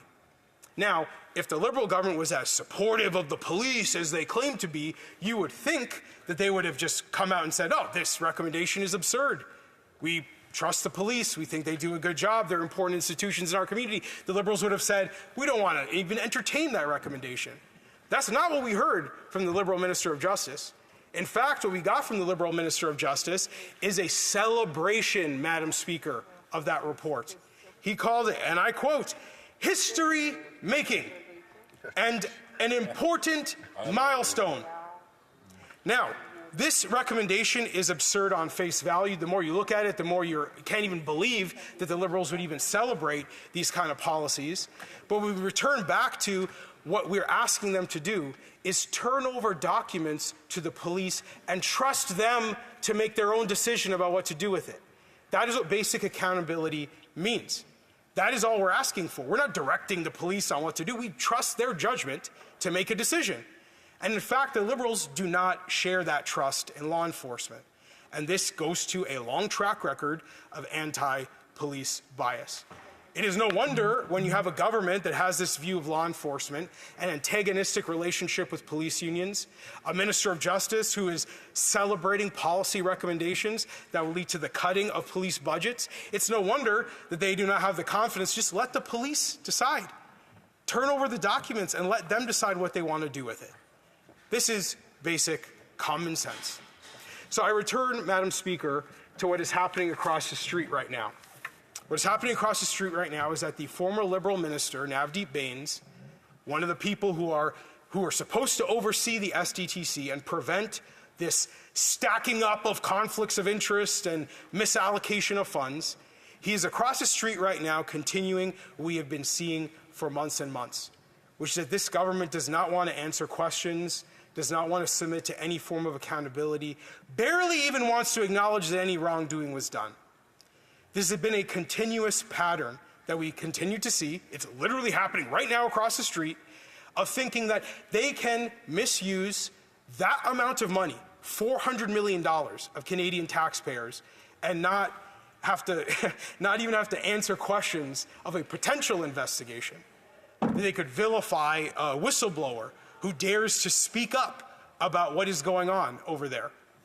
A whistleblower who, again, pointed out and called it right that this government would not want to hold themselves accountable and would do everything they possibly could to downplay this and avoid answering any questions, because for them, the PR side of this is a bigger problem than the taxpayer accountability side.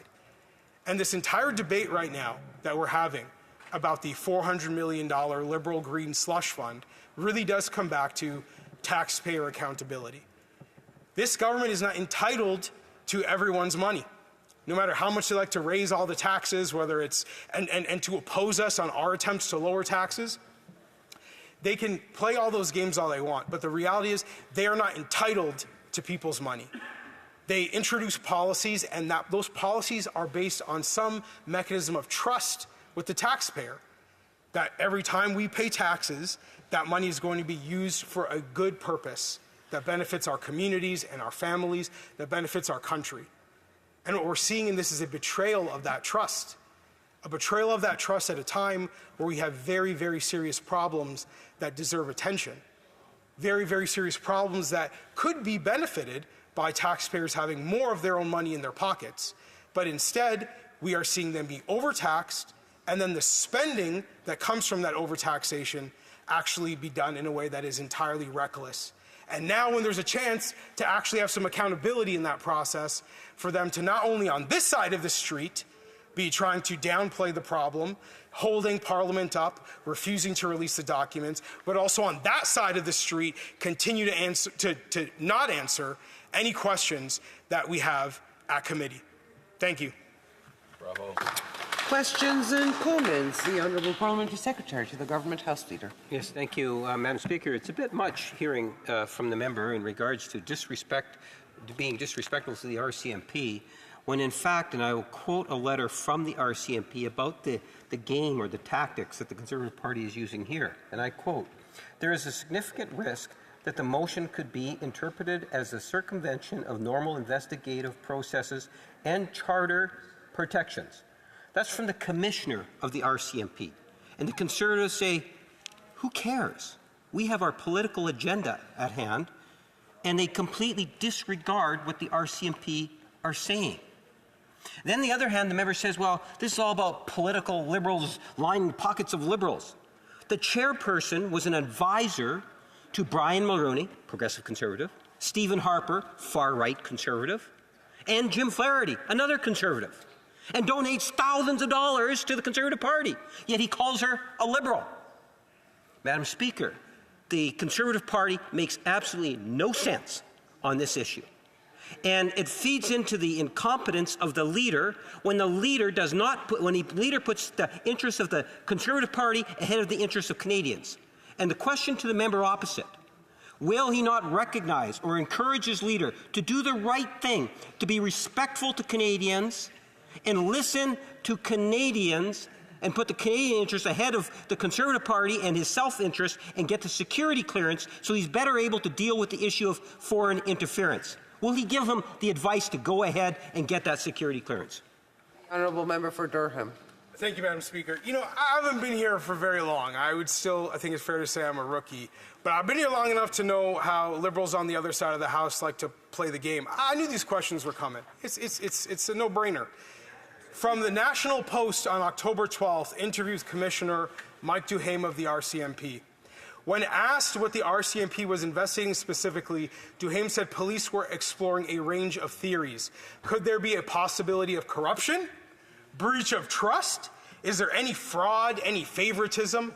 It was brought to our attention and we felt as an organization, okay, let's look into it, and if charges are warranted, charges are warranted.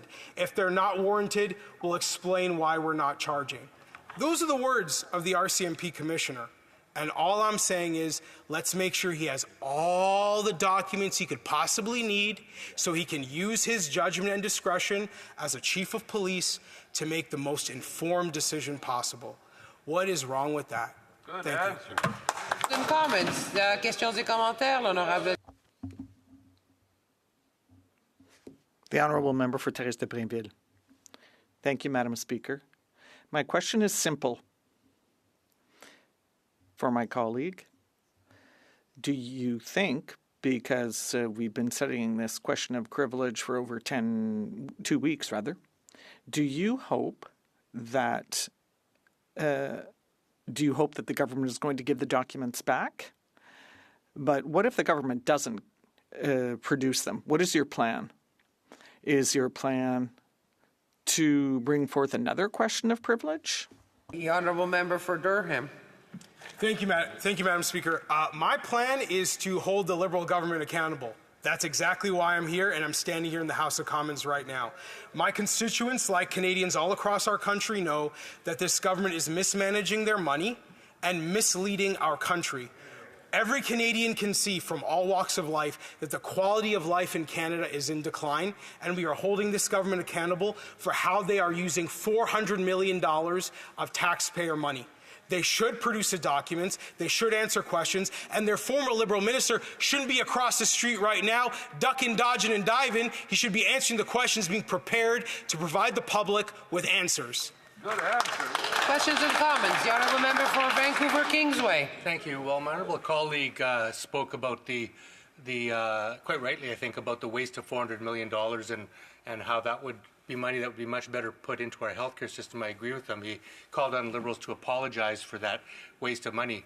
Well, I was in this House when the Conservatives were last in power, when they wasted $2 billion on the Phoenix pay scandal, something that we're still paying for today.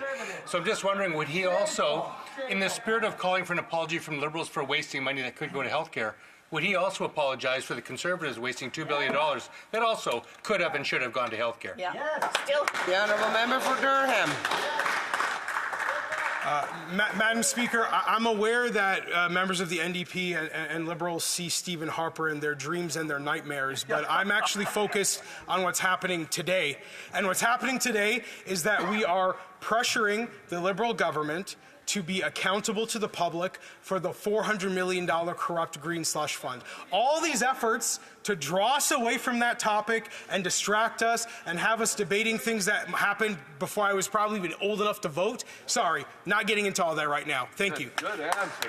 Questions and comments? The Honourable Member for Flamborough-Glenbrook.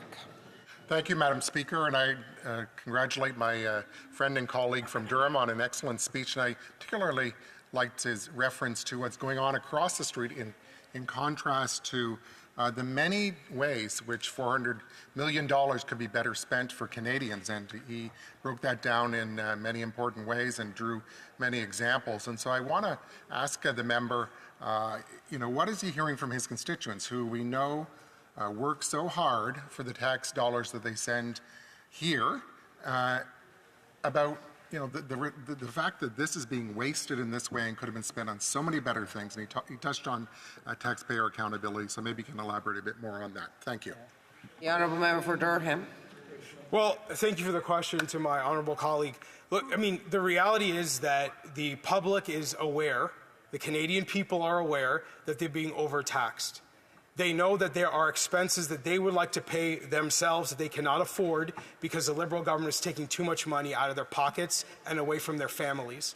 And so it's a natural question to ask, what are all the things that I could do if I just had more of the money I work for? And that is the question that Canadians are asking themselves when they look at this $400 million green slush fund.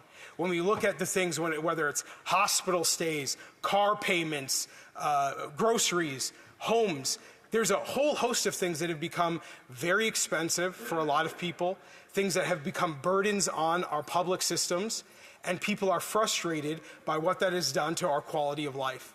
And as a taxpayer, there is an expectation that when you see that deduction from your paycheck, or that when you see that extra 13% added onto everything that you buy, that you're going to see some benefit from that money being taken away from you. And when that money is being taken and misused, when we have Liberals dishing that money out to Liberal elite insiders like George Costanza and Jerry Seinfeld trading a rye bread out the window, of course you're going to be frustrated. And that is what the Canadian taxpayer feels right now. That is why we're focusing on this issue. We are speaking for the people of our country, and we are speaking for our constituents. Honourable Parliamentary Secretary to the Government House Leader. Yeah, Madam Speaker, ironically, the member says ducking and diving.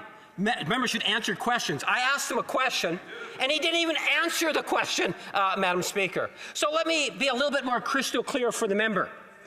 Foreign interference is a very serious issue in Canada. All political leaders except his leader, the leader of the Conservative Party, has gotten the security clearance. There has been recommendations from legal experts saying that he should be getting the security clearance. We have others that are saying it's absolute nonsense, the rationale the Conservatives are actually using. Will he not or stop ducking and diving and actually answer the question that's been posed to him? Why isn't the leader of the Conservative Party getting the security clearance? Don't give us a bogus answer that doesn't fly, that's already been discredited. Just reminding the honourable member, I won't give any answers. The honourable member for Durham. Thank you, Madam Speaker. So the Liberal member is comparing his former colleague, who was called before committee to answer questions about the Green Slush Fund, refusing to answer questions about the Green Slush Fund, to me commenting on the Green Slush Fund and them doing everything possible to drag me into another conversation. Sorry, I'm not a sucker. I'm not going to stand here and be dragged into any topic under the sun. I stand here to talk about why I'm here, which is to call out the Liberals for mismanaging $400 million of Canadian taxpayer money. That's why we're here. That's what we're debating. He knows better, and I know his tricks. So appreciate the try. Maybe you'll get me next time. I doubt it. Resuming debate, the honourable member for Edmonton River Bend. Thank you very much, Madam Speaker. I wish I could think of a Seinfeld reference that is equally as adequate as my esteemed member from Durham there. Hopefully, perhaps as the night goes on, something will come to mind. Before I get into my speech, Madam Speaker, just wanted to highlight something very briefly, if the House will quickly allow. I had the immense privilege to go and visit last weekend an organization called jack.org, and it's Canada's only charity training empowering young leaders to revolutionize mental health. And from the work that they're doing was incredibly moving, and I wish I had more time in the House to share some of those the stories of what they're doing. But suicide among youth is still the leading health-related cause of death for young people in Canada, and 1 in 7 young people in Canada report having suicidal thoughts, to say nothing of those ones who don't report. This year, 150,000 will act on their thoughts by attempting suicide, and for hundreds of them, the attempt will be fatal. Things need to change, and jack.org is doing a lot of that work for us. Thanks, Madam Speaker, for allowing me to do that. Now to the matter at hand, the privilege motion here before the House. And I rise with great disappointment to speak on this question of privilege. This particular question of privilege is related to the failure to produce documents required to produce by an order of this House.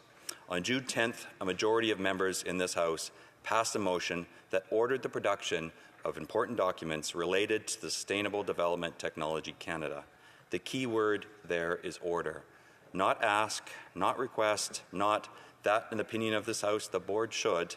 The word was order.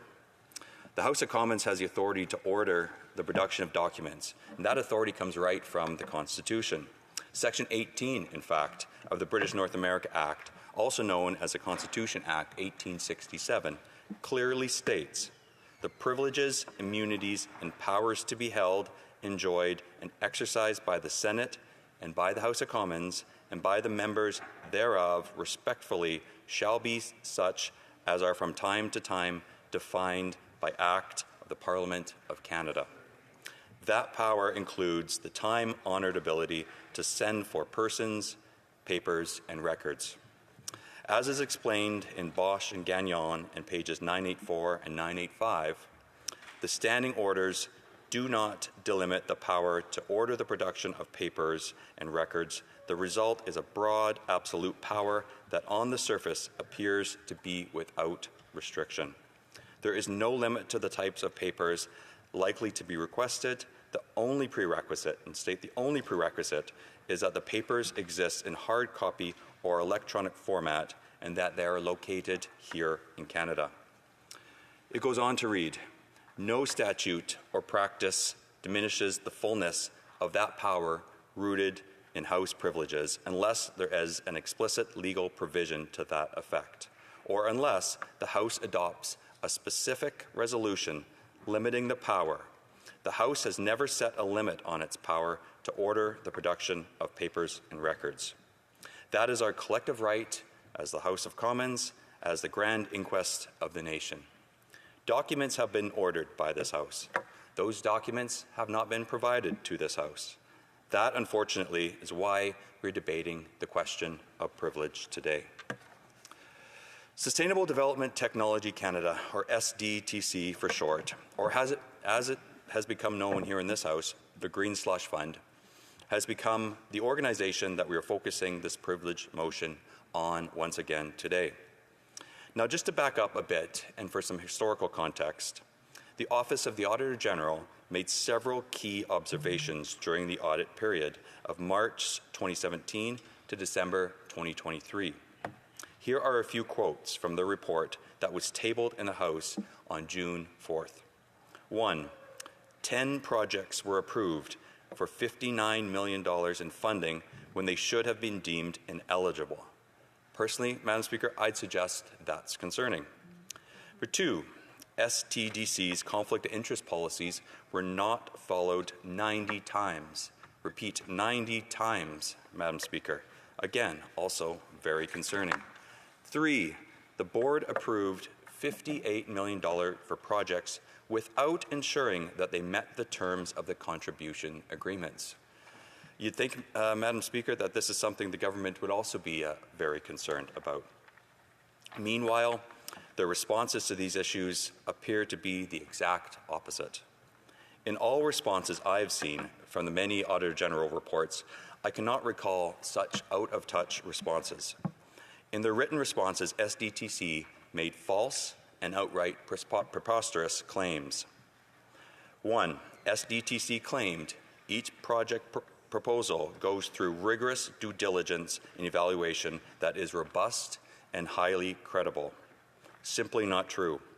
But if it were true, then they would not be facing this $58 million scandal, unless that due diligence that they were referring to is actually just SDTC insiders looking at who on their board is getting money out of each proposal.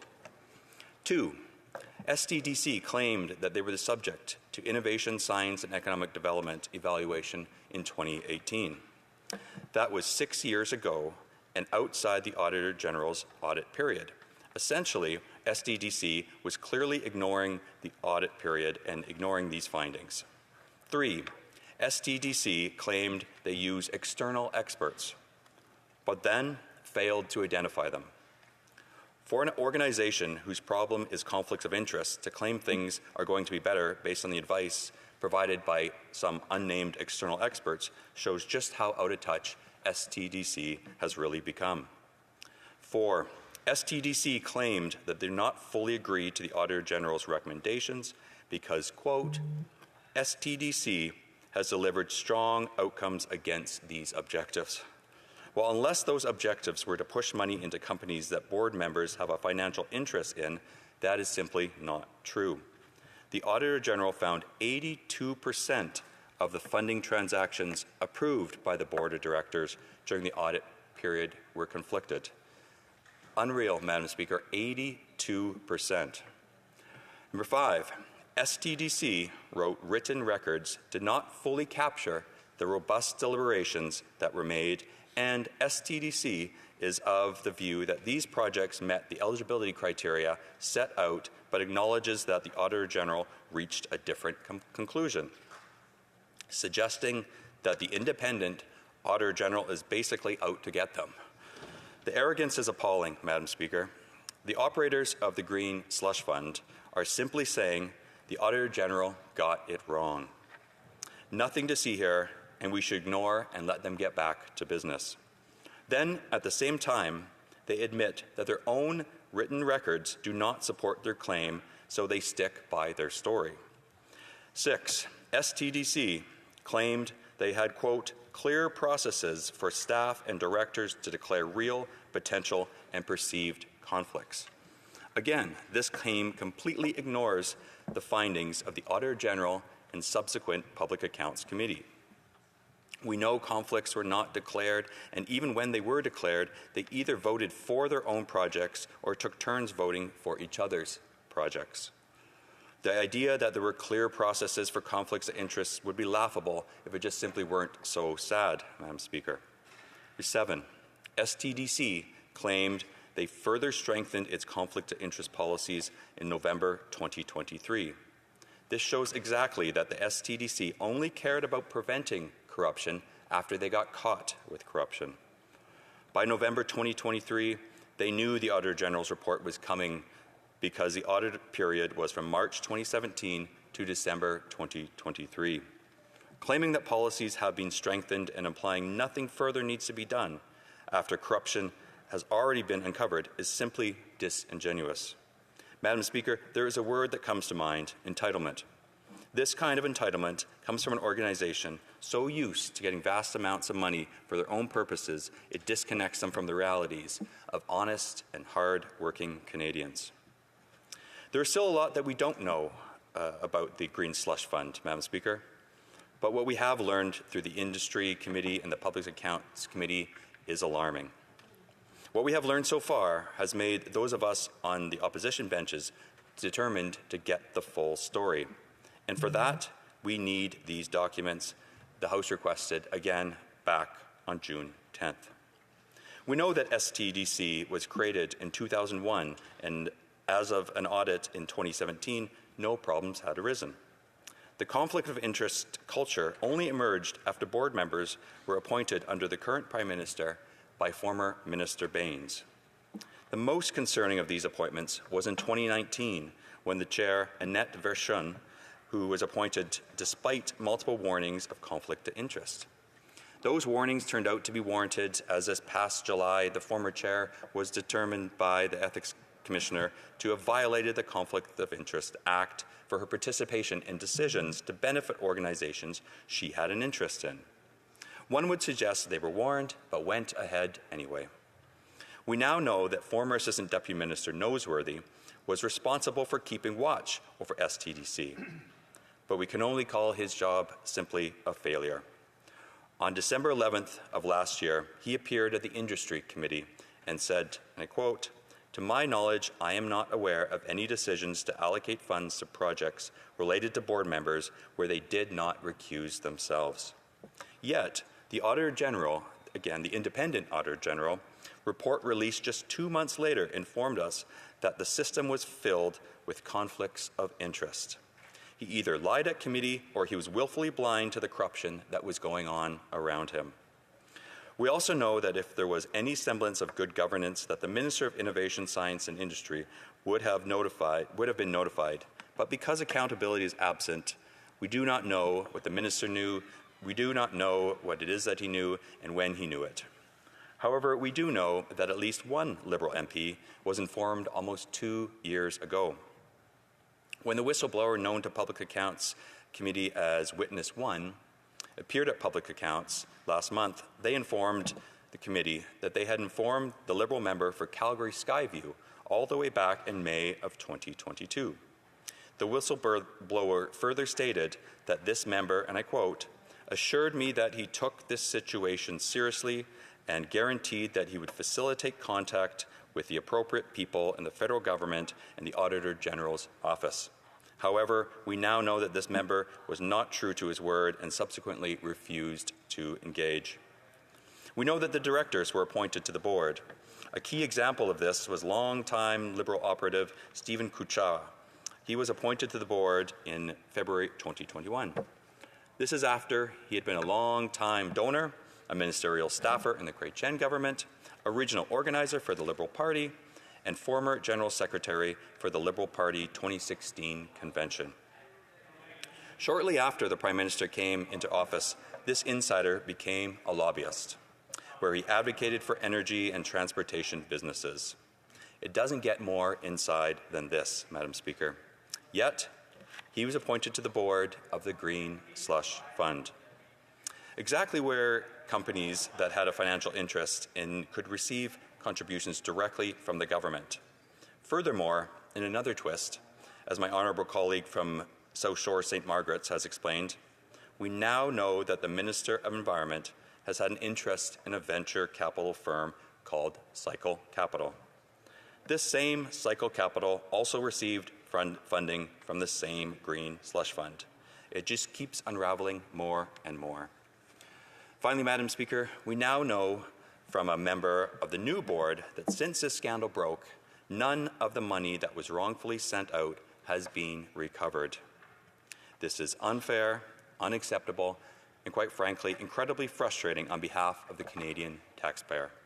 Simply put, after all this, it seems rather clear and painfully obvious that we need the documents that were called for in the motion passed by a clear majority of members on June 10th.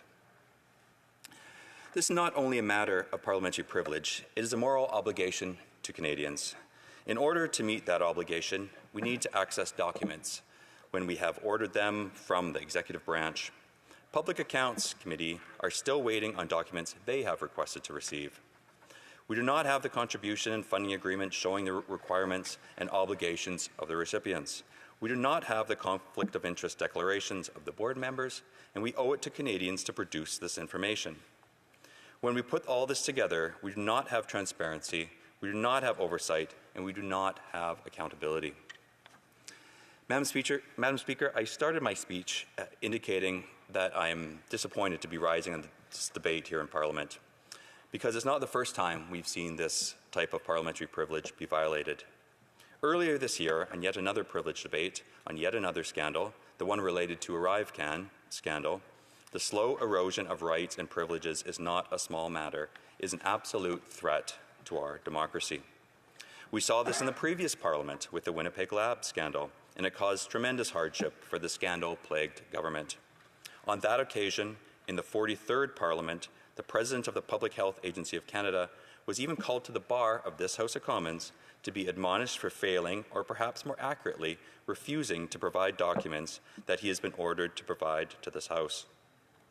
One would have hoped that the government would have learned from that experience, but clearly they have not, and here we are again. In June 2021, 140 members of that side of the House shamefully voted against that motion on question of privilege, which has proved, I would think, to be a huge mistake. I should hope this time around history does not repeat itself, and they do not repeat that mistake. And now we have this Green Slush Fund scandal. This government continues to refuse to release documents that it has been ordered to produce because one can only presume they do not want to help uncover corruption that has occurred under their watch for the past several years. Corruption that has benefited their own insiders is an issue of vital importance. No matter how hard the government tries to push it away, Parliament must continue to pursue it. Madam Speaker, when the opposition House Leader made the initial question of privilege, he referenced a memorandum he had obtained from the Privy Council office at the beginning of this Parliament. That memorandum reads, "Public servants do not share in ministers' constitutional accountability to the Houses of Parliament, but support ministers in this accountability.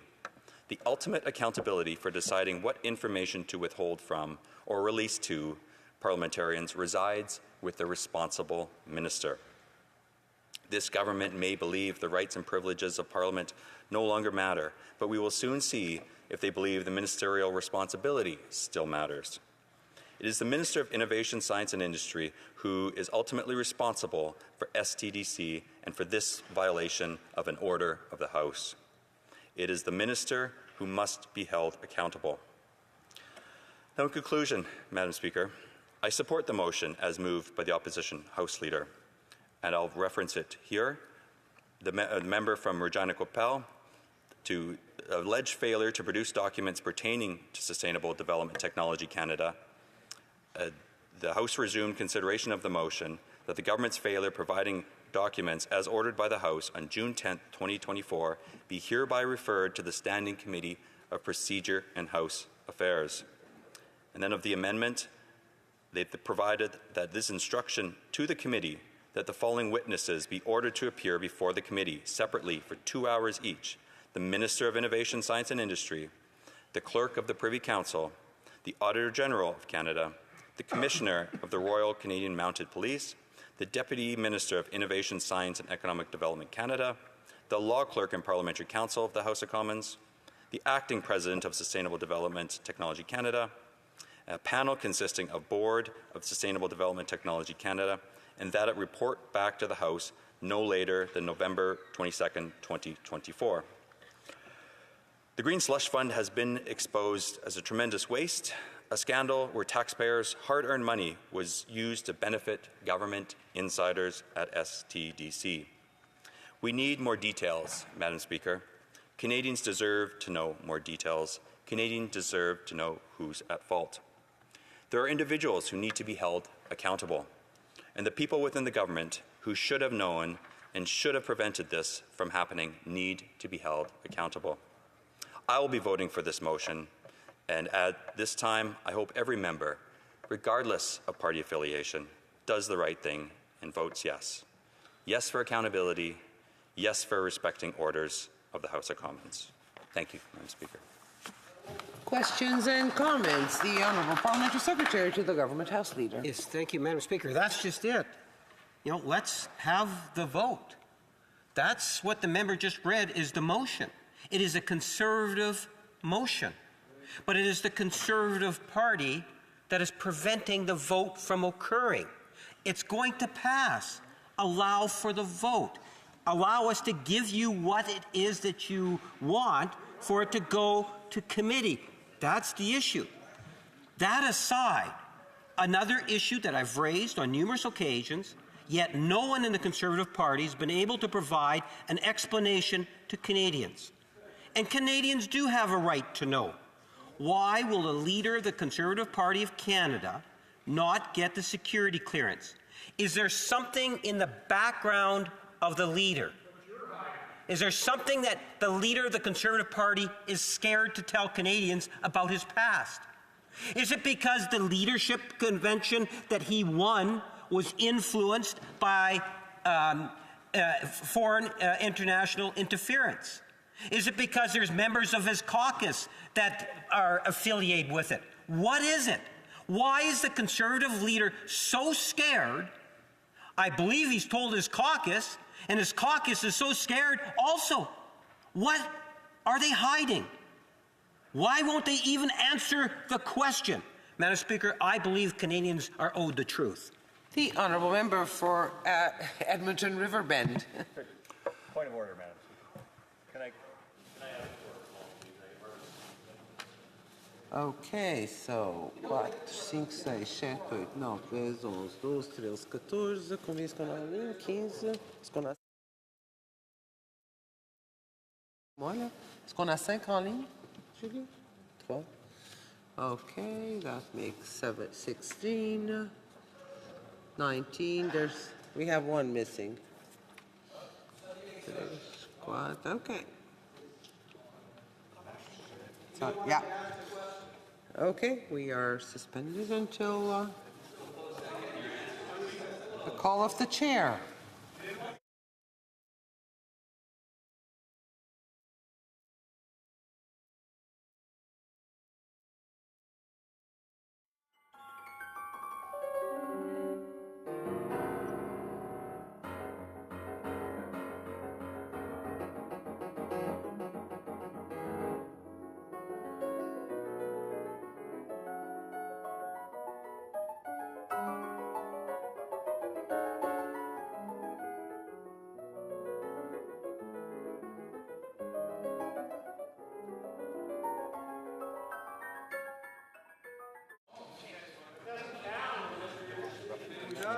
The Honourable Member for Edmonton Riverbend.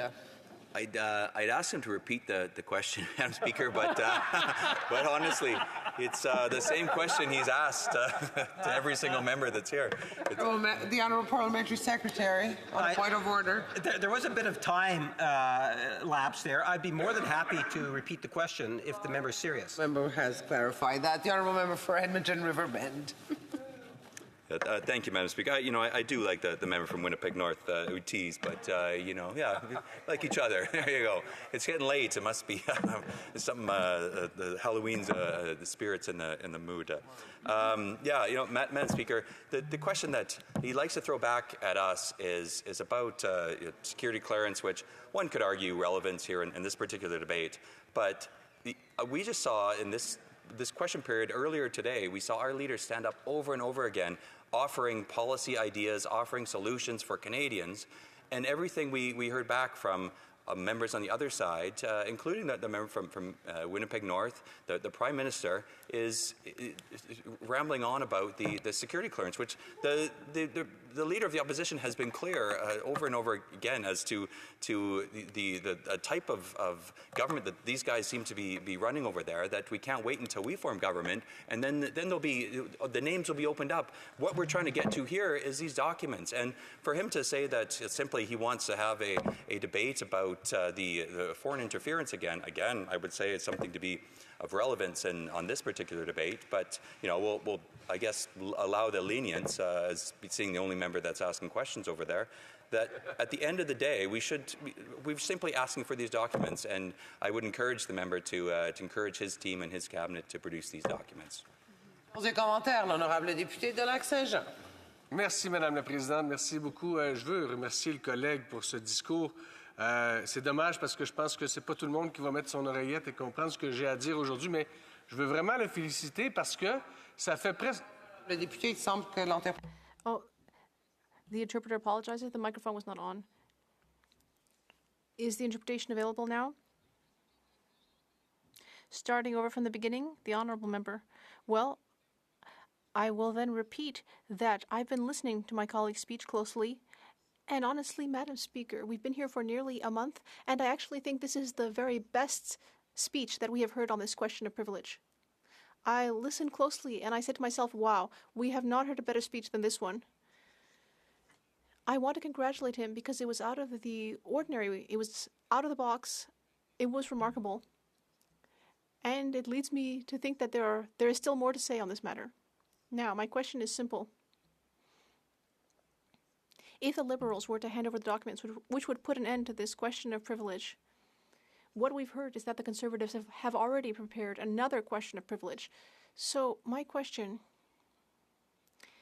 their leader keeps saying all over the place that all he wants is an election, and yet what he's planning is that if we finally put an end to this question of privilege, he just wants to do another one.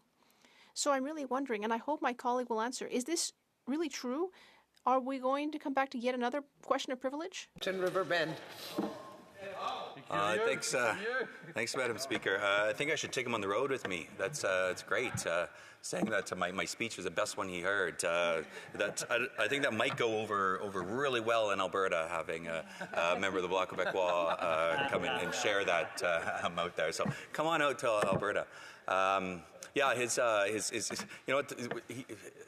If the impression in this House is that we're the ones coming up with points of privilege, then I think that's kind of what perhaps is maybe the mistake here. These are points of privilege granted by you, Madam Speaker, the Speaker, and they're the ones who we go and we raise these points of privilege, and whether or not they're granted are solely determined by the Speaker. So if there are more points of privilege coming, then I would. One that's on you, Madam Speaker, but also on this government. So I guess can stay tuned, and I'll start preparing my speech now if there's another one. And I hope he's in the chamber to help be part of it.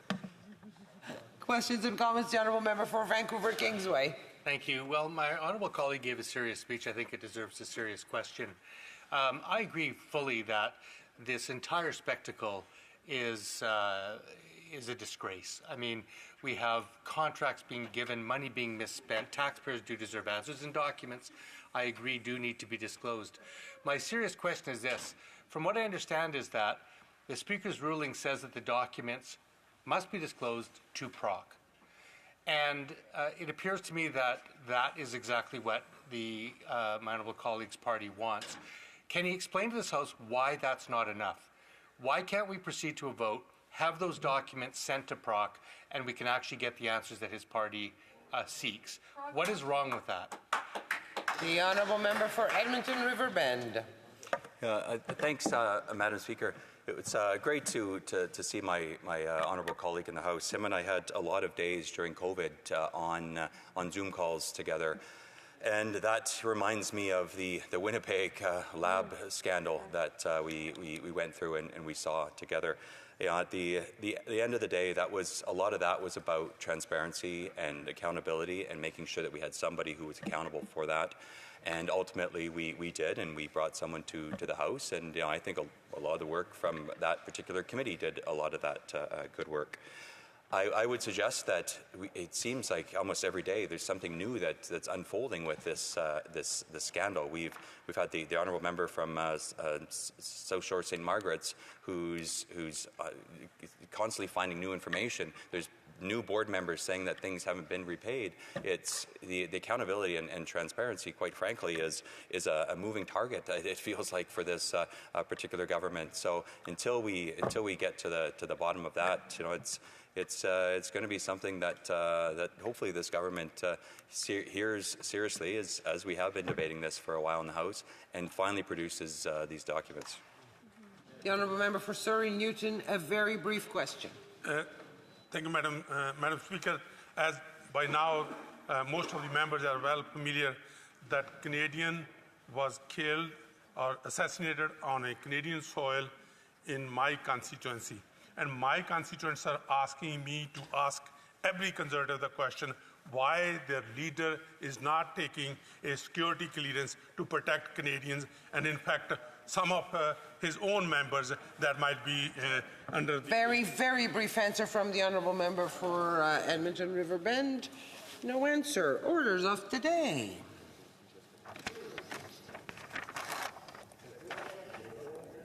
Orders of the day, ordre du jour, adoption de rapport de comité. Resuming debate on the motion to concur in the 6th report of the Standing Committee on Access to Information, Privacy and Ethics, Facial Recognition Technology, and the Growing Power of Artificial Intelligence. The resuming debate, the honourable member for South Creek Interlake Eastman. Well, thank you, Madam Speaker, and it's indeed a privilege to be able to rise again to speak in this House. And I should just note that at the beginning, I'll be splitting my time with the great member from the Bay of Quinte. Now, a couple of years ago, when I was on the Standing Committee on Access to Information, Privacy and Ethics, we tabled this great report on facial recognition technology and the growing power of artificial intelligence. And the concurrence motion on this was brought forward a couple weeks ago by my colleague from Calgary, Nose Hill, and she very well articulated why we needed to do this study in the first place, because of the problems that we have in Canada with the unregulated use of facial recognition technology and how artificial intelligence has been... Can I interrupt the honourable member? Can we check that the courtyards are a little quieter, please? Thank you. The honourable member for South Creek Interlake Eastman. Thank you, Madam Speaker. And from the top? No. Being rudely interrupted. But anyway, we have a situation where policy has lagged behind. Technology is moving at lightning speed. And the government's answer to this is Bill C-27, which is a broken piece of legislation that's already been admitted to by the Ministry of Industry, and the minister has said that we need to improve upon it through amendments at committee. But when it's this broken in 3 parts, it really makes it more difficult to modify and manage something that is happening, and we need to go back to the drawing board. Now, I just want to point out some of the problems that we studied at committee. We heard about how Tim Hortons, for example, their app was actually tracking the movement of customers who were using the Tim Hortons app to buy their food, and then tracking their movements for the first 10 minutes after they left a Tim Hortons store, and then sold that information to other stores so that they could harvest that data and then determine how best to access those customers. A complete violation of privacy, but kind of a an ingenious way of making use of an app and GPS and using that technology to be able to track people. So if Tim Hortons could do that, imagine what other nefarious actors could do here in Canada or around the world. We also heard from a security perspective how the RCMP and other police agencies across this country made use of facial recognition technology that came out of the Clearview AI database. Now, the disturbing part of Clearview AI is that they went and scraped all their images to train their artificial intelligence from social media. So they're accessing Twitter, Facebook, Instagram, TikTok, and using all of that information and plugging it in. And then when they programmed it, whether they did it knowingly or unknowingly, created a racial algorithm that was biased, especially to those that were men of darker complexions, whether they're Middle Eastern, whether they're African, so black, brown, was definitely discriminated against in the technology, and were wrongfully accusing through facial recognition that was being used in mass by the RCMP and other police agencies here in Canada, as well as in the United States, and causing this discrimination in arrests that were ultimately wrong at the end of the day. The same was happening with our Indigenous Canadians, who were also being wrongfully accused through the use of Clearview AI technology by the RCMP. We also had TELUS that were providing data and giving locations of people for tracking for things like COVID to the Public Health Agency of Canada. Again, a complete violation of the privacy rights of Canadians. And then we can't forget how we had, of course, the trucker convoy up here, but we had the public doxing of those that were part of the trucker convoy, that they were located by using GPS, and then someone was able to go into the system and map them out on Google Maps and publicly disclose their banking information as well as their home addresses. Complete violation of Canadian privacy. And so we dug in on this when we were part of the Committee on Ethics and Privacy and Protection of Information. Now, Madam Speaker, we want to make sure that individuals are aware of it. Public education needs to keep up. And at the end of the day, Madam Speaker, we need to make sure that there is the right to know that you're being your data has been collected either through facial recognition with all the cameras that we have around here on the Hill, never mind what's happening in other public spaces like airports and train stations, in stores, and there needs to be a public disclosure of that so people know when they're entering that there's proper signage, and we get into all of this in the recommendations.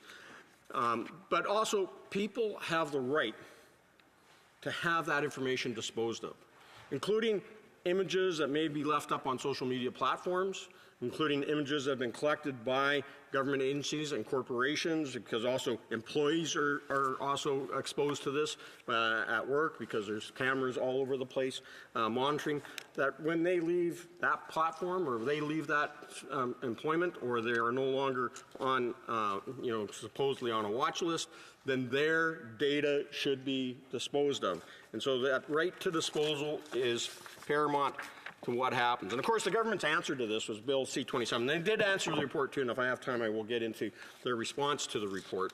But their response was Bill C-27, which I mentioned earlier. And I should just point out that, as conservatives, we believe that the digital data privacy is a fundamental right of all Canadians and urgently requires us to have the legislation, protections, and enforcement to guarantee the privacy of all Canadians.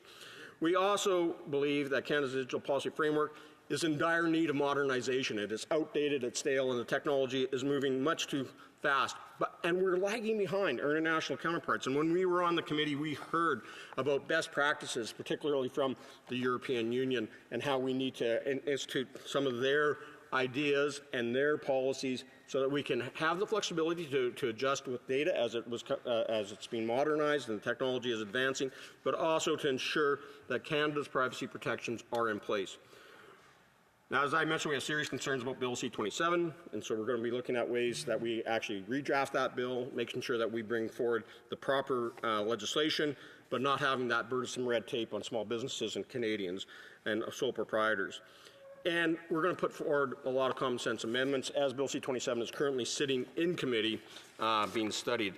So we know that through the industry committee, I believe is where it's sitting, that as they do that study, that there needs to be lots of consultation, as we had, and ultimately come down to the fact that we have the stakeholders' input, Canadians' input. We hear from security agencies as well as the government on what's needed and what plans there are. Some of the key problems we've got Bill C-27. So first is the Part 1, which is the Consumer Privacy Protection Act. So this Bill C-27 is an omnibus bill. It has 3 chunks of legislation in it. And we believe that it is the right of business to collect and use some personal information. But we also want to bring home greater privacy protections for individuals and charities and bring clarity for organizations, which is right now missing in that part of the bill. Then the government also set up, as Part 2, the Personal Information and Data Protection Tribunal Act. Now, putting in place a privacy tribunal appointed by the government to put Liberals in places to oversee the privacy protection of Canadians, we already know from all, as we've been debating here, like the Liberals that were appointed to the Green Slush Fund, the SDTC, ultimately ended in corruption. So we want to make sure that we don't have another layer of bureaucracy. We don't need to overburden this and slowing down the prosecutions for those that actually misuse and violate the privacy laws of Canada. We need to work more closely with the Privacy Commissioner and advocate for the removal of this tribunal. As the Privacy Commissioner has also said, it's completely unnecessary. So we believe that we want to have quicker prosecutions, quicker turnarounds, and remove the gatekeepers that the government is instead proposing. And then the final part of this bill is Part 3, Madam Speaker, and it is the Artificial Intelligence and Data Act, which I can tell you right now is outdated and broken, even though it's not even legislation yet. It was introduced in June 2022, and things have moved so quickly with things like GPT, new generative AI systems, new facial recognition systems, that the act that's prescribed in there does not work, Madam Speaker. So we are concerned about giving too much regulatory power to the government on a system that's or a legislative and policy framework that's already outdated when Canadians need protection today on the technology of tomorrow. Questions and comments. Questions et commentaires. The Honourable Parliamentary Secretary to the Government House. Thank you, Madam Speaker. You know, as a member I know is aware, whether he wants to admit it or not, the government has actually been moving significantly on the whole issue of the internet, including how AI has really exploded over the last number of years. And having regulations in place and having legislation in place is in fact important. In fact, the first time I witnessed the Conservatives actually using AI was when they wanted to amend a piece of legislation, and I think that using AI they came up with 20,000 amendments in committee, Madam Speaker, which was a record in itself. So we do know that the Research Bureau of the Conservative Party does use AI. The question I have for the member, using AI, there is a lot of benefit to it, but there's also drawbacks. Does he have any specific concerns in regards to drawbacks? The Honourable Member for Selkirk Interlake Eastman. Madam Speaker, I just say this, that with all the censorship that's been coming over from the government and all their various forms of legislation, and then looking at how they have failed to regulate and protect Canadians' privacy, like using AI and to generate intimate images, and properly prosecuting them. Instead of protecting our youth, they want to make everybody a criminal, or they want to censor the entire internet. And that's why Canadians do not trust these Liberals. And so, Madam Speaker, I will continue to advocate that for stronger legislation and policy that actually protects Canadians' privacy. I know as Conservatives we'll bring forward the legislation that will protect our youth, but allow the freedom of people to move without being tracked, that they can be anonymous on the internet when they want to be, rather than having the overarching red tape and censorship and unnecessary tracking, as we've witnessed with COVID under the Arrive Scam app, or as what we saw with Public Health Agency Canada, and all that continues to undermine any Canadians' confidence in this Liberal government. Questions et commentaires, l'honorable député. The Honourable Member for Joliette. Thank you, Madam Speaker. And I'd like to thank my colleague for his speech. Now, there were 19 recommendations that were presented to the government regarding its inaction. According to my honourable colleague, should the government use these recommendations to create a bill that better protects Canadians? Eastman? And I agree with my honourable colleague that there is a lot of great recommendations in this report that the government should be using as the guide rails on developing any legislation. Recommendation number 2, that we have to ensure that airports and industries publicly disclose the use of facial recognition technology, including but not limited to signage prominently displayed. We also have refer the use of facial recognition technology on military and intelligence operations to implicate national security concerns, and that goes should be referred to NSICOP, the National Security Intelligence Committee of Parliamentarians, so they can study and review it. Thank you, Madam Speaker. For New Westminster, Burnaby. Thank you very much, Madam Speaker. I always enjoy the members' speeches. We've been here a while, both of us. And I appreciated what he was saying about addressing some of the concerns that come from AI and facial recognition technology. As he knows, the report indicates that currently facial recognition technology misidentifies as high as 1 in 3 racialized women, even though it is 99% accurate for white men. So this is a fundamental problem that is addressed in the committee report by Recommendation 13, that the Government of Canada update the Canadian Human Rights Act to ensure that it applies to discrimination caused by the use of facial recognition technology and other artificial intelligence technologies. Now, I'll remember during the Harper government that the Canadian Human Rights Act was actually stripped of some of the protections. I wanted to ask my colleague if the Conservatives undertake to update the Canadian Human Rights Act and actually add additional protections that can ensure that discrimination. I have to give the honourable member for Selkirk Interlake Eastman a chance to answer the question briefly. The member for his question. The first thing that we do, and it's in the recommendation number 18, is that we impose a federal moratorium on the use of facial recognition technology by all police and services to ensure that they aren't doing the racial discrimination. And as we see in recommendation number 6, that we want to make sure the algorithm tools also address racial technology. We know that that's also true in recommendation number 9, that there has to be a transparent disclosure on everything from race, age, and other unconscious bias that are existing in facial recognition technology, Madam Speaker. We have to fix it. That's why we need the moratorium right now, and Conservatives will make sure we get it right. Resuming debate, the honourable member for Bay of Quinte. Thank you, Madam Speaker. And first I want to thank my honourable colleague for giving a great speech. It seems like 9 years ago we sat on Ethics Committee. I think it was only 3 years ago. We used 9 a lot in this House, but dealing with this issue. And Madam Speaker, I wanted to speak today about why nations fail. And nations fail because their extractive economic institutions do not create the incentive needed for people to save, invest, and innovate.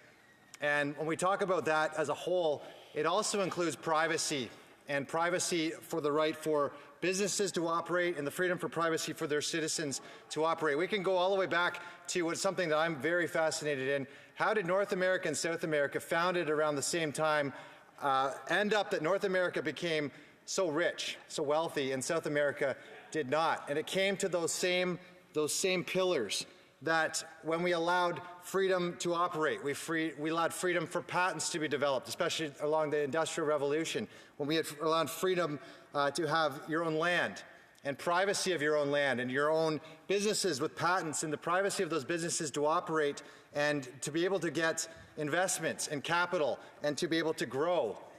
What we saw from that was a tremendous amount of wealth, more wealth than the world's ever seen, and a capitalist society that allowed that wealth to be owned by individuals, people who used to be poor and became wealthy. And what that allowed was a nation like Canada to be able to have what was socialist capitalism, tremendous amount of wealth, and the ability to have socialist programs like healthcare and a universal healthcare system.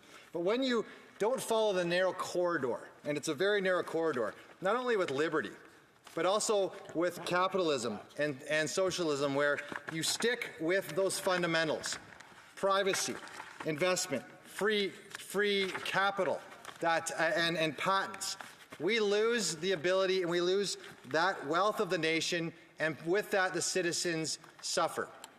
And after 9 years, Madam Speaker, we're seeing that reality here in Canada. We've seen a reality where we have the worst housing crisis that this country has ever faced. Rents have doubled, mortgage payments have doubled, the amount needed for a down payment has doubled. We're seeing the fact that 9 million Canadians now have food insecurity. 9 million Canadians, 1/3 of Canadians, when that number down in the U.S. is barely around 13%. We're seeing now the problem with businesses fleeing this country. And today we talk a lot about what it means for AI and to have great ideas. We also talk about IP, the currency of innovation. And the numbers are startling when we look at what happens in Canada. You know, Canada files 40,000 patents annually compared to the US, which files 374,000. But only 13 out of 100 patents are patents owned by Canadians, meaning that we give away over 87% of our patents to foreign nations, and we give that data away. And the numbers are startling. When we look towards what that means for the Americans, they generate 12 million jobs and $2 trillion from patents and from IP. And of course, we use AI as among that. And what we do here in Canada is that number goes down, and we look at it, the best way to do it is a GDP per capita or income per capita. The GDP per capita for Canada is $53,000 compared to $80,000 for the US. You know, more than a 36% difference when we've seen less capital, less ability to invest and to save and to innovate. And when we couple that with the problems with business investment and productivity, what we've seen in Canada, with the lack of privacy. And of course, this government's tried, but like a lot of things, it tried and failed. It presented a bill, C-11, before the last parliament that couldn't get through. And in this parliament, submitted C-27, and the last minute threw AI legislation in it called ADA. And what happened in committee, and it's not just Conservatives, Madam Speaker, I know we get the blame for that, it's Conservatives and the Bloc and the NDP have all come together to say this bill was terrible in the way it was presented. Even the Liberals were filibustering it during committee at one point. But this bill was terrible, and we look at the fact that we need these bills to work. Conservatives have been steadfast that privacy is a fundamental human right. Hear, hear. It's privacy for individuals in Canada, but it's privacy for our children. And we can go about the results of not having the right legislation come forward and not having that privacy protected in Canada. And we saw it all the way to the Ethics Committee 2 years ago, when we faced the daunting speculation of privacy in facial recognition technology. And what happened when this technology was misused? We had a company called Clearview AI who scraped images off the internet. And we know how many images are on the internet. So scraped yours and mine and everyone's face off the internet, and they sold those images that should not be owned by anyone. And we look at AI and we said privacy is a fundamental right, but the thing about AI that we've come to also to understand and have as a fundamental right, and we had it in committee and it wasn't in the legislation, is that AI should never be able to use your face or your likeness without your permission. Hear, hear. And those are the biggest problems we're having, and the biggest likeness we have, that the biggest thumbprint, the biggest thing that most of us have that's unique is our face, right? This face. The fact that when we looked at facial recognition technology, and our colleague from the NDP brought it up, but it was a main point in the committee, was that when this technology was used by the RCMP and our police forces in Canada, and when we look at our marginalized and our minority groups in Canada, black women and black men, 30% of the time, the technology misread their face, misidentified them. How terrible, right? Technology is supposed to make things better. And we couldn't believe it. The police were at this committee multiple times, and they testified that they misidentified 30% of the time. That's a failure. That's something that shouldn't be used. And when we went through all the reports on ethics and we brought the final report 2 years ago, well, it's October 2022, to Parliament, the recommendation was to outlaw this technology until this technology gets better. Because that is ridiculous that 30% was misidentified.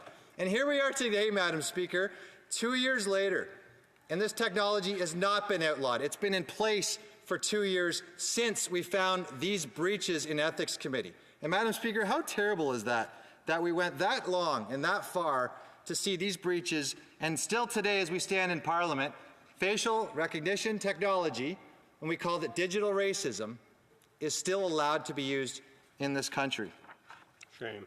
But it follows again the bigger problems we have with this government. Not only recommendations that come from committee, this government always talks about this government filibustering right now. Well, these are recommendations on a report that could have been done without Parliament's consent because it was enacted by Parliament and came to this House to begin with. So here we are 2 years later, and that's not happened. Well, let's talk about all the other things that haven't been happened as well. Privacy, of course, C-27 is still in committee, based on, again, the Liberals filibustering their own bill because it just is terrible and needs to be redone. I think we all agree on the first part in PIPEDA and how that's going to be done. None of us hardly, well, the Liberals don't, but we agree that the tribunal should be eliminated and more power should go to the Privacy Commissioner. And again, those privacy breaches and the rights should be governed by a Privacy Commissioner as a whole. We looked at ADA as a whole. ADA was riddled with delays and inefficient guidance. It was failed to provide the necessary oversight, allowing technologies like facial recognition to remain largely unregulated. You know, it was supposed to be prioritized legislation, and yet it was wrong. And when the industry minister brought this legislation to the committee, 3 months later he brought, what, 60 different amendments to his own bill. We've never even heard of that before, and it certainly wasn't a good bill. You know, I want to talk just briefly about what's happening as we don't get privacy investment right in Canada, and this is going to have long-term impacts. You know, the 2024 capital gains tax hike is expected to reduce Canada's capital stock by $127 billion, resulting in 414,000 fewer jobs and a $90 billion drop in GDP. Madam Speaker, we cannot afford to lose control of our most valuable ideas or allow unchecked technologies to undermine our freedoms. Nations fail today because their extractive economic institutions don't create the incentives needed for people to save, to invest, and to innovate. The consequences are already visible. 9 million Canadians visiting food banks or insecure. 2 million visiting food banks, 9 million Canadians food insecure at a rate 36% higher than the United States. It's time to reverse course. Let's regain control over our privacy. Let's make sure that we give those fundamentals back to save, innovate, and invest back into Canadian businesses. And Madam Speaker, let's bring home capitalism once again, where we can make a good wage, you can have a good job, and you can bring home savings to you and your family. Thank you, Madam Speaker. Questions and comments, the Honourable Parliamentary Secretary to the Honourable to the Government House Leader. Brief questions. We don't have much time. Thank you, Madam Speaker. You know, it's a bit ironic that the Conservatives, on the one hand, are expressing concern about legislation, yet they continue to play a game now for well over 3 weeks, wasting the time on the floor of the House of Commons because they've made the decision to put their party and their leader ahead of the interest of Canadians. The example I would use is Bill C-63. That is a bill that deals with intimate images communicated without consent, I should say. It also deals with content that is sexually victimizes children. The Conservatives are holding up that legislation. They're preventing it from ultimately even going to committee because it's more they're more interested in the leadership of the Conservative Party and the Conservative Party's interest as opposed to Canadians. Can you explain why they don't support that particular bill? The Honourable Member for Bay of Quinte.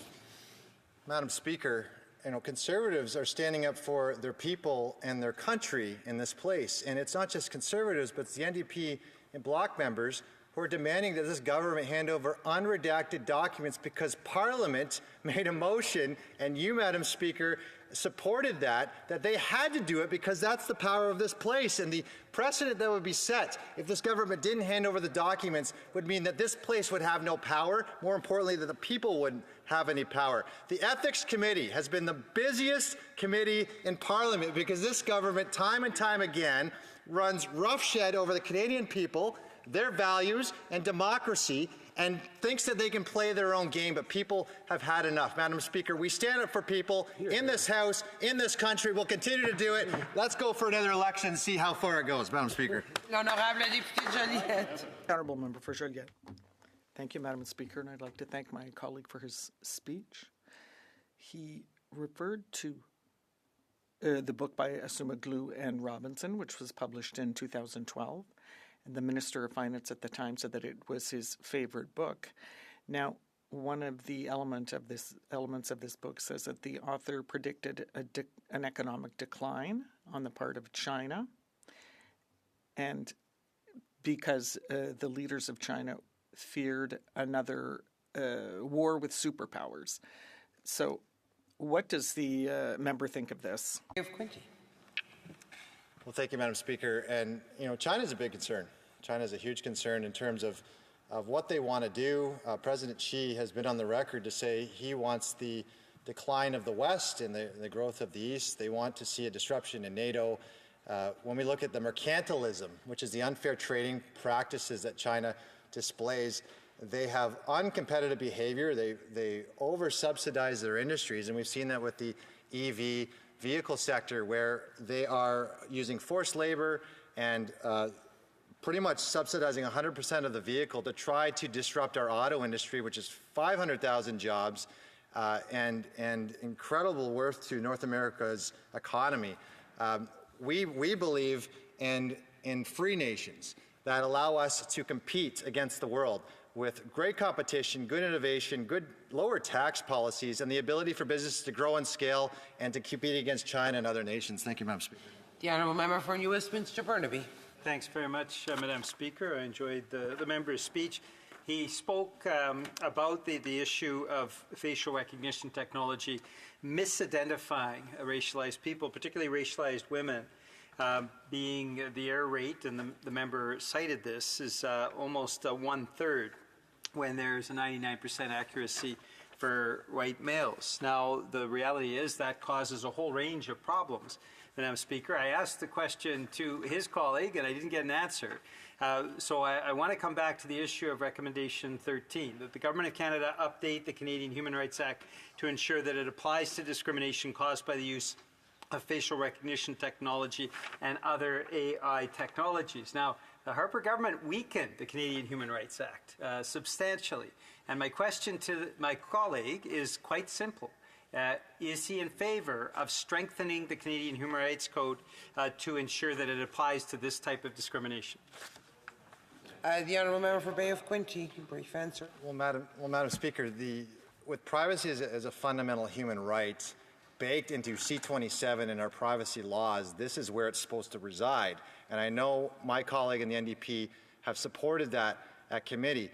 More importantly, what I'm really concerned about is in this report that this party supported on facial recognition technology, there was a moratorium supposed to be levied on the use of this technology until we get the Privacy Act finalized.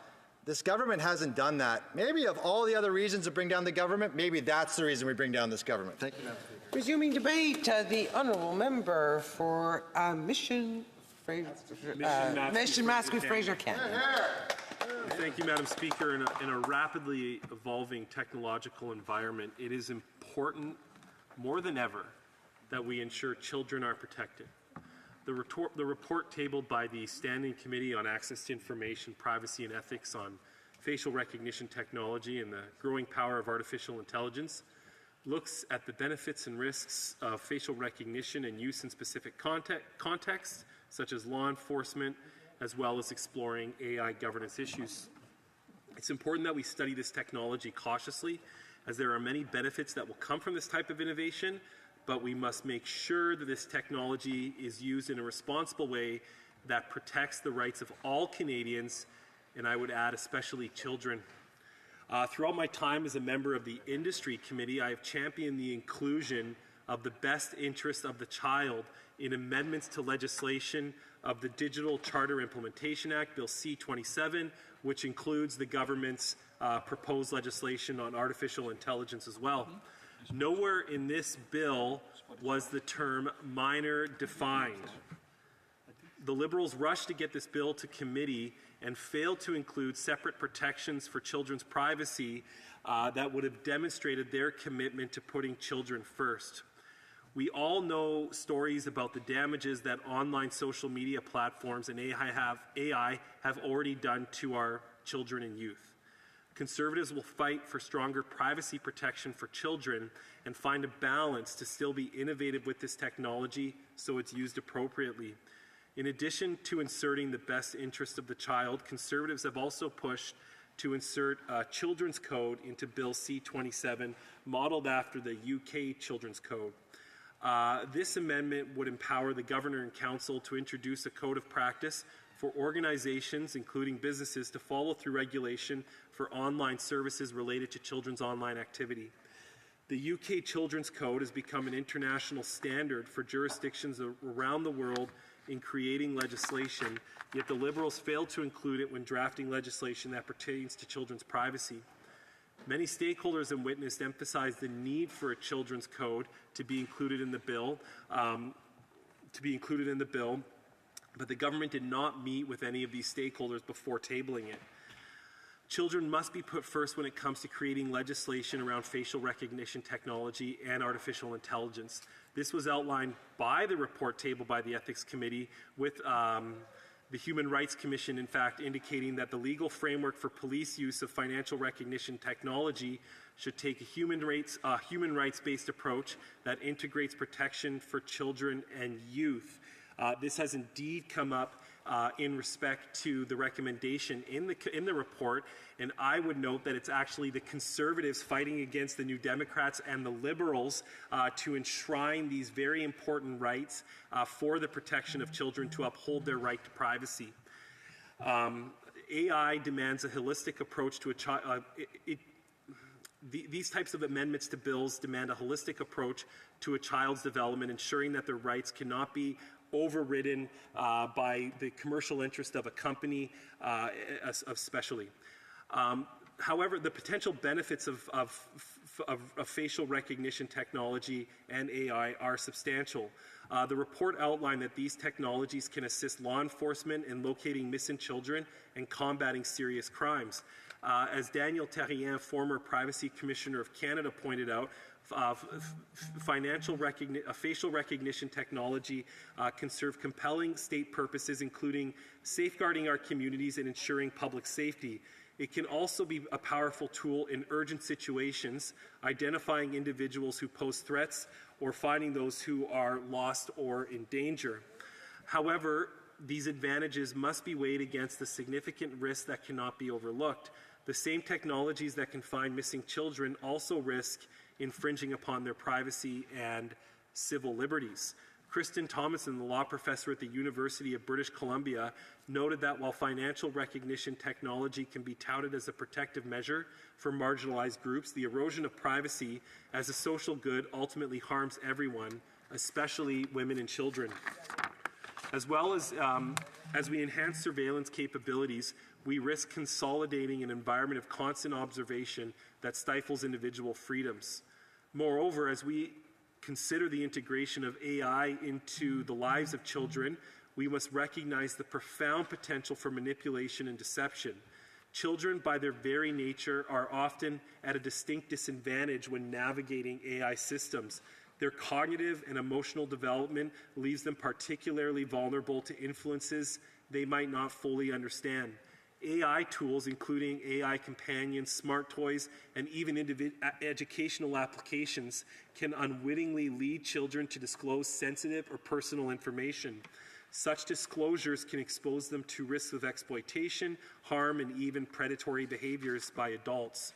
Children may not grasp the implication of sharing personal information, and AI systems designed to learn from interactions can inadvertently manipulate their responses or choices, leading to harmful outcomes. For example, a recent tragedy just came out of the U.S. Where a 14-year-old boy, Sewell Setzer, committed suicide after speaking with a chatbot on Character AI. His mother is now suing the company, and she wrote that AI can trick customers into handing over their most private thoughts and feelings.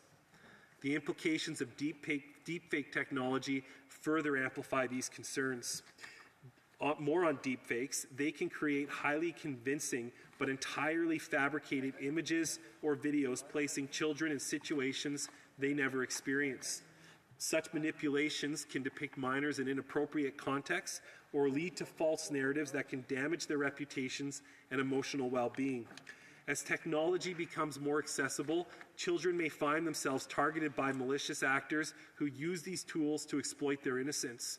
To combat these dangers, it is crucial that we act swiftly and decisively to develop comprehensive policies and laws that prioritize the protection of children over commercial interests, while still fostering an environment where innovation can take place. A legislative framework should clearly delineate the appropriate context in which facial recognition technology and AI can be employed for legitimate purposes, while firmly prohibiting any uses that could infringe upon the rights of children and other vulnerable populations. This is why I want to re-emphasize the importance of including a children's code when regulating financial recognition technology and facial recognition technology and artificial intelligence. In Industry Meeting 99 on November 28, 2023, Elizabeth Denham, Chief Strategy Officer of the Information Accountability Foundation, came to input her opinions on Bill C-27. While working for 5 years as the UK Information Commissioner, she oversaw the creation of the UK Children's Code, in which the design of that code has influenced laws, guidance all around and laws all around the world. The code assists organizations in creating digital services that cater first and foremost to children's needs. It's also important to note that when we discuss a children's code of conduct, it takes into fact that children are biologically and psychologically different and distinct from adults. Protecting children in the digital world means allowing them to be children in that world with appropriate protections for their safety and their reputations today and tomorrow when they enter adulthood. Numerous stakeholder groups like the Centre for Digital Rights and witnesses like the former UK Privacy Commissioner have advocated that for a comprehensive code of practice to be created when it comes to regulating and laws related to children's privacy. More specifically, a children's code would be developed through a consultation process that at minimum includes the Privacy Commissioner, parental rights groups, children, and that it be developed with the best interests of the children over commercial interests in the same space. A children's code would ensure that the following standards must be included when it's developed: data protection impact assessments, transparency, the detrimental use of data, default settings, data minimization, data sharing, geolocation, parental controls, profiling, nudge techniques, connected toys and other devices, and online tools, to name a few. In conclusion, as we embrace the transformative potential of facial recognition technology and artificial intelligence, we must remain vigilant in prioritizing our children's best interests. The balance between harnessing innovation and safeguarding rights is delicate, but it is a responsibility we cannot afford to neglect. So here on the Conservative side, as these bills come before parliamentary committees, first and foremost, we want to see children go above commercial interests in all cases. Thank you, Madam Speaker. Questions and comments. The Honourable Parliamentary Secretary to the Government House Leader. Yes, Madam Speaker, the member just said we cannot afford to neglect legislation about children and protecting children. That's what the member just said. Yet for the last many weeks, we have seen the Conservative Party of Canada put their interest of their leader and the Conservative Party ahead of the nation's interest. To the degree in which they won't even allow legislation not only to be debated, let alone get passed to committee. We have before the House Bill C-63, the Online Harms Act. The question to the member is, why is the Conservatives filibustering to the degree in which the content that sexually victimized children, that on the internet, they are allowing that to continue to the degree it is today because they want to filibuster? Can you... The honourable member for Mission Muskie Fraser Canyon. Well, thank you, Madam Speaker. We all are aware that when a privilege motion comes before the House of Commons and the Speaker of the House of Commons rules that there has been a breach of Parliament's powers, that no other business can come before the House of Commons. So if indeed the member was so concerned about the passage of Bill C-63 through the House of Commons, they would do what Canadians want, and that's to hand over the documents pertaining to the Green Slush Fund from the former Sustainable Development Technology Fund of Canada.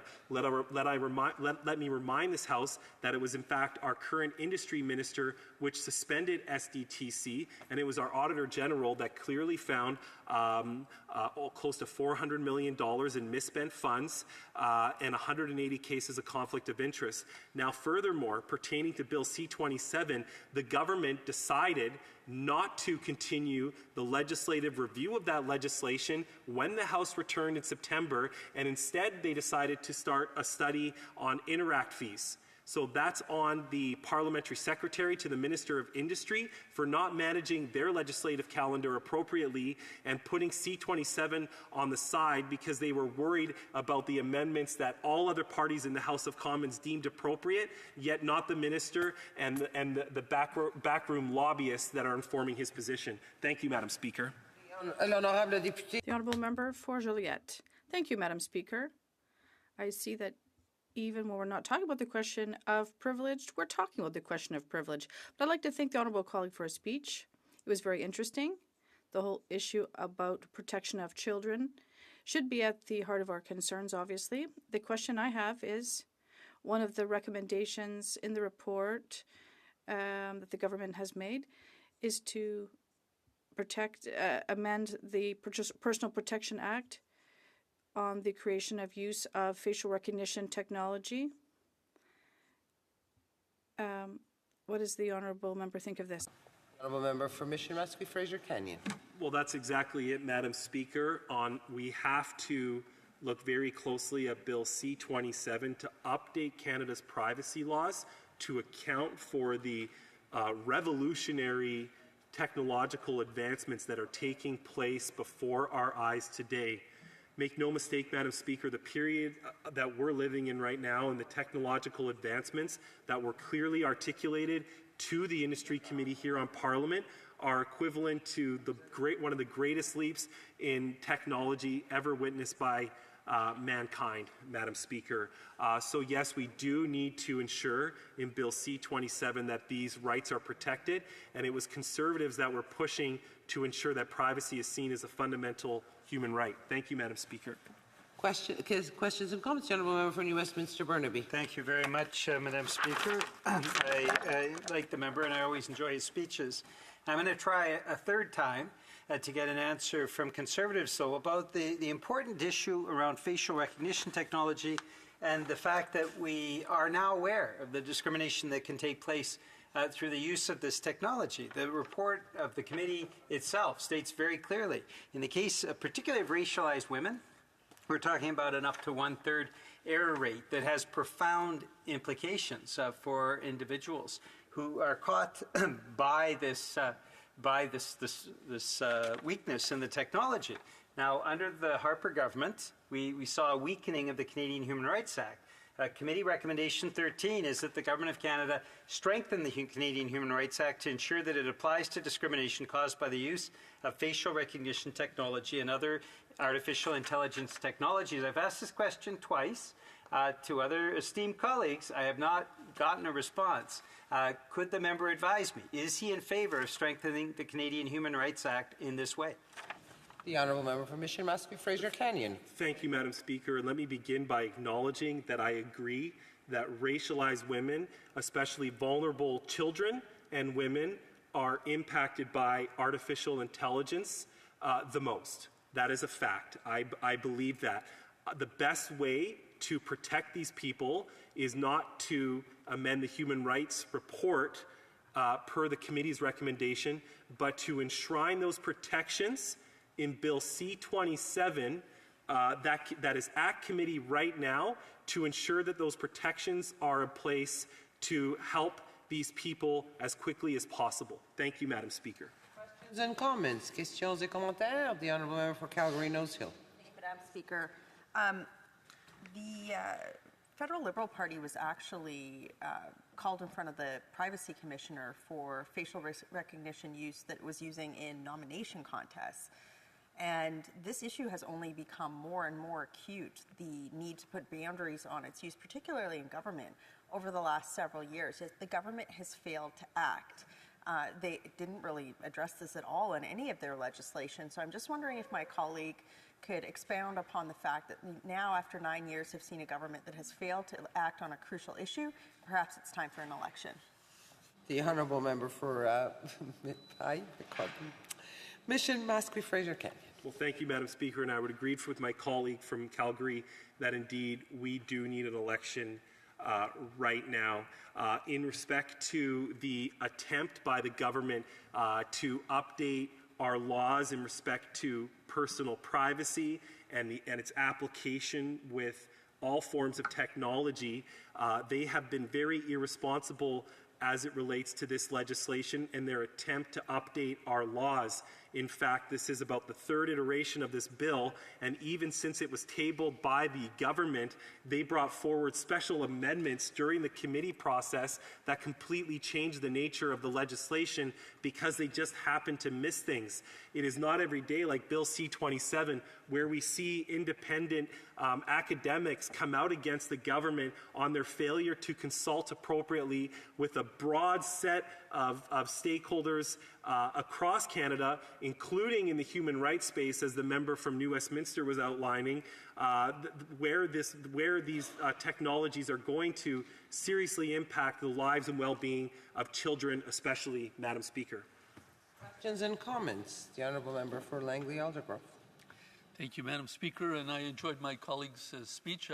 I know he has young children. I have young grandchildren, and I'm deeply concerned about their safety in this age of technological accessibility to the internet and all the poison that is there. But on the other hand, I'm also very concerned about protecting privacy. So just a wide open question. Perhaps the member could have some comments on that. How do we find the balance between those two competing interests? Honourable member for Mission Must-Be Fraser Canyon. Well, thank you to the member from Langley for that very important question.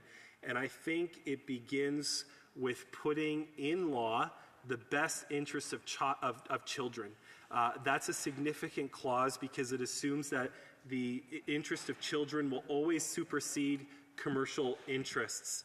I think that needs to be at the forefront of legislation regulating the use of technology and our data sets in Canada. Children always have to come first, technology second. Thank you, Madam Speaker. Questions and comments? The Honourable Parliamentary Secretary to the Government House Leader, brief question. Yes, just based in terms of what the member just said, put the child first. Bill C-63, that's the bill I was referring to, has content that sexually victimizes a child, and it ensures that we can actually take it off the internet. Does the member support it? The honourable member for Mission Must-Be Fraser Canyon. Well, thank you, Madam Speaker. In fact, the member from Calgary who just spoke has a private member's bill that is before this House as well, Bill C-412, which will do a better job of amending the criminal code to go after child predators. What the Liberals are trying to do in Bill C-63 is create a new bureaucracy that won't be accountable to Canadians. And what we've seen with Bill C-27 is that I don't necessarily believe that the expertise in the Department of Industry is sufficient to manage these issues. It needs to be under the criminal code, the protection of children, not new regulatory bodies, first and foremost. Thank you, Madam Speaker. Resuming debate. La Chambre est-elle prête à se prononcer? Is the House ready for the question? The question is as follows. Mr. Villemur, seconded by Ms. Vignola, moved that the sixth report of the Standing Committee on Access to Information, Privacy and Ethics presented on Tuesday, October 4th, 2022 be concurred in. If a member participating in person... Oh, the Honourable Member for Joliette. Thank you, Madam Speaker. I would request a recorded division.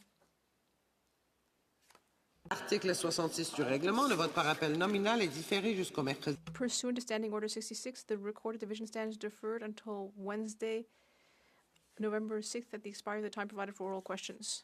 In accordance with Standing Order 38, a motion to adjourn the House is deemed to have been made and seconded at this time. Therefore, the question is that this House do now adjourn. The Honourable Member for Langley-Aldergrove. Thank you, Madam Speaker. So the government's reckless spending and mismanagement of the national economy is causing inflation. And now on top of that, they want to tax this inflation. So this is how it works. Somebody buys a capital property, let's say a commercial warehouse for their business, and over time the price goes up because of inflation. And when they sell that property, that capital asset, then there's a tax to pay on that capital gain. So it's really a tax on inflation. It's always been deemed to be unfair, but Canada made the compromise by saying, well, we'll put only half that capital gain into a person's income and then tax at their marginal tax rate. Is it fair? No, but it's been accepted. Now, this government, on account of their incompetence, doesn't even know how to balance the budget in good times, as in the first 4 years of their administration, 2014 to 2019. Times of full employment, the economy was good government revenues, low interest rates. Even then, they could not balance the budget. Now, the Liberals were lulled into a sense of complacency because of low interest rates, and it was spend until the cows came home. Well, eventually the cows did come home.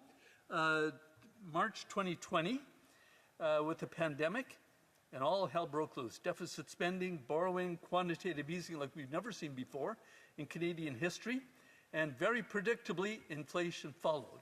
Too many dollars chasing too few goods and services. The law of supply and demand, like the law of gravity, never changes. And the middle class that this government had promised to help is suffering on account of this inflation. Look at the cost of housing, the cost of groceries, the cost of transportation. So what does this socialist government do? Well, they attack the wealthy, of course. That's what they always like to do. The Minister of Finance, introducing a capital gain tax increase, said that they were asking the wealthiest 0.13% just to pay a little bit more.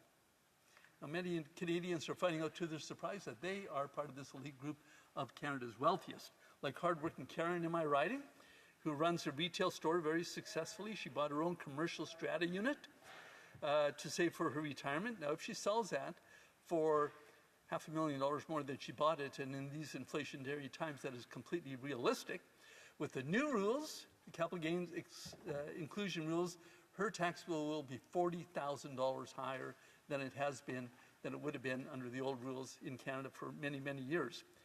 So my question, I'm going to restate to the Liberals, is will the Liberals keep their promise, keep the Minister of Finance's promise that only the top 0.13% of income earners will be taxed? And will they leave ordinary, hardworking entrepreneurs like Karen alone? Thank you. The Honourable Parliamentary Secretary to the Government House Speaker. Yes, thank you, Madam Speaker. If I can just start off before I maybe expand on it, just to make it very clear, as of June 25, 2024, the capital gains inclusion rate will increase from 1/2 to 2/3 on capital gains realized annually above $250,000 by individuals and on capital gains realized by corporations and most types of trusts. We're talking about $250,000 annually in one given year. And it doesn't surprise me that the Conservative Party does not recognize the value by saying for those that are having that sort of profit to expect a little bit more is to say that it's not fair, I don't think is appropriate. You know, the Conservatives voted against. When we came back in 2015, we put a special tax on the 1% wealthiest in Canada, and the Conservatives opposed that also. I think at the end of the day, Madam Speaker, we have, I believe, supported Canada's middle class in a very tangible and real way. Again, I would go back to the time in which we decreased the tax for Canada's middle class. Again, the Conservatives voted against that. We brought in programs to support Canada's middle class and those aspiring to become a part of that middle class, and even looking at ways in which we can support others. At the end of the day, when the member makes reference to issues like inflation, Canada, in comparison to virtually every other industrialized country, has done exceptionally well. Doesn't mean that we sit back, because we haven't done that. We've recognized that we need to support Canadians, even though our economy in many ways was doing better than other countries around the world. We did that through things such as the grocery rebate. The members of his caucus often make reference to seniors. We have supported seniors in, again, very tangible ways, whether it was the increase to the GIS a number of years ago of a substantial amount, to the increase of a substantial amount to 75 and over. In many ways, the government has been there to support Canadians. We continue to look at ways in which we can do that, Madam Speaker, and dealing with a bigger holistic approach at dealing with the economy. We have now seen interest rates drop first in the G7 countries. We have seen inflation rates now under control. And again, all I would suggest to the member is take a look at the world environment, whether it was the economic slowdown or the pandemic. No country was exempted from it. We all had to play a role. The government here in Canada, in working with Canadians in other jurisdictions, and we're speaking of provinces and territories and Indigenous leaders, we have been able to minimize the negative impact of what's been happening around the world. And yes, there are some areas in which we need to increase revenue, and I think that this is a fair way of doing it. We obviously disagree with the Conservatives. I can say, Madam Speaker, and you'll recall, when we first came out with the announcement, the Conservatives sat on their hands and said nothing, because it took them a while before they actually decided, okay, here's the position we're going to be taking. So it took them a while to adopt their position. I would suggest that they might want to go back to the drawing board on it. Alder Grove. Well, I'd like to thank the Parliamentary Secretary for his comments. I've got really 3 comments in response. He said, oh, you know, a capital gain is a profit. It's not really a profit, it's inflation. Profit is when you work hard and earn income based on what you're selling, but it's just it's inflation. If the person had to buy another asset, it would cost that much more, so it's not profit at all. Secondly, he said, well, you know, compared to other countries, we're doing pretty good. Well, our real estate inflation is way worse than it is in the United States. And thirdly, our GDP per capita, which is the best measure, the most reliable measure of national wealth, lags substantially behind the United States. And one of the reasons is because we are sending investment dollars to the U.S. instead of keeping it here in Canada, and increasing the capital gains tax does not help that. Parliamentary Secretary. Madam Speaker, just a couple of very quick facts. Only decimal 1.3% of Canadians with an average income of $1.42 million are expected to pay more tax on their capital gains in any given year. Fact 2, the current 50% inclusion rate can lead to unfair circumstances where a millionaire can pay a lower marginal rate on capital gain than a nurse pays on salary.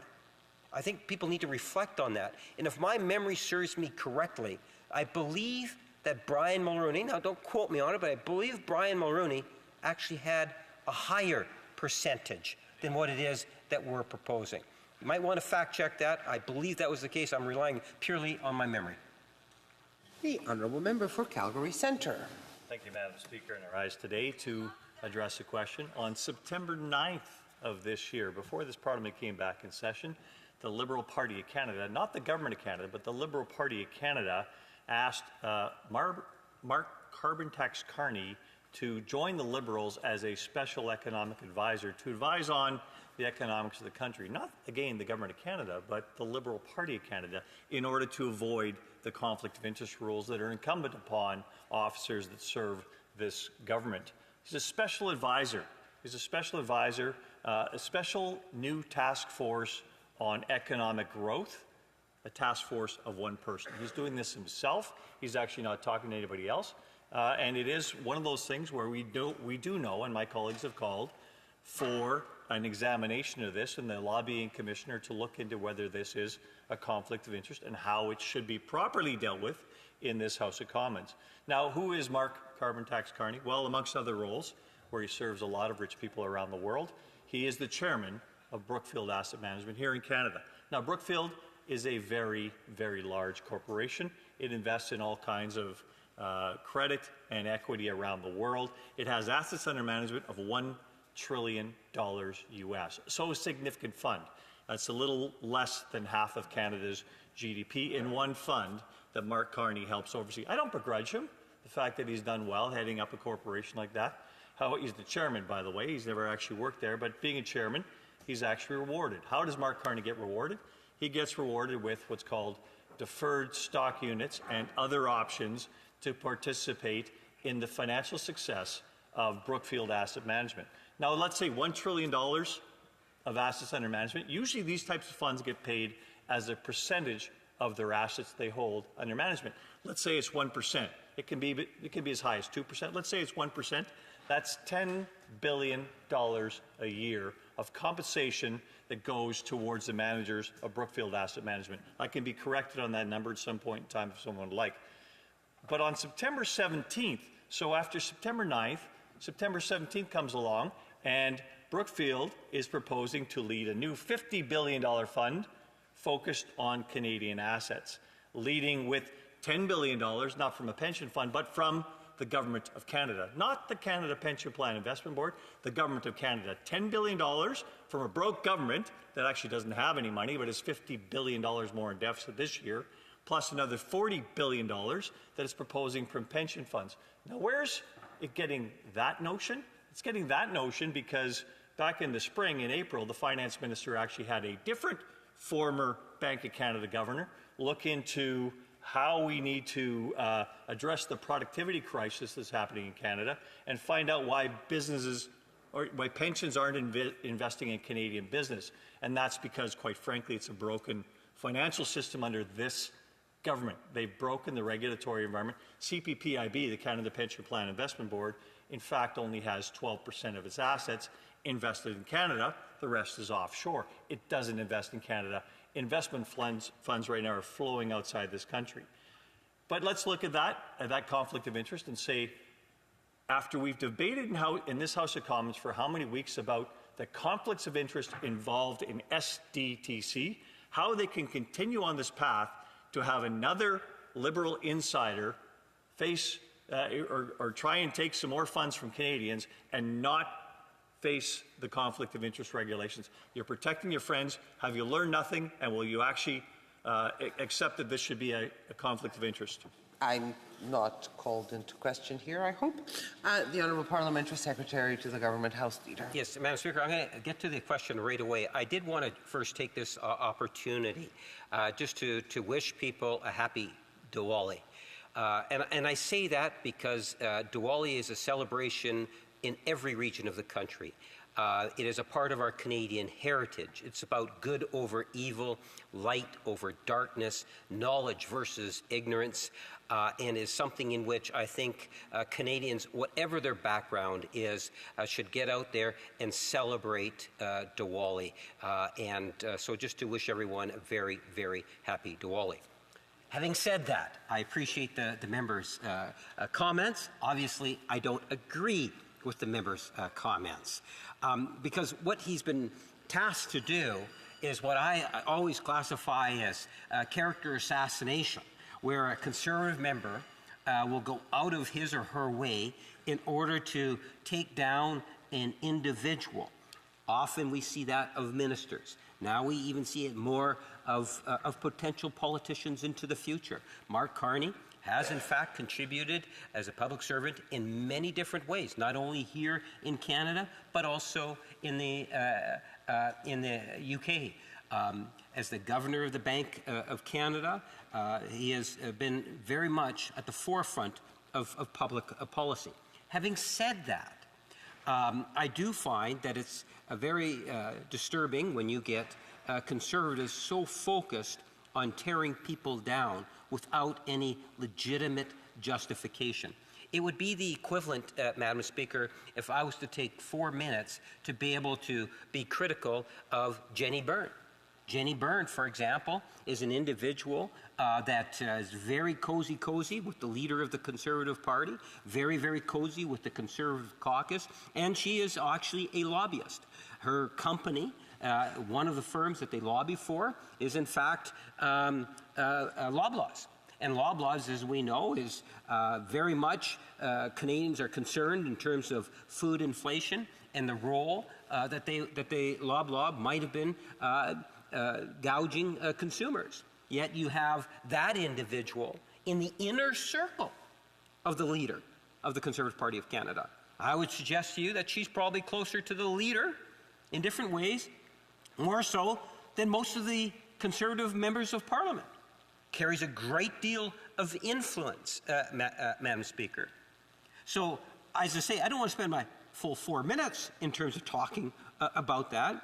Rather, I want to be able to talk about some of the things in which we have witnessed over the last number of years, where there have been challenges in through the economy, and how we look to individuals such as Mr. Tipp, the current governor of the Bank of Canada. That's the same governor that the leader of the Conservative Party says we should be firing.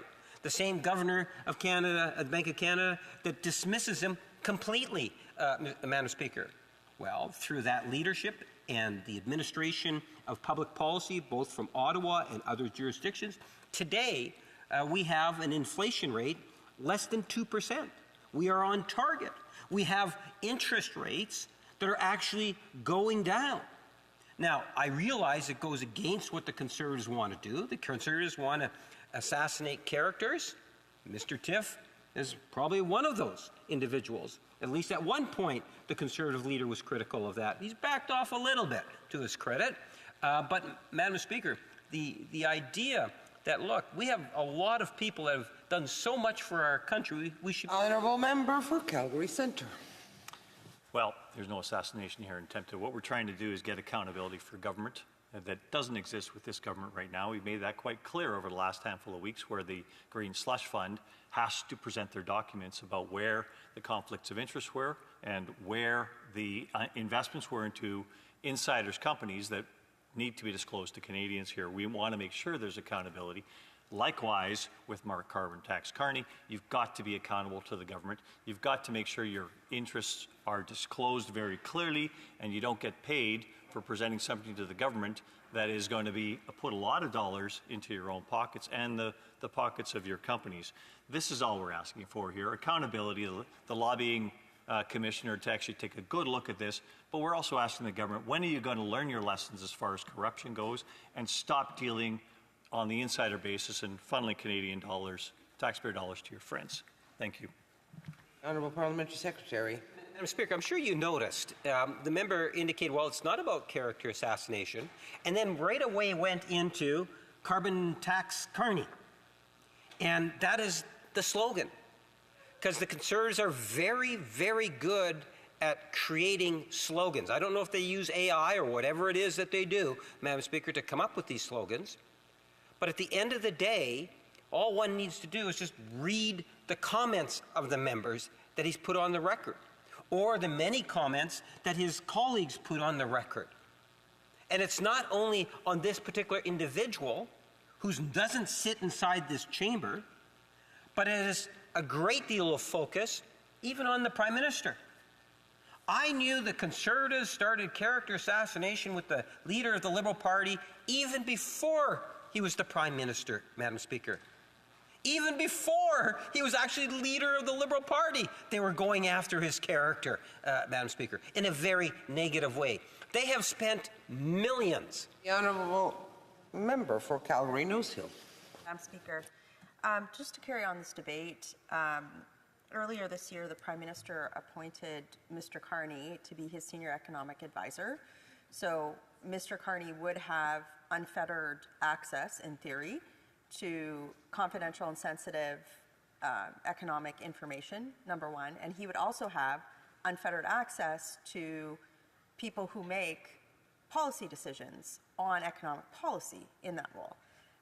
The finance minister has on multiple occasions said that Mr. Carney is a very close friend of hers. In fact, he is, I believe, one of her children's godparent. I don't believe that she's disclosed him as a close friend. And yet, Mr. Carney, which is all fine in theory, except for the fact that Mr. Carney has, as my colleague has said, multiple business interests that relate to the types of policies that the finance minister, the prime minister would be implementing. And now, with this new role, he's ostensibly going to be implementing or suggesting that policy himself. So clearly this is a matter for the lobbyist commissioner to look at. And I want to say why. So first of all, example one, like this is fact. Right after he was appointed in this role, the Logic reported that Brookfield, the company that he chairs, had started talks with the federal government and Canada pension funds to back a new multi-billion-dollar fund that Brookfield is raising, and that Brookfield was seeking $10 billion tax dollars from the federal government for the fund. So Mr. Carney is the chair of the board. Now he's sitting with, power and access to be able to determine the federal budget, economic policy, and his government or his company is asking for $10 billion. So that's problem one. Problem two, Mr. Carney also sits on the board of Stripe, a payment service. The federal government just struck a deal with Visa and MasterCard on this payment to lower payment processing fees, but his company, Stripe, has elected not to pass that savings along to small businesses, but hoard it for themselves. And it begs the question, why didn't the federal government require Stripe to do this, as would be done in other jurisdictions? So Mr. Carney's on that board. He has access to this exact policy. He would have his purview, and his access to the finance minister would give him purview to this policy. That's example number two. Example number three, a very close relationship with the Telsat CEO, Dan Goldberg, who Telsat was just given, I believe, $6 billion by the federal government shortly after Mr. Carney's appointment. And then, as another example, overseas, you actually have a company admitting that Mr. Carney lobbies for their joint business ventures on behalf of Brookfield to the government. The company is HomeServe, and the CEO, Mark Harpin, this is in the Telegraph, is reported as saying, Mark is working on our behalf in government. He did have a meeting with Rachel Reeves, UK policy, a senior economic policy person. It was covering some of the other issues and the role of Brookfield as a trillion-dollar investor in the UK. So it wasn't just this issue, these subsidies that they were looking for, but he did mention it. We want to make sure that there's some money allocated to this from the federal government. So we've got a clear direction of travel when the budget comes out on October 30th. So, Madam Speaker, here's the point.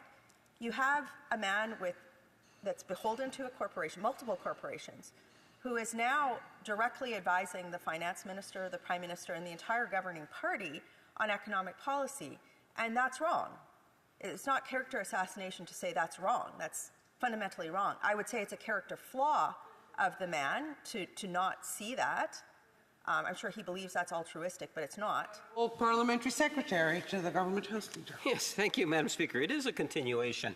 Let me give an example to the member opposite. Madam Speaker, could you imagine what we should actually do is the Conservative leader came out yesterday and he says, I got this brand new shiny policy. I'm going to get rid of the GST on any homes that are being built, as long as they're under $1 million. Now, I wonder where he got that idea from. Did he get it from some individuals that might be in a conflict? Possibly. Maybe we should get the ethics commissioner or the lobbyist commissioner to take a look in terms of where that idea originated from. I don't know where it came from. Maybe Canadians should know where it came from. Can the member clearly indicate and provide assurances that there is no one that would have provided him that advice that would have been in any form of a conflict whatsoever? I remember when today's Deputy Prime Minister actually came and met with the Liberal caucus, Madam Speaker, while we were a third party inside the chamber. She talked about Canada's middle class and provided us information and a thinking in terms of how it is that we could ultimately enhance and support Canada's middle class. That was of great value. I would like to think that caucuses do invite different levels of expertise to come to their caucus meetings. Some might use them as an advisor, whether it's the Prime Minister or another minister, or even myself, Madam Speaker, to try to enhance my knowledge on an important issue. There is no need to assassinate the character because you don't like that particular individual or you believe that that individual might be in a conflict position because this star here, that star there, and put on my tin hat, and this is what I think. And after all, even though that person's not in the cabinet or a member of your caucus, it could be inappropriate. So let's try to get some news attention on it. And by the way, let's come up with a slogan, and they have one. Madam Speaker, there are people in Canada that have a lot to offer. You don't have to be an elected official in order to be able to come to the table and offer good advice. Whether you're a member of Parliament who just has an interest in a topic area, whether you're a cabinet minister specializing in one policy area, or you're the Prime Minister of Canada. I would like to think that we have an open mind and that those individuals that have a certain level of expertise, like I would argue the Deputy Prime Minister today has more knowledge and ability to understand the issues of Canada's middle class than any other individual that I'm aware of, and I'm aware of quite a few people over the years, Madam Speaker. She knows her stuff. And that's why, at the end of the day, Madam Speaker, we see a healthier middle class in comparison to other countries, Madam Speaker. That's one of the reasons why I was pleased to see her make a presentation to the Manitoba or to the National Liberal Caucus at a time in which we were in third-party status, Madam Speaker, to help us look at ways in which we could build a sound public policy. Thank you, Madam Speaker. For Calgary Nose Hill. Put a great piece of policy forward this week. I'm so glad my colleague mentioned it. I hope he'll support it, which is to axe the GST on home building. And that was developed by anti-poverty advocates. These are people who are trying to fight for Canadians to have a break, whereas Mr. Carney is advising the Liberal Party to get rich himself, right? Like that's the difference. He's advocating for corporate interests, whereas I absolutely can say that this policy was developed without any sort of ethical issue. Of course but Mr. Carney, on the other hand, has a whole host of it. So the question is simple. This needs to be investigated by the lobbyist commissioner. My colleague should have some shame in holding the bag on such a clear violation of probably the lobbying rules and other things. And Mr. Carney should have some shame too. If he is such an esteemed individual, he shouldn't be putting himself in this situation. It's just, and frankly, he shouldn't be putting his boards up to this type of reputational risk. Seriously, it's really bad governance. Secretary. Yes, Madam Speaker. I'm going to have to call the member. Remember what she just finished saying is, of course, the leader of the Conservative Party was advised of his policy yesterday that he announced by anti-poverty advocates. Think about that for a moment. How many homeless Canadians are going to benefit by purchasing a brand new house next year? How many anti-poverty advocates really are endorsing this particular announcement that people should not have to pay GST if they're going to spend $900,000 on a brand new house. And by the way, we're also going to be deleting all the other housing programs that are in fact supporting nonprofit housing, Madam Speaker. It doesn't make any sense. The motion to adjourn the House is now deemed to have been adopted. Accordingly, the House stands adjourned until tomorrow at 10 a.m. pursuant to Standing Order 24-1.